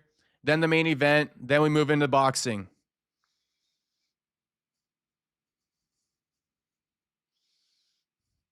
Juice says BSD grappled him, though. If it stayed on the feet, Ruffy would have cracked him. Ruffy's going to get grappled if he's fighting somebody with sense.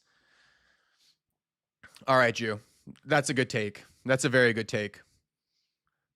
That's a very good take. I mean, Fiziev should have tried to wrestle his ass then. I guess moral of the story, stop being a one-dimensional fighter, bro. This is the Big 26. How the fuck we still got one-dimensional MMA fighters out here? Dan Hooker is one of them. BSD probably going to do Dan Hooker just like he did Ruffy.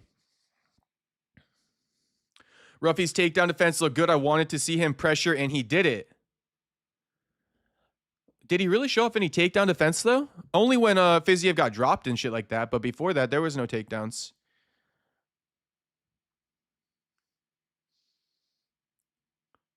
Stewart says 100K USD in Brazil will go a long way. It will. Otto says, very sad to hear about Ruffy's brother. Very sad to hear.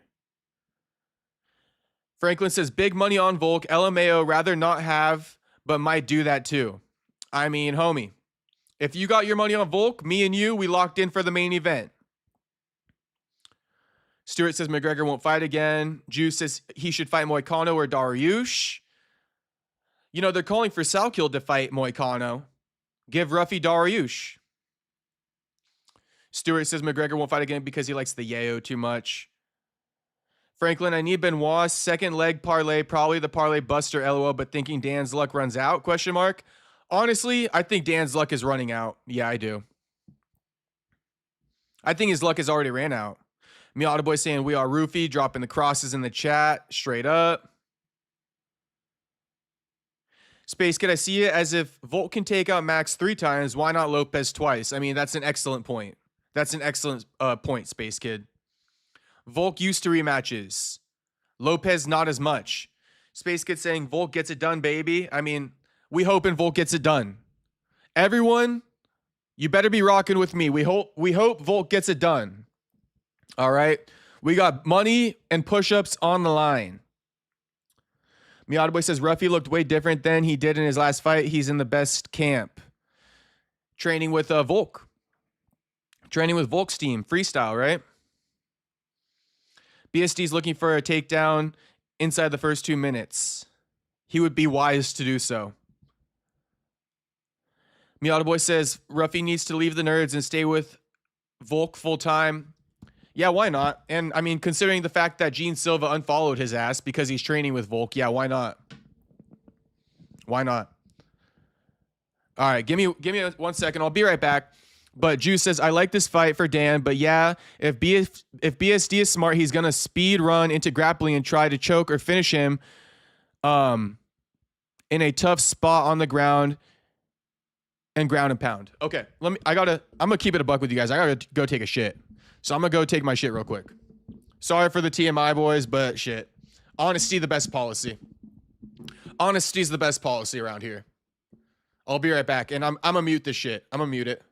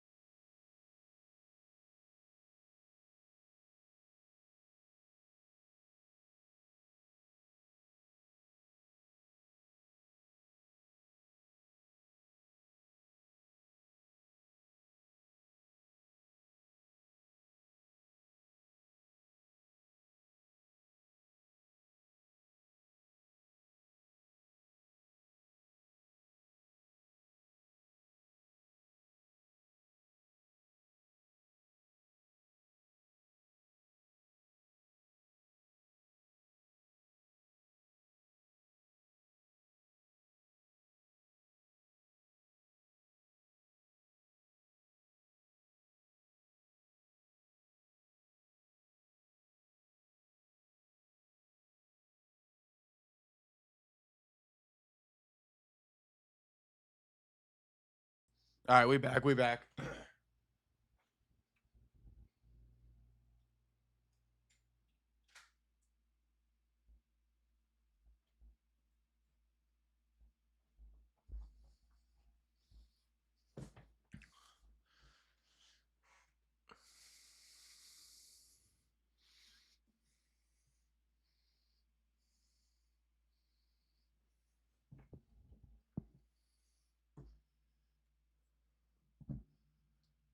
All right. We got Dan Hooker, BSD, up now.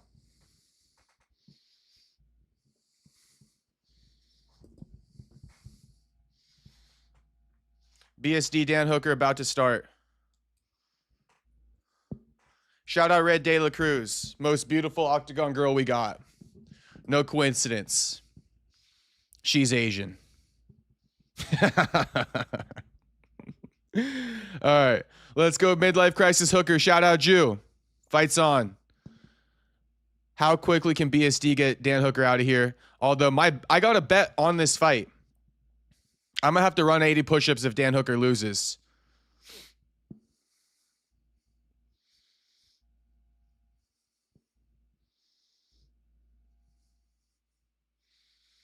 Damn, Dan going that ninja choke on his ass. Nice, Dan went ninja choke. Nice counter to the takedown. BSD shooting for that takedown instantly. Dan Hooker got to have better hands than BSD. Never forget the war Dan Hooker and Dustin Poirier were in. BSD couldn't even strike with Poirier like that, so. Again, hitting that, trying to go for that ninja choke. He attacking the neck a lot.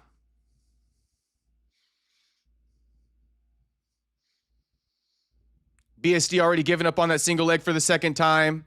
Falling over on the takedown attempt. Hey, let's go, Dan Hooker. Let me cash that motherfucking money.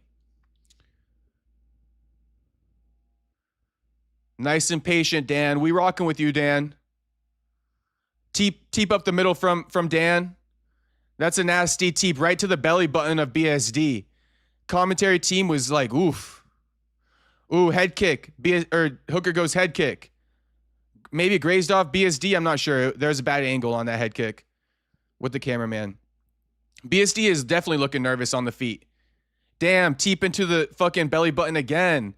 Dan Hooker is easily stuffing these I don't want to jinx anything. Dan Hooker going double unders. BSD going for a takedown on Dan. Can't get it. They separate. Hey, this is an example of the rub, though. You go up against a guy like Arman Sarukian, you know what I mean? And you face a lesser grappler than him in the next fight. You should be making it way harder on him to take your ass down. You just grappled up against Arman Sarukian. You know what I mean? Like, this got to be feeling like a walk in the park to some degree. Dan Hooker got double unders on BSD, pushing him up against the cage. BSD swimming under. They're in the clinch. They separate. Back to the middle they go. Dan pressing him. Still working that rear teep kick. Head kick lands from Hooker, I believe.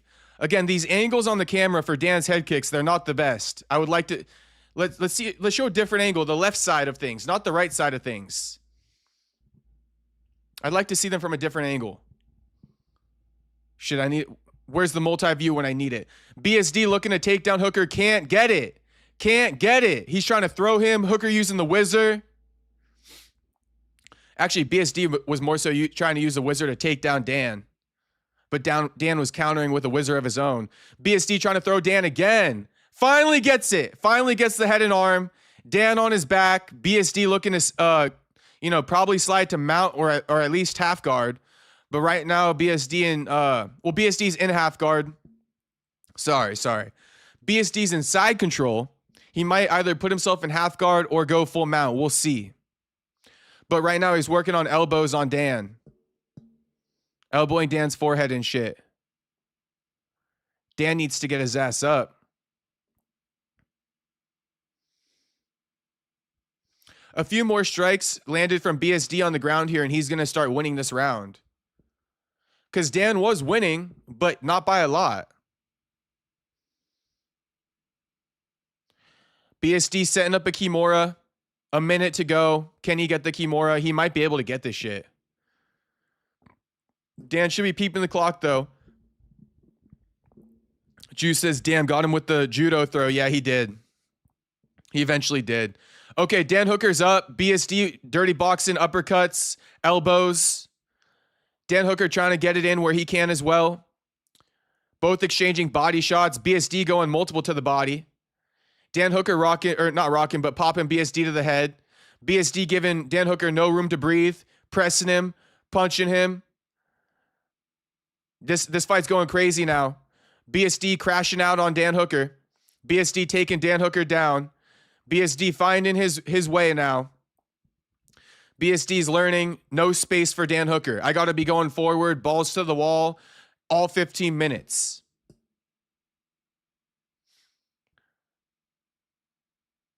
Dan, get up. Don't try to work ground and pound from bottom, homie. Get the fuck up. Damn, who got split open? Someone got split open? I heard that on the commentary.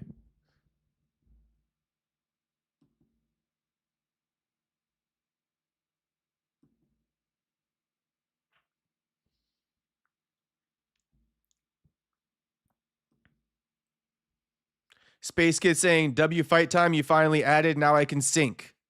Yeah, everybody run the same clock I got. Sync it up with me.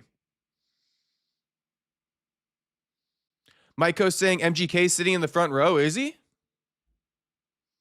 I'll have to keep an eye out. Oh, in the red hat right there in the corner? I don't think that's MGK.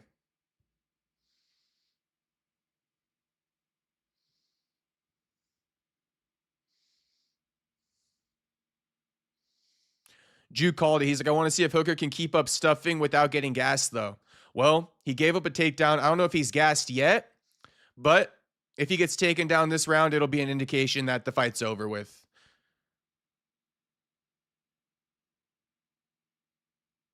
Space Kid says BSD is the best at imposing his will. I like how him and Alex do that. I know what you're saying, Space Kid. It's like this ultra instinct mode they go on where it's like this flow state. And they just start pressuring. BSD is pressuring again, but Dan Hooker back on the defense. Can he keep stuffing the takedown, though? Honestly, Dan Hooker would be better off to wrestle back, though. Dan Hooker threatening guillotine. BSD rolls out of it. BSD stands back up and immediately pressuring on Dan.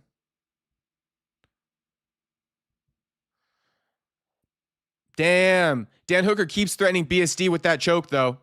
BSD keeps rolling to his back, escaping, and then they stand up and BSD repeats. It's like a rinse and repeat. Dan Hooker don't got the IQ to finish it. BSD going to keep putting himself in that position over and over again. Damn, BSD got Dan Hooker down in full mount, elbowing him. He just landed like 10 elbows on Dan Hooker. He basically got Dan Hooker's arms like fucking crucifixed, but it's not a full-on crucifix. BSD beating the shit out of Dan Hooker. He going Americana now. BSD going Americana or straight armbar. He should go Americana. Looks like he don't know the Americana.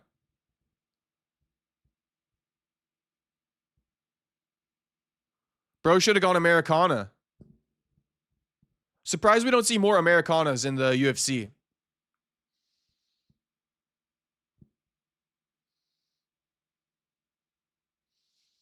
BSD in full mount on Dan Hooker. 3.5 minutes left in the round. I mean, yeah, it's over with. Juice says, why did Hooker go for a takedown? I mean, damn, that was my fucking suggestion, and he did it. That was my suggestion. BSD going arm triangle. He probably finna get it. He probably finna get it. Damn, arm triangle twice in a row. You might as well just go out, Dan. You might as well go out, Dan.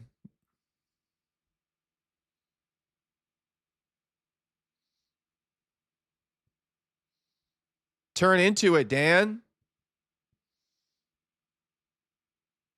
Turn into it, Dan. Why are you turning away from it?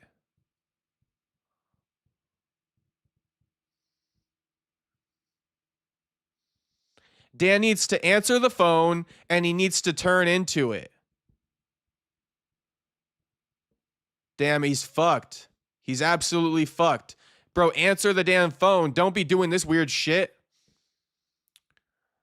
I mean, Dan's making it work. Dan does not want to get arm triangle twice. Damn, BSD intertwining his arms.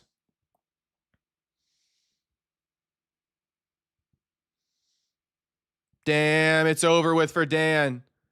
It's over with for Dan. Nope, not yet.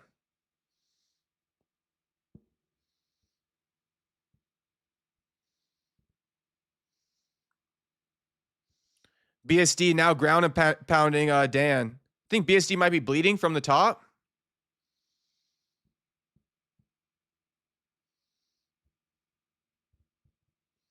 Benoit working ground and pound, going back to the arm triangle. He in mount with the arm triangle. Let's go with the arm triangle, still in mount. Punch into the body of Dan Hooker, hitting him on the ribs. GG, Danny boy.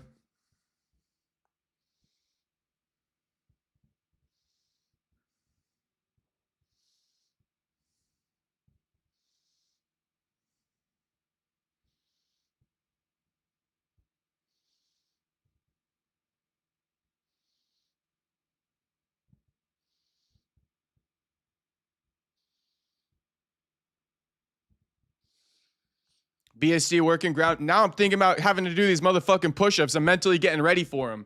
I'm a bust out these 80 if fucking Dan loses right now. I'm a bust out these 80 push-ups if Dan loses right now.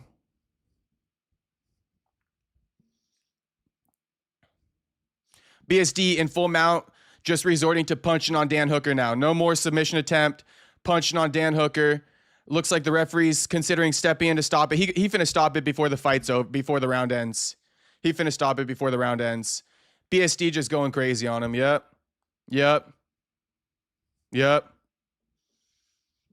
I owe 80 push-ups. As soon as the decision is announced, I'll run the 80 push-ups. Tyler Bett's not even in here right now, but I'm a man of my word. 80 push-ups. Ugh.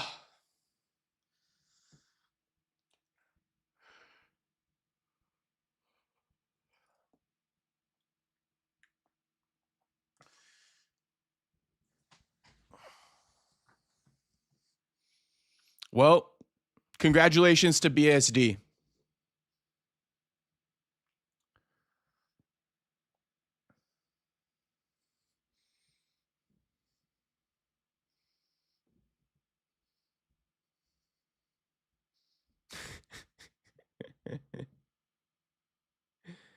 Hey, I was thinking about getting rid of him, but then I was like, nah, I won't. But Miata Boy wants me to get rid of him.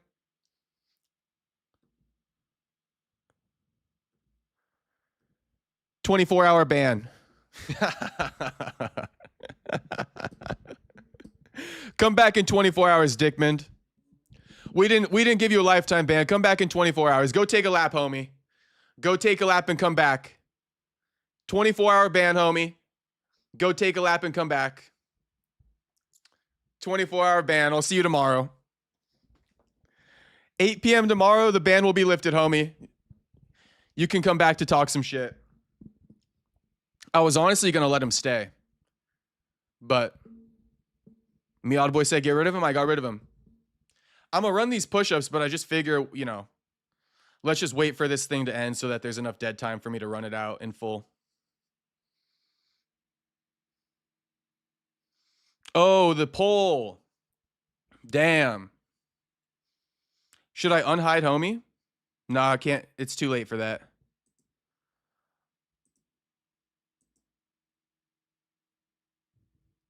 We're going to keep the poll up a bit longer. The fight hasn't started yet. What the fuck's the poll bothering you for, Miata Boy?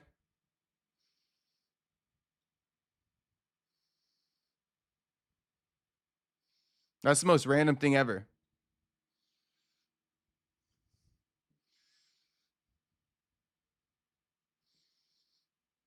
Space Kiss says, why'd you block that one guy out? Because he was telling me, he was talking some shit, and I didn't mind it. But I thought Miata Boy was saying get rid of him.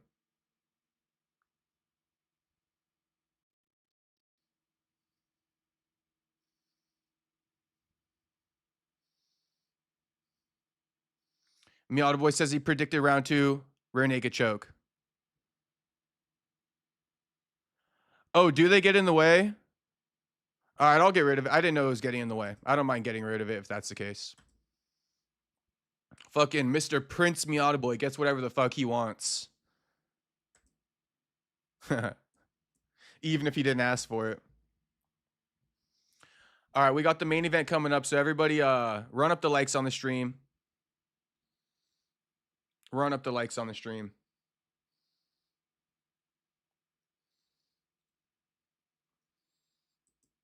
BSD says he's here to be a champion.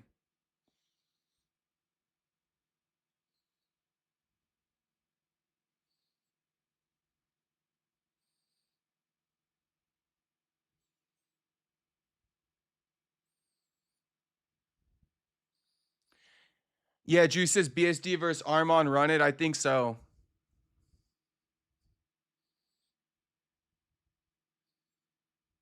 Space Kid asking, does the TO fight start right after Volk? I believe so.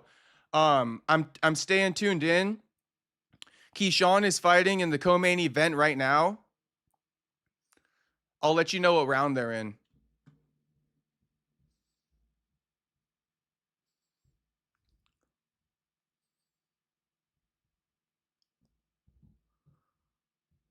Hey, Brandon Schaub and his girl. Okay, so BSD doesn't want Armon. He wants the undisputed title or he wants a BMF title shot. All right, BSD.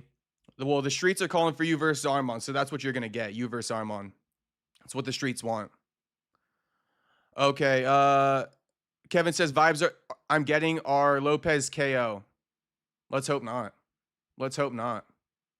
Okay, round 4, the Keyshawn fight. I'm gonna knock out these push-ups real quick.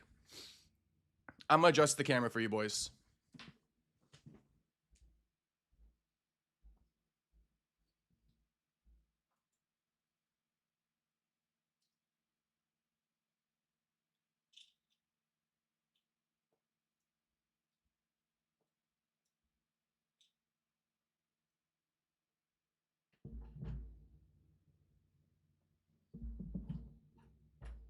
Something like this should do now.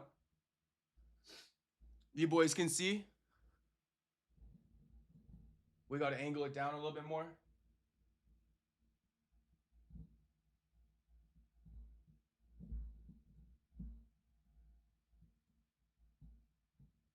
The hell? Oh, there we go. All right. Don't judge me. Don't judge my room. Don't judge my room.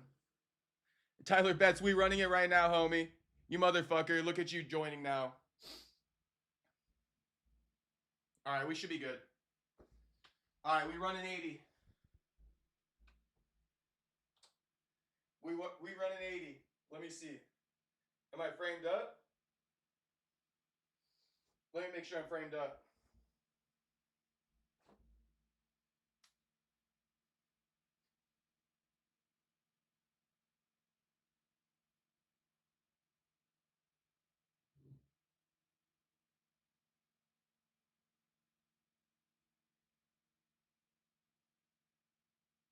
Give me like 10 seconds. I just want to make sure I'm framed up.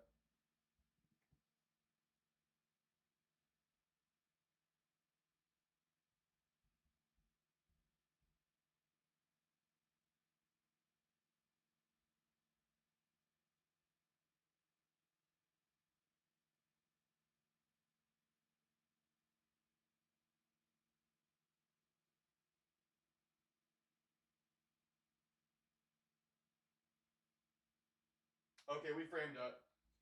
We framed up. Can you see me?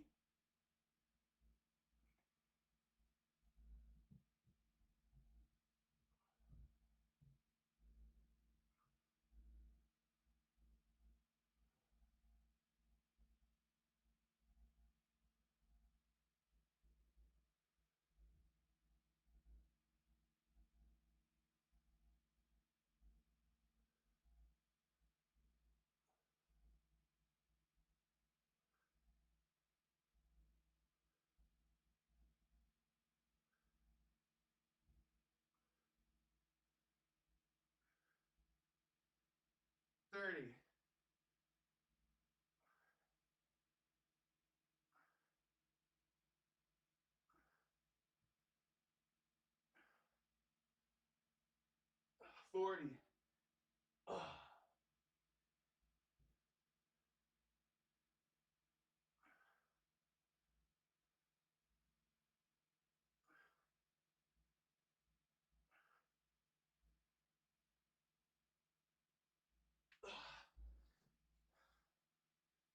50.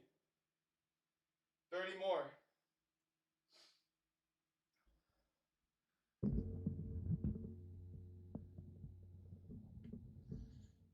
30 more.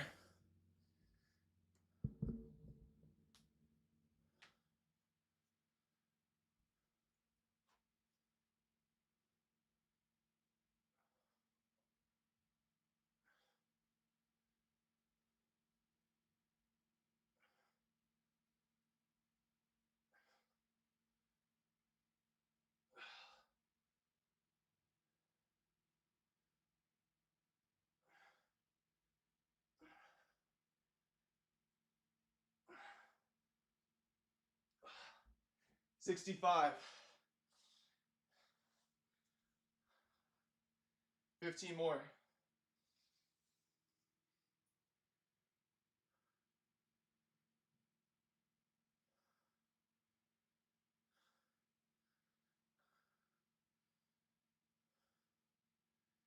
Hey, I know you boys see those quads. I know you boys see those quads. I shouldn't have even revealed that secret. I shouldn't have even revealed that secret. 15 more.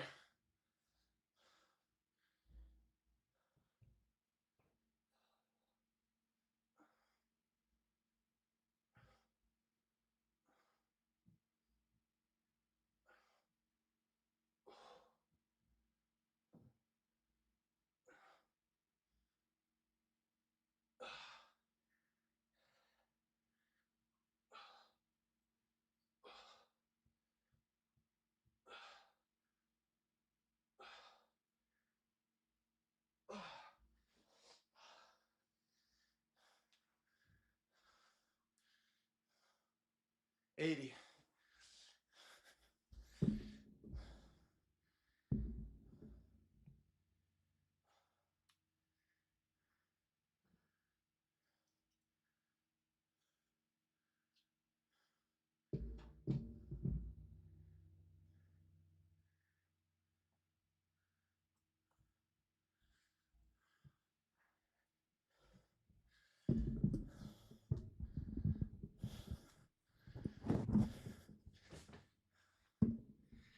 We ran the 80.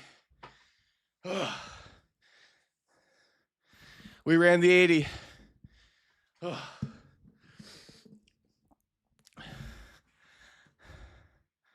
Good form 2. Shout out James Steele. Paid in full. Yeah, we ran the 80. Oh my God. Shit, Volk can't lose. Volk can't lose.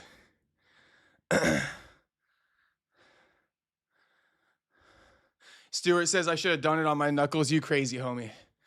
You absolutely crazy.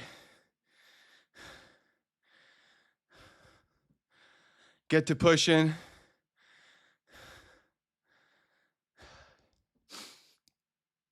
Haha. This is what peak journalism looks like. Shout out to Dylan. I'm out of motherfucking breath. I'm out of motherfucking breath. Honestly, I'm ready to do more. I'm ready to do more. We got the main event coming up. Clapping push-ups next time. We can run some clapping. But shit, if we trying to rack out sheer numbers, no claps. Miata Boy says Jacob needs to work on the cardio. Homie, I want to see you do 80 push-ups in like 3 minutes. I want to see you do 80 push-ups in 3 minutes. But to be honest, I do need to work on the cardio more. I'm going to keep it a buck. I ain't hiding. I ain't hiding from my flaws, from my weaknesses. I'm embracing them. I'm embracing them. I'm calling them out. I'm addressing them, and I'm getting better. So shout out Miata Boy saying, need work on the cardio. You right, homie. You right. We finna work on that. We finna work on that. I need some fucking water.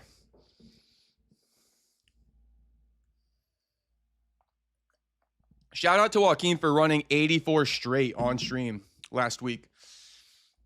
All right, the walkout's taking place. Let me go get some cold water.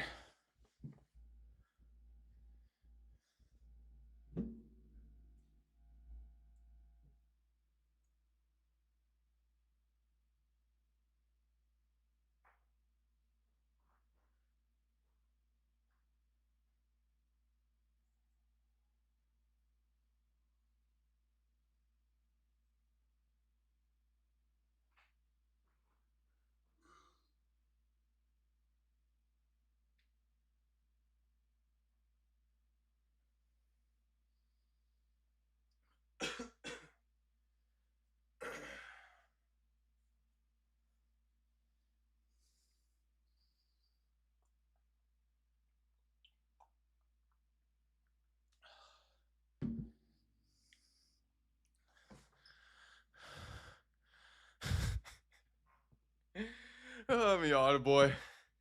Miata Boy says he can't do 80 push-ups. His kickstand won't let him get close.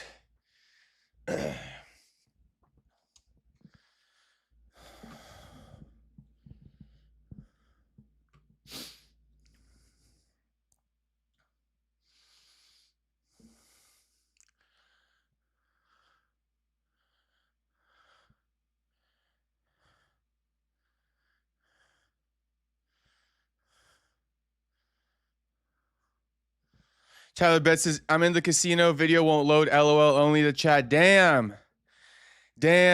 Tyler Betts didn't even get to witness the push-ups. That's okay. He'll witness it another time. We did it. And now time for that $100 dono from HT. As soon as Volk gets this win. All right, we got our breath back.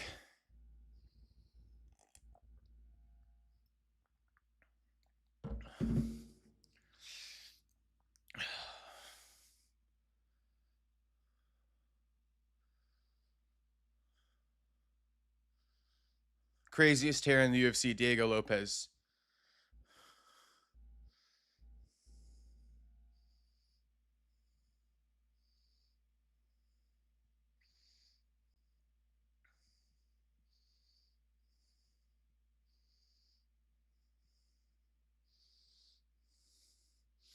Kevin says, are you thugging? I'm always thugging, homie.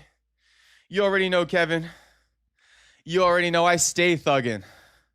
I'm always thugging.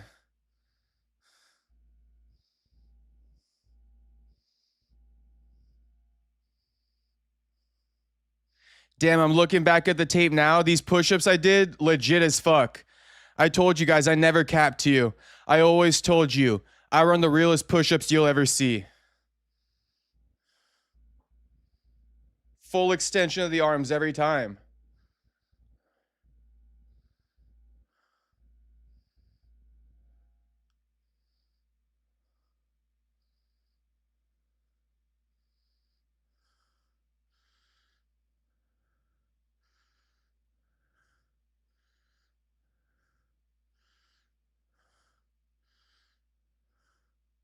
Kevin saying, clean work, homie. Much appreciated, Kevin.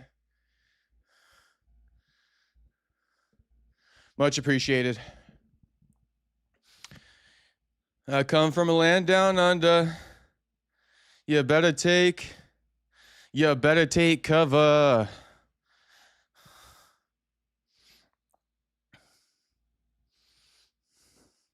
Kevin from Chicago, did you call in last night or not, homie? You remember yet or no, homie? I called in yesterday off a couple jacks. You did. Shit, I shouldn't have confirmed it. I was still trying to make you wonder if you did or not. You did, though. You called in. You were on the live stream, Kevin. Rewind it. You're on the live stream last night. Off a couple shots of Henny. Volk reppin'. Aussie flag. Walking out to men down under. Miata boy, Lopes top 5 worst cuts in the UFC, damn near Johnson level. Yeah, I won't say it's as bad as Charles Johnson, but probably the second worst we've ever seen. ES3505, do you think Gyno Bender can beat Khamzat Chimaev? Maybe by knockout, but like if he doesn't knock him out, there's no way he wins it by a decision.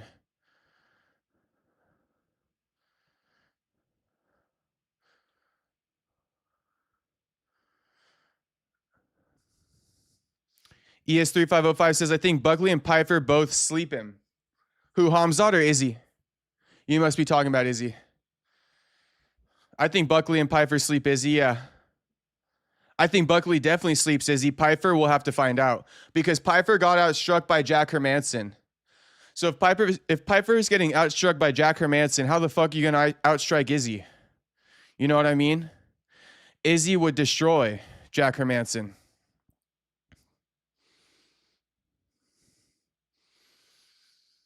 ES3505, Izzy needs to take a beating from someone for robbing us of pay-per-view money by giving us boring snooze fests.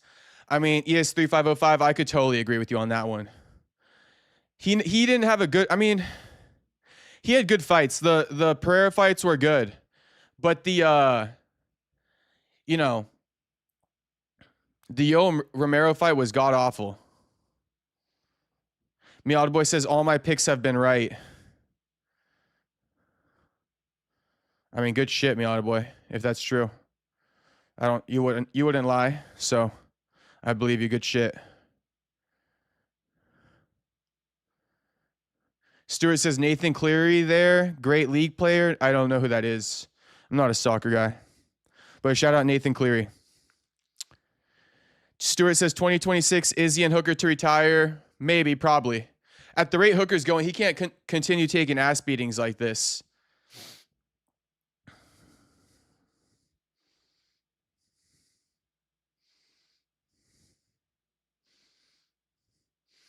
ES3505 saying the power of Pfeiffer is just awkward, like a Shane Carwin. I hope he catches Izzy.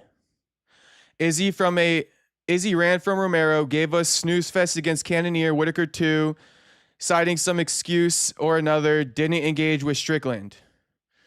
3505, you hit the nail on the head. Oh, Stewart says it's rugby league, haha, soccer. See what I mean?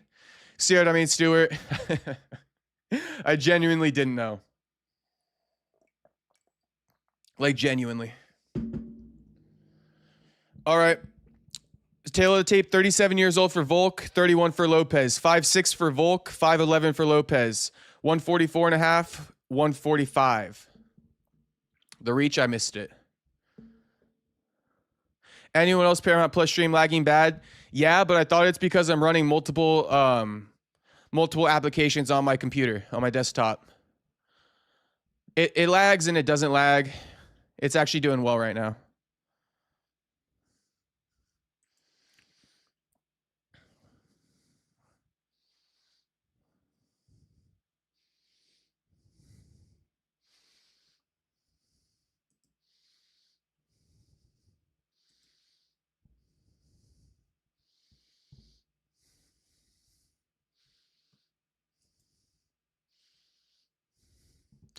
Keyshawn's fight is in the 8th round of 12, just so you guys know. Keyshawn versus Ortiz, about to end the 8th round.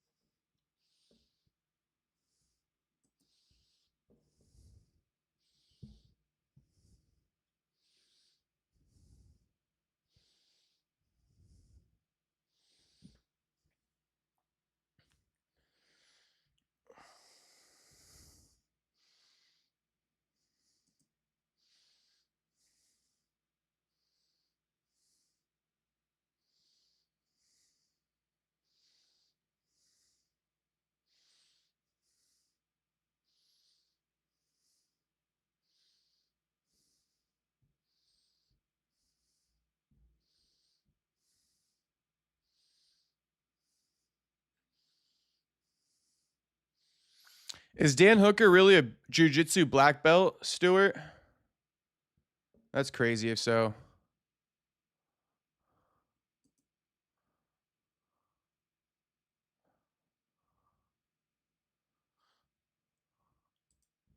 Volk getting announced. Minus 150 favorite.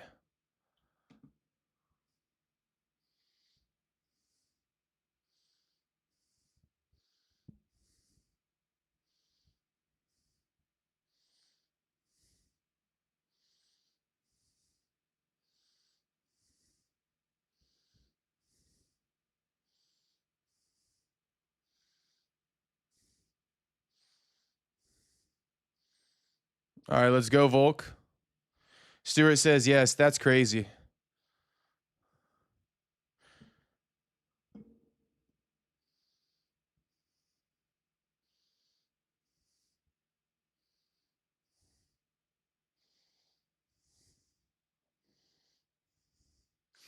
Hori T gave it to him. They're known for giving them away. He's not even from that club.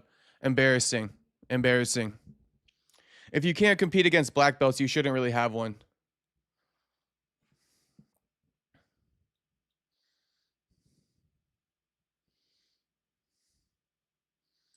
All right, fights on.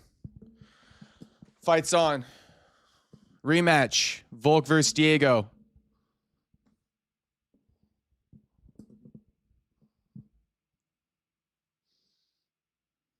Volk with the inside lead leg kick.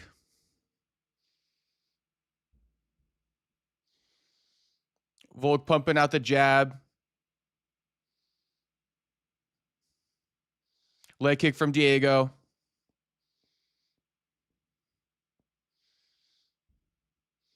Diego slips Volk's lead inside leg kick. Diego slips Volkanovski's rear leg kick. Diego Lopes inching forward on Volk. Volk's not able to push him back. Diego's pushing Volk back. Volk could be pulling him into a shot, though. Volk constantly switching stances. Body kick from Diego.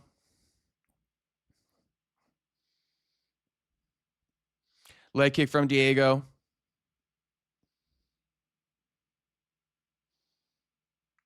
Lead inside leg kick from Volk. Diego switches stances off of it. Rear leg kick from Volk lands on Diego. Volk shoots in on a takedown on Diego. Diego clips Volk with the right hand off of stuffing the takedown.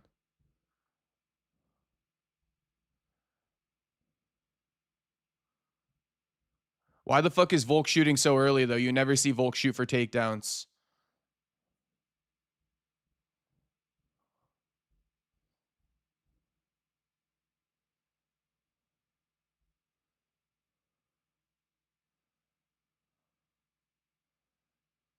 Body kick from Volk. Leg kick return from Lopes.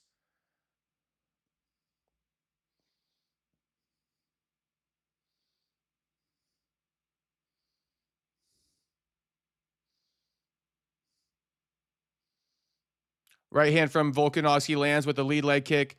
2-3 again from Volk. Diego slips under the 3.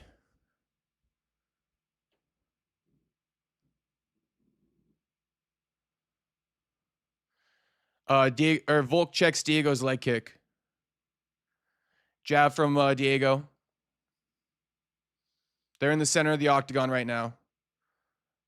Working in opposite stances. Volk orthodox, Diego southpaw. Diego going head kick on Volk. Volk blocks it. Volk landing that lead inside leg kick. Diego returns with a left hook.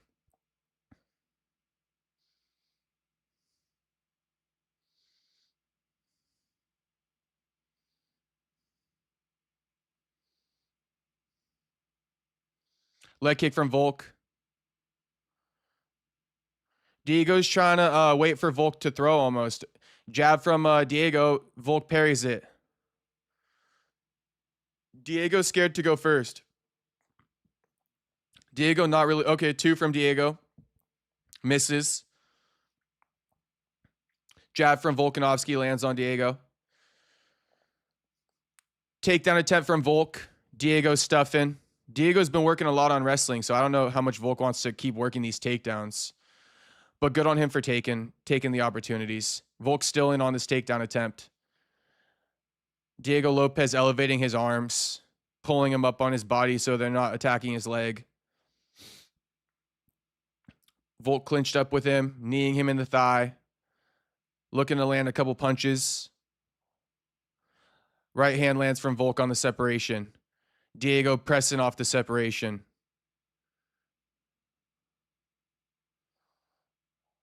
Volk circling into Diego's power hand. Gotta imagine he's baiting Diego into throwing that right hand. He's going to slip it and counter. You can almost see it. Oh, big right hand lands from Volk. See what I mean? Big jab lands from Volk. Diego shakes it off. Oh, Volk tries to go for a trip. Doesn't get it. Diego laughs it off. Jab from Volk. Leg kick from Diego. Body kick misses for Diego. I mean, it grazed Volk, but nothing crazy.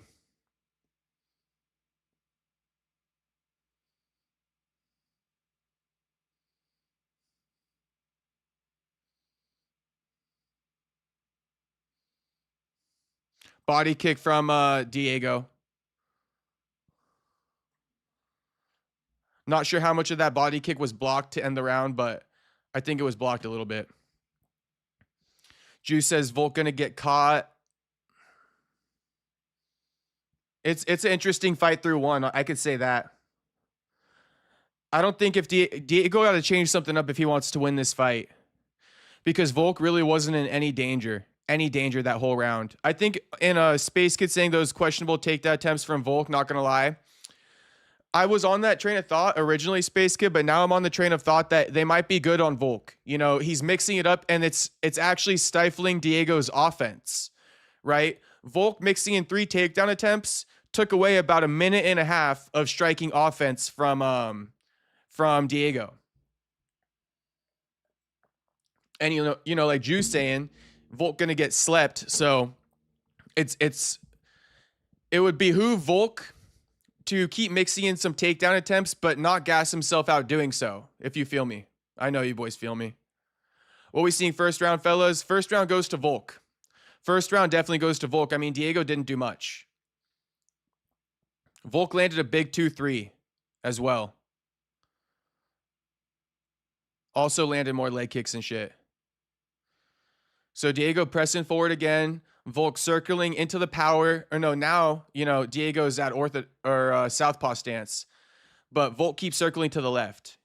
No matter the stance Diego's in, Volk is circling to the left pretty much all fight. I guess Volk really doesn't want to get hit by that other hand. The left hand by Diego.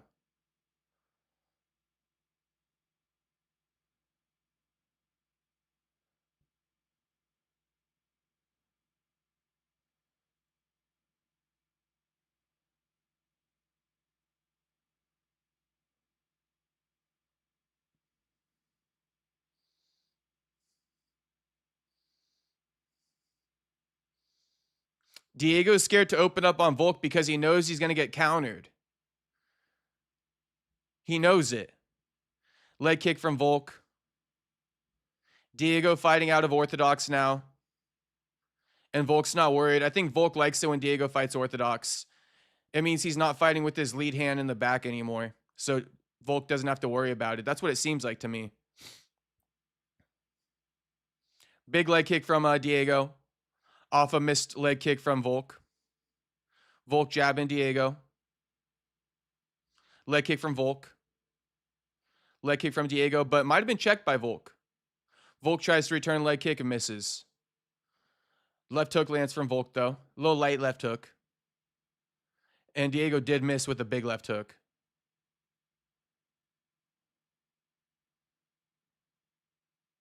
Diego just doesn't know how to find anything on Volk. That's what I'm seeing. Diego's just kind of like plodding in front of him, but he doesn't know what to throw.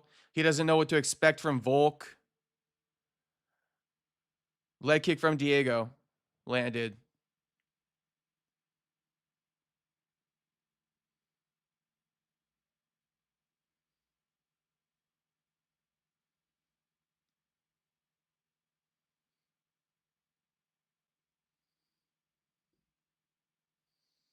Yeah, Jew is right. Diego can't play the cat and mouse game. He's gonna lose it. Every round he's gonna lose doing this.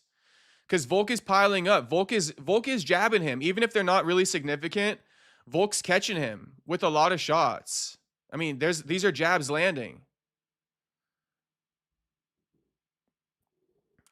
Lopes landing a leg kick. Nope, didn't land. That uppercut didn't land. That uppercut didn't land, Bisping.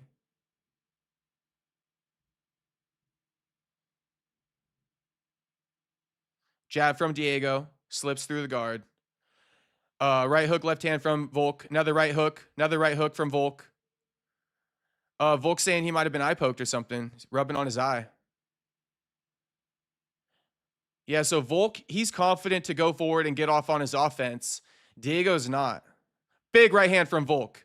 Diego going to start marauding forward now. Probably start scratching his throat too.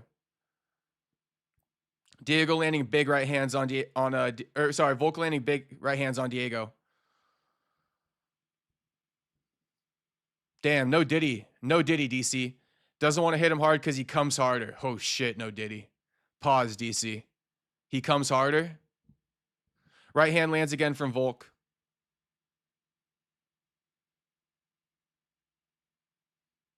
Diego missing with the leg kick.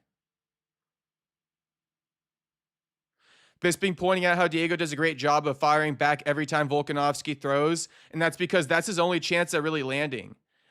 Diego can't lead. He's going to get countered every time. That's why he won't do it. And if he does lead, he doesn't commit to his leads like Volkanovski does because he's scared of the consequences. Now Diego's shooting in on a takedown. Diego shooting in on takedown. Volkanovski jumps guillotine on Diego. Volkanovski just jumped guillotine on Diego. 30 seconds left in the round, and Diego gets out of it. Diego gets out of it, but it's a good attempt by Volk. It's definitely a good attempt by Volk, and this isn't going to lose him the round by any means. This isn't going to lose Volk the round by any means. He should be awarded points for a legit, guillotine attempt. Now Diego Lopes on Volkanovski's back going for a rear naked choke with 5 seconds left. This should also be points for Diego. Although it wasn't as serious of an attempt as Volkanovski's submission attempt. Volkanovski looks like he's having fun out there. Don't have too much fun, homie. Round 2 goes to Volk as well. Round 2 goes to Volk.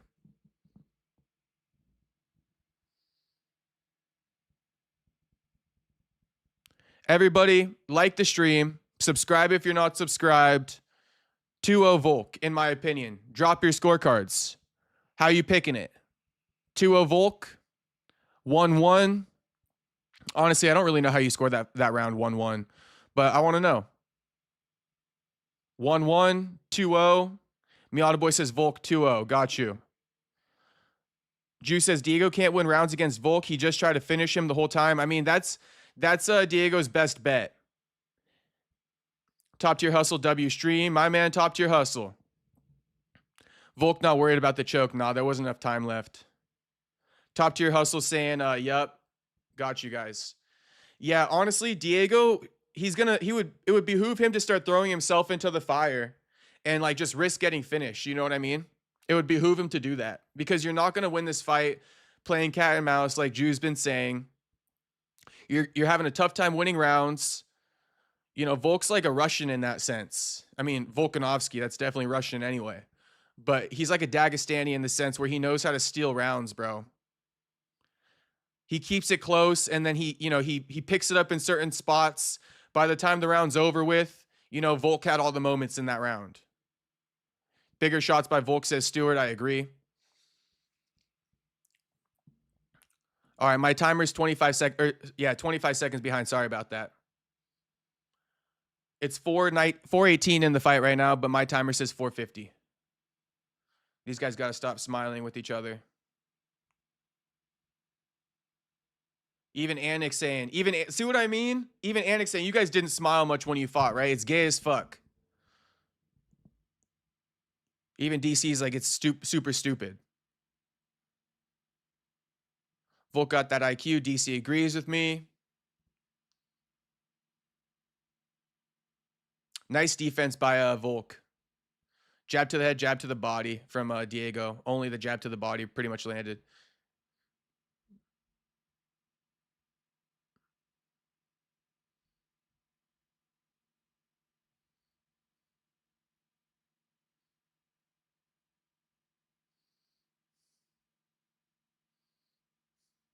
Leg kick, that sounded like it was checked. I didn't see it though. 1-2 to the body from Diego. Diego mixing it up to the body now. Seems like his second shots to the body are landing, but Volk's doing a good job of blocking those first punches.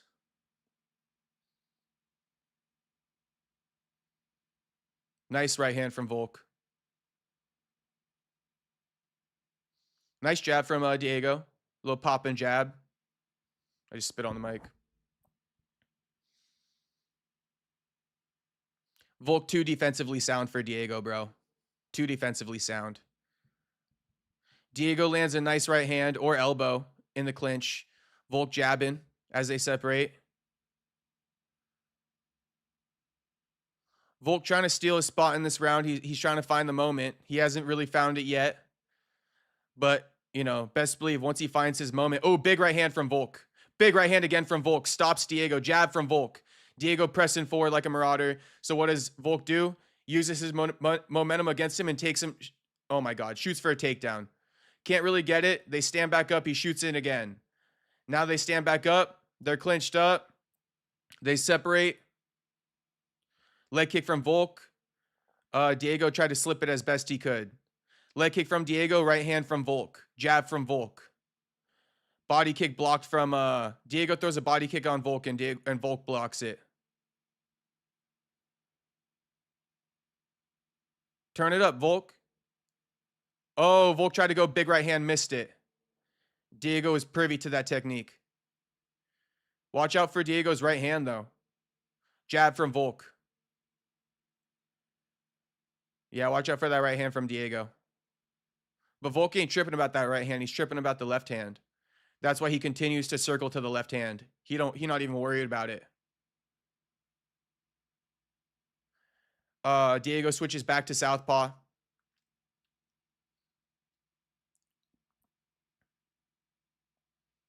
Jabs from Volk. So Volk has stole the round already. If you guys missed it, you know what I mean? In that big exchange, Volk landed 2 big shots. And he's keeping it close, you know, all throughout. So by the time this 5 minutes is up, again, Diego's going to be like, damn, down another one.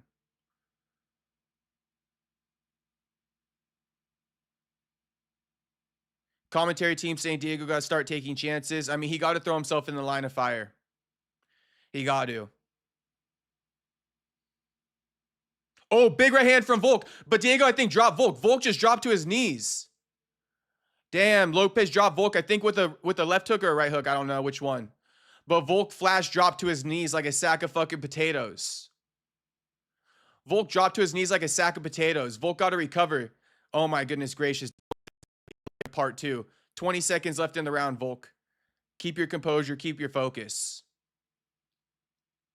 If it sounds like I'm rooting for Volk, it's because I am. We got a bet in the chat. We got a bet with the streets. Shout out HT.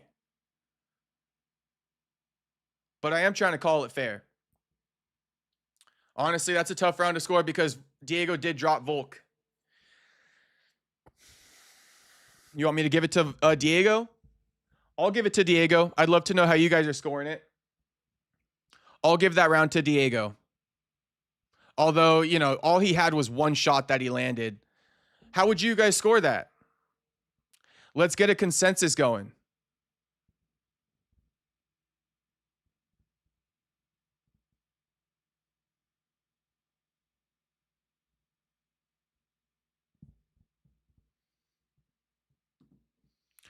Two, 1, or 3-0.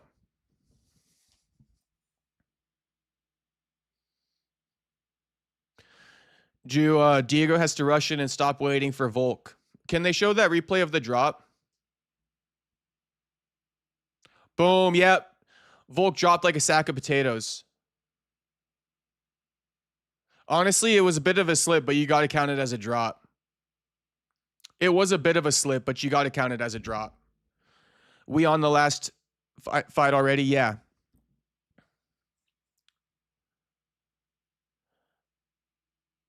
Yeah, round 3, the toughest round to score.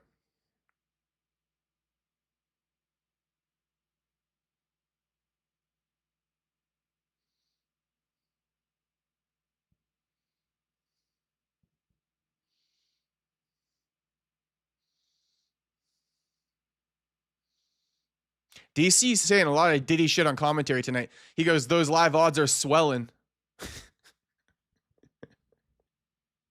Or maybe I just got a dirty mind.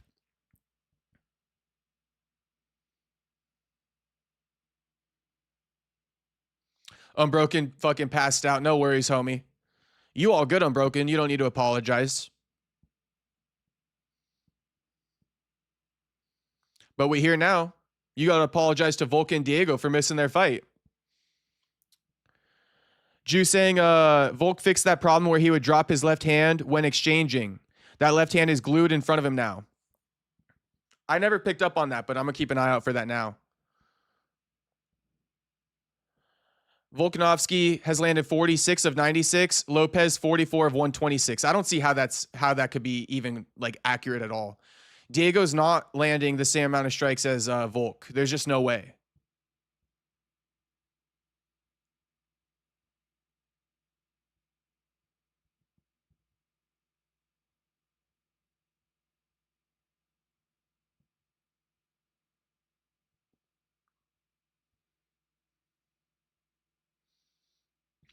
Diego headhunting with that right hook, though. Diego hunting Volk with that right hook.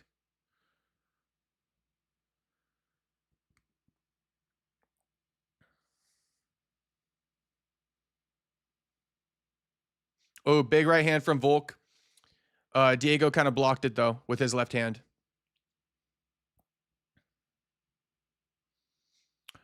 Leg kick from Volk. Diego's landing that right hook, though. Diego's been landing that right hook. Now he switched back to orthodox. This is perfect for Volk. Diego doesn't have much from orthodox. He really doesn't. But I guess he's, 2 leg kicks lands from Diego, so maybe that's what he's working from orthodox. But Diego doesn't have much offense from the orthodox position. All his success is coming from southpaw.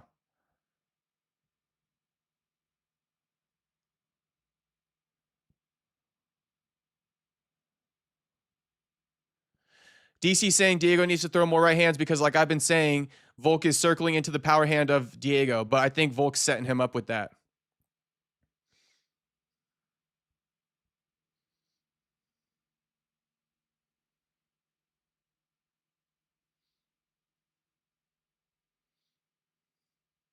Big jab from Volk. Leg kicked followed by a big jab from Volk.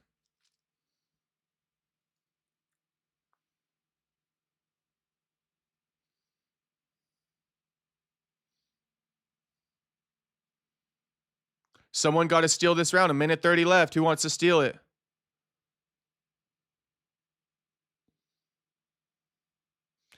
Aussie crowd yelling Volkanovski.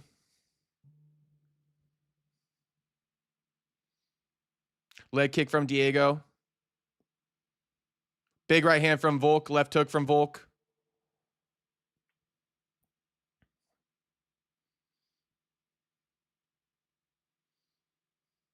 Leg kick from Volk. Oh, damn. Nut shot from Volk. Volk is like too abrasive. He wanted to come over and hug Diego just now and stopped himself from doing so. Volk, fuck this guy, bro. Fuck this guy. This guy's trying to take everything you've worked for. And same thing, Diego. Fuck this guy, Volk. That's always how it should be.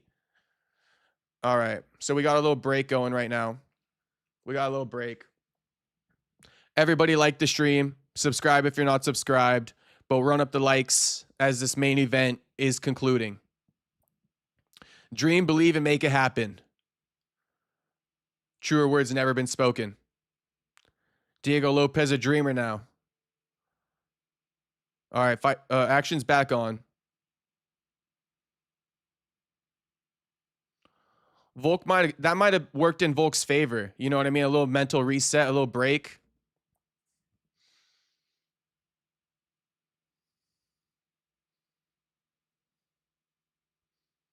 Ooh, Diego trying to land with a big elbow from orthodox.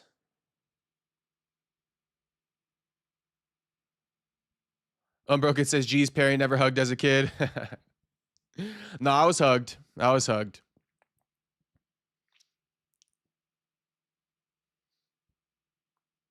Diego's pressing on Volk now. Now it's a fucking dogfight. And the dogfight doesn't really favor Volk.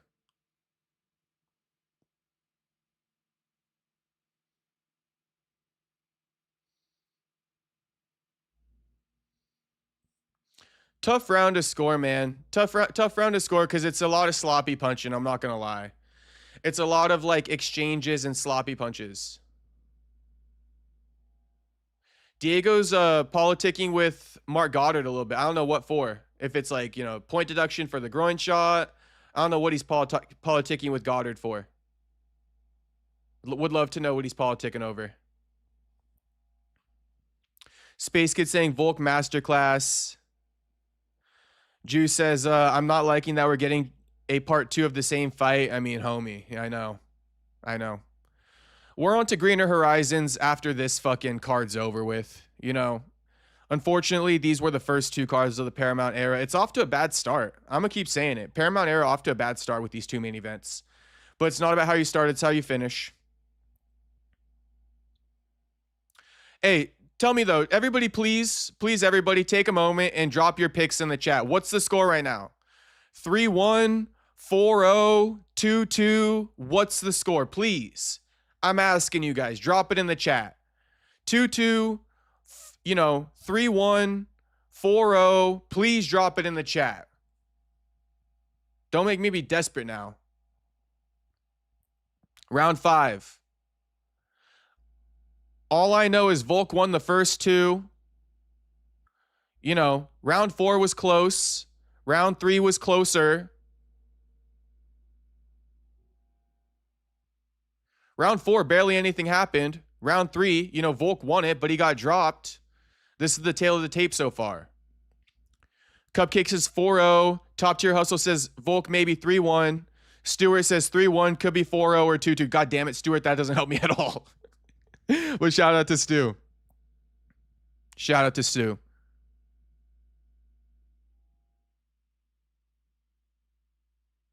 Volk up says James Steele. Unbroken says their last fight went 5 rounds. Yes.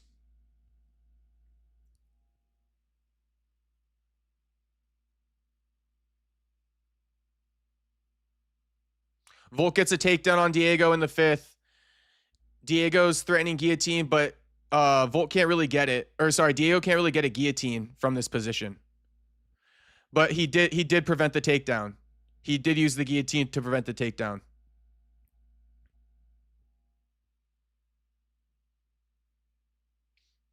.330 left in the 5th. Oh shit, big jab from Volk. Big jab, like Diego's face went all up in that jab. You guys see that? Volk stuck the shit out of Diego with that jab. Now Volk got Diego down. Diego going to his knees to stand back up. So round 5, all Volk so far. Volk having the most dominant parts of this fight so far. Big jab, you know, attempted a takedown, got him down. Then he got another takedown. Diego's back up. Volk in on another takedown attempt. Diego looks like he got double unders.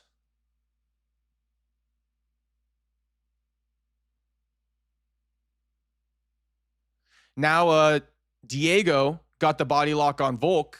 Volk got his back up against the cage. He got a whizzer and an underhook. Volk taken down by Diego. All that wrestling at Oklahoma State paying off. Shout out to the Cowboys. Diego is on Volk's back.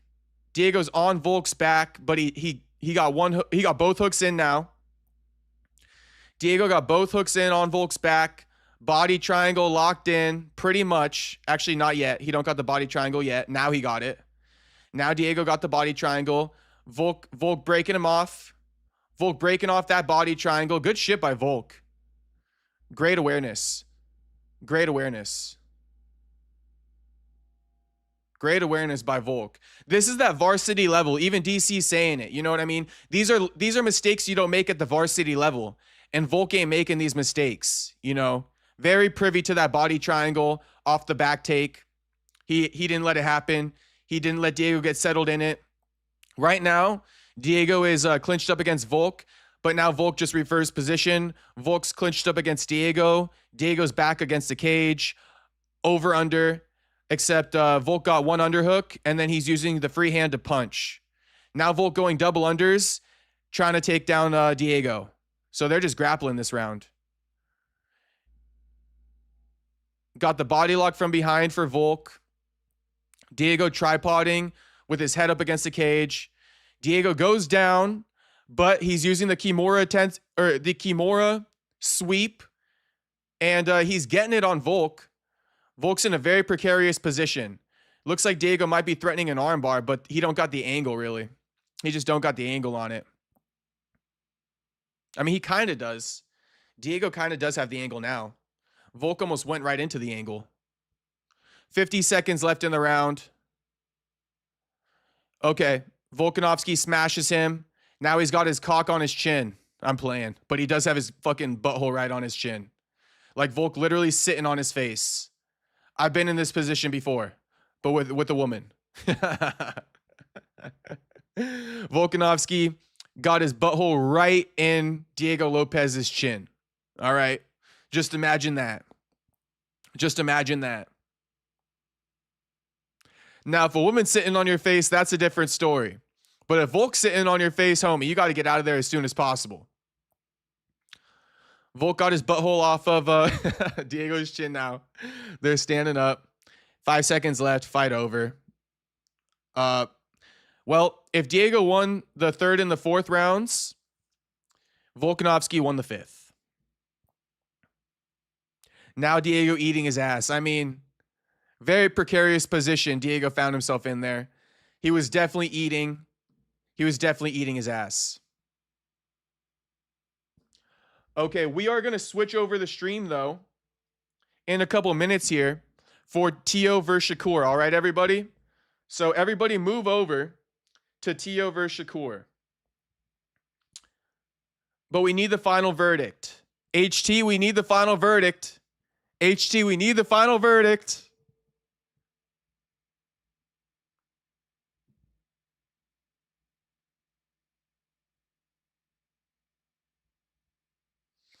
But it seems that I won. We won, baby. We won. And my bet's locked in. I don't got to do the 200 push-ups.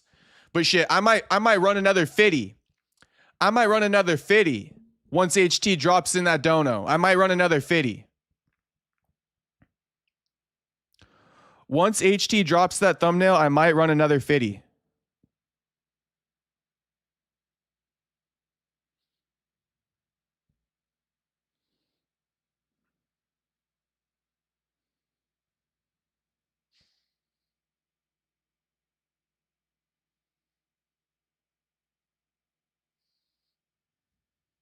Space Kid says, congrats, Perry, my man.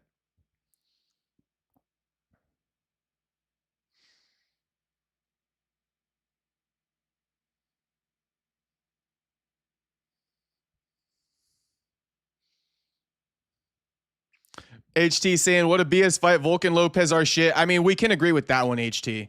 We can definitely agree that was kind of a BS fight.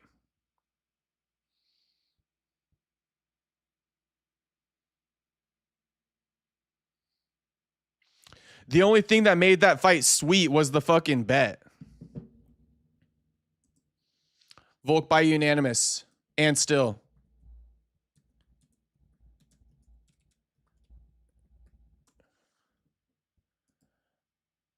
Congratulations, Volk. You should honestly retire, homie. I know you don't want to, but you should retire. Volk, you know, embracing Diego. Diego, you a cool guy. I got no hate on Diego.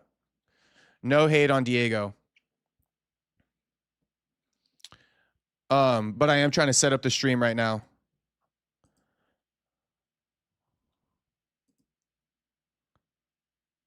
Hey guys, if anyone knows what the scorecards were, drop it in the chat because I missed it. I'm setting up the next stream right now. I think we're going to be live all night because we're going to react to the press conferences too tonight.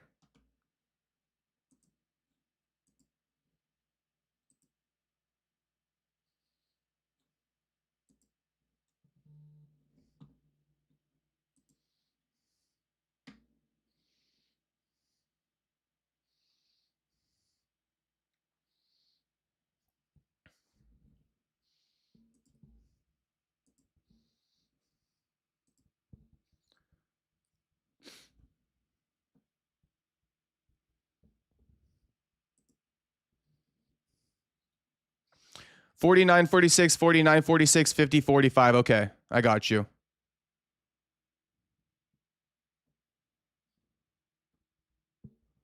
Volk's such a GOAT when you look at what he's done. I mean, he is a GOAT. He is a GOAT.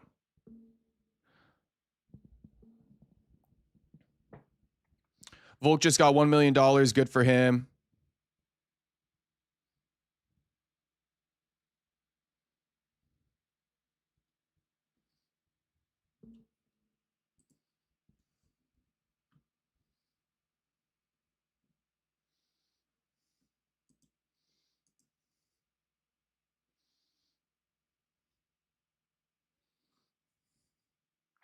My pick for fight of the night is going to be Ty versus Taliesin.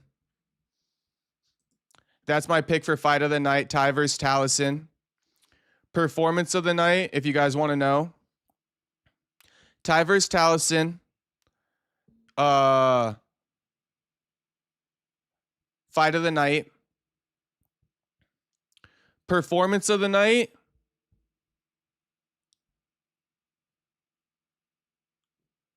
Performance of the night, I'm going to go Quill and Sal killed. I'm going to go Quill and Sal killed performance of the night. And then you guys already know everybody who got finishes, they be dropping it. They be getting 25K bonus. Who's Volk wanting to fight?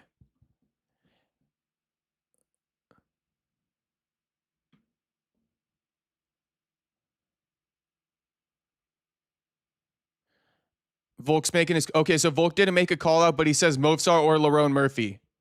He doesn't know if they're fighting each other. He'll take the winner. Shout out to HT.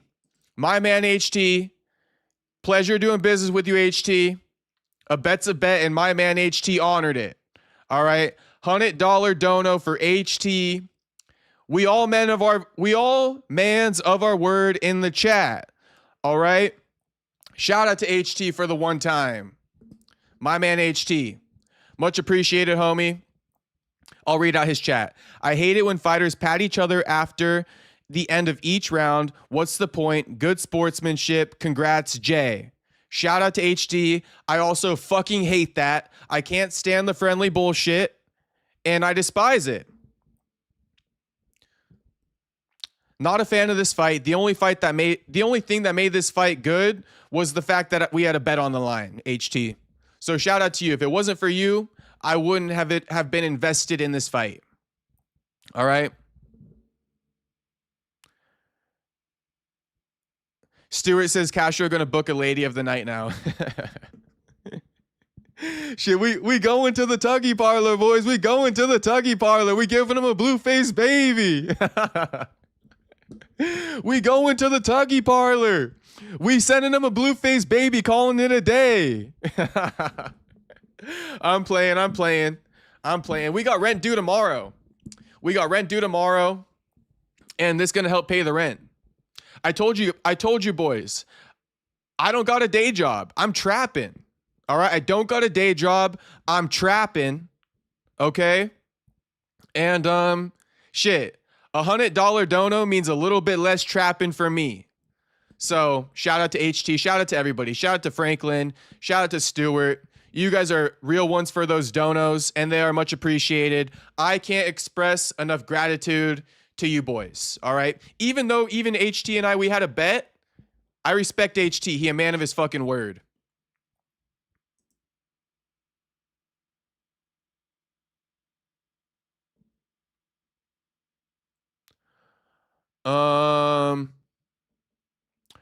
Unbroken saying I get 10%.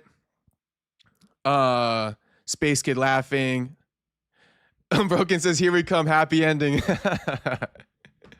Jew says, Lopes grappling at the end pissed me off.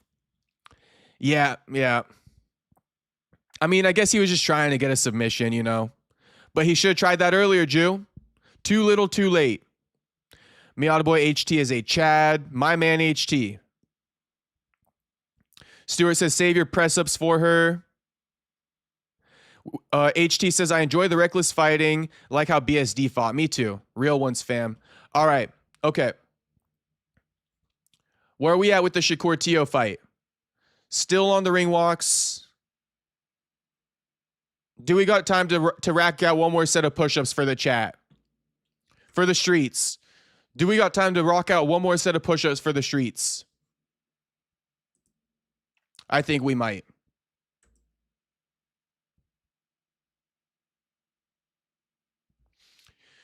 Yeah, HT. I definitely like how BSD and Dan Hooker fought. I like how what's his name? Ty and Taliesin. I like how they fought too. So I think we on the same page. I don't even need to explain it.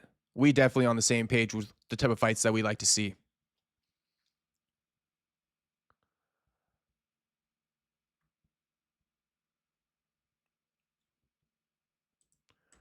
Bro, the copyright people are coming for us on this one.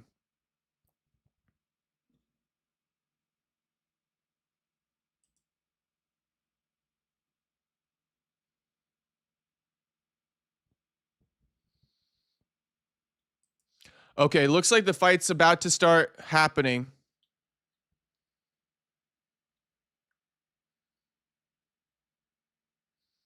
Hold on, let me see what's going on here. I got this audio going on. Let me hear the audio for the boxing stream.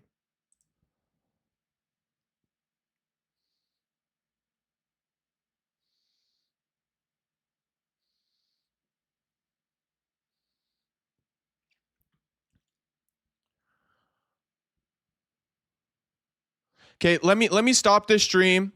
We're gonna start the new stream. Hop over to the new stream. I'm finna run a big ass set of push-ups to start off the next stream. I just want to be ahead of schedule rather than catching up. So let's hop into the new stream. I'm gonna set that up right now. Give me 2 minutes. I'm gonna go live again. I'm gonna end this one. And I'm gonna start off that stream with a big old set of push-ups just because HT honored the bet. All right, just because. All right, Tio's walking out now, so I need to start up the new stream. Shout out to everybody who watched. Like this stream. Subscribe if you're not subscribed. Hop on over to the next stream. Give me 2 minutes. We starting it now. Shout out to all the soldiers. Shout out to the streets. I'll see you guys in the next stream in 2 minutes. New stream for soldiers, 100%. Kevin, 100%.